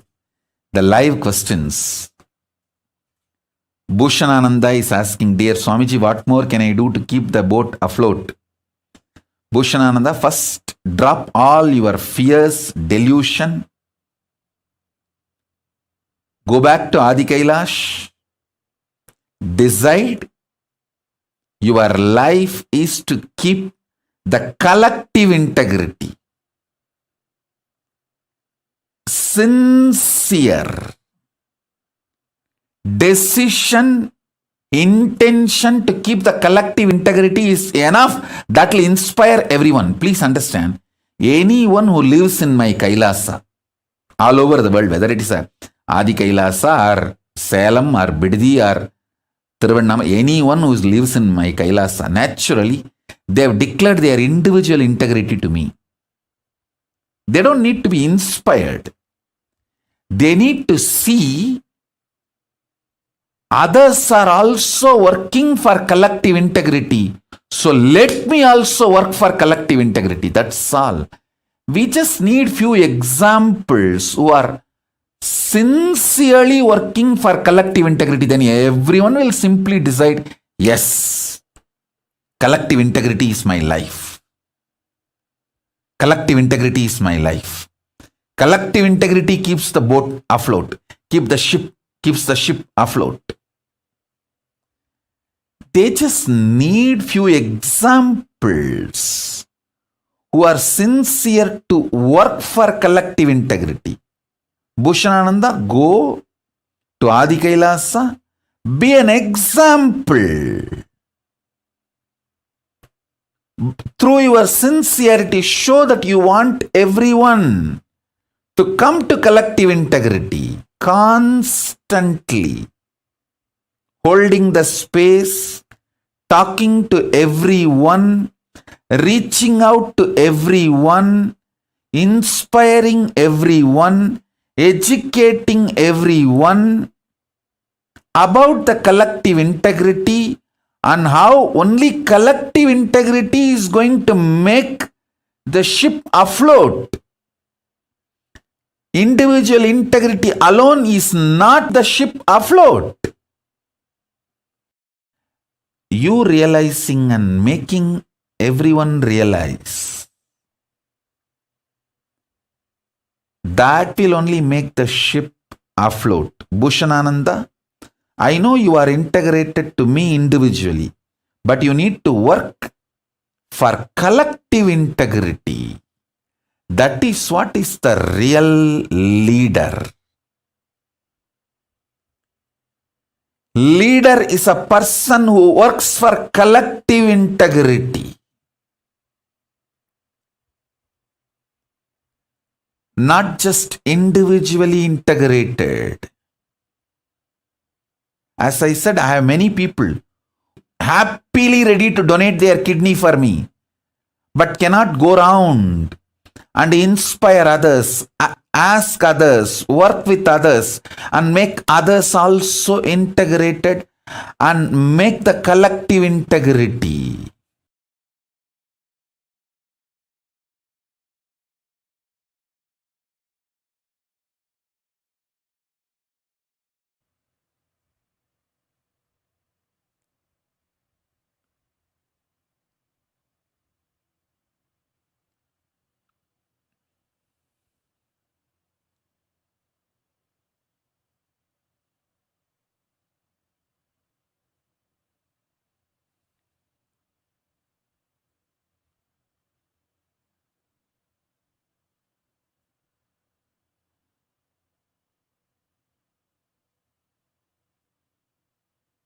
I'm just seeing all the questions, live questions. Everyone is asking, how can we make the collective integrity happen? Actually, there is no manual for it. You need to start working with people. You need to start listening to people. You need to start bringing completion with yourself and with people. You need to start building team. We have a clear process. Manifesting everyone's reality. That used to be the syllabus for Inner Awakening 4th level. We had Inner Awakening level 1, level 2, level 3, level 4, where everyone's vision, ambition is shared and everyone tries to help to make everyone's vision into reality. So that the ecosystem, the collective integrity should become the ecosystem. Any Kailasa where the collective integrity become ecosystem, that Kailasa will be successful. That's all.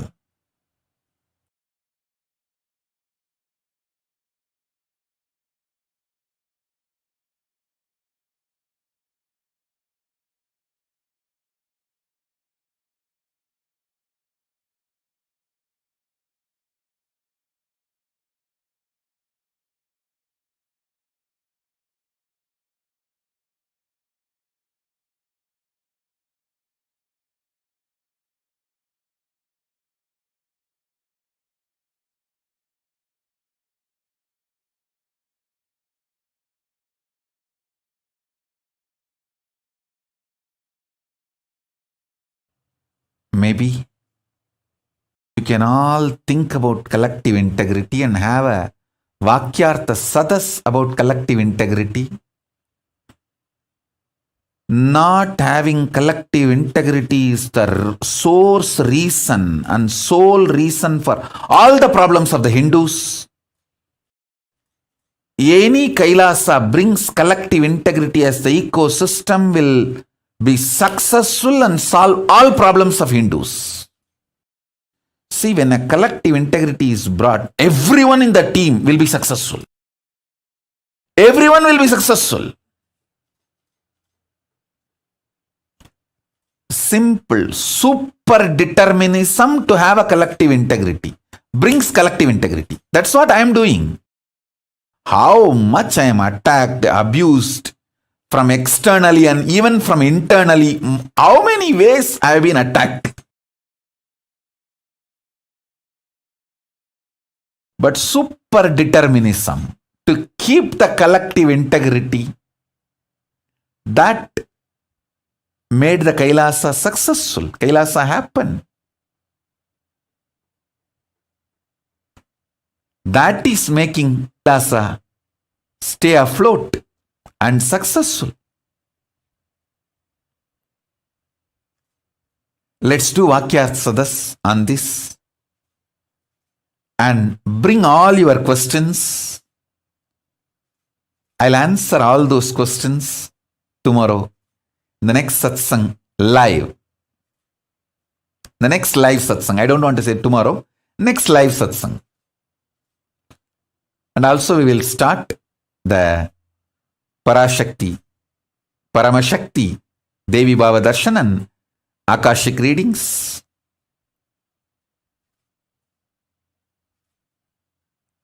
Soon. So with this, I bless you all. Let's all work on this collective integrity. Let's all radiate with collective integrity also. Integrity, authenticity, responsibility, enriching, causing, living Paramadvaitam, the Shuddhadvaita Saivam, the state, space, powers, being, superconsciousness, and Kailasa of Paramashiva. Paramashivoham. Om Nithyananda Paramashivoham. The eternal bliss, Nithyananda. Thank you. Be blissful.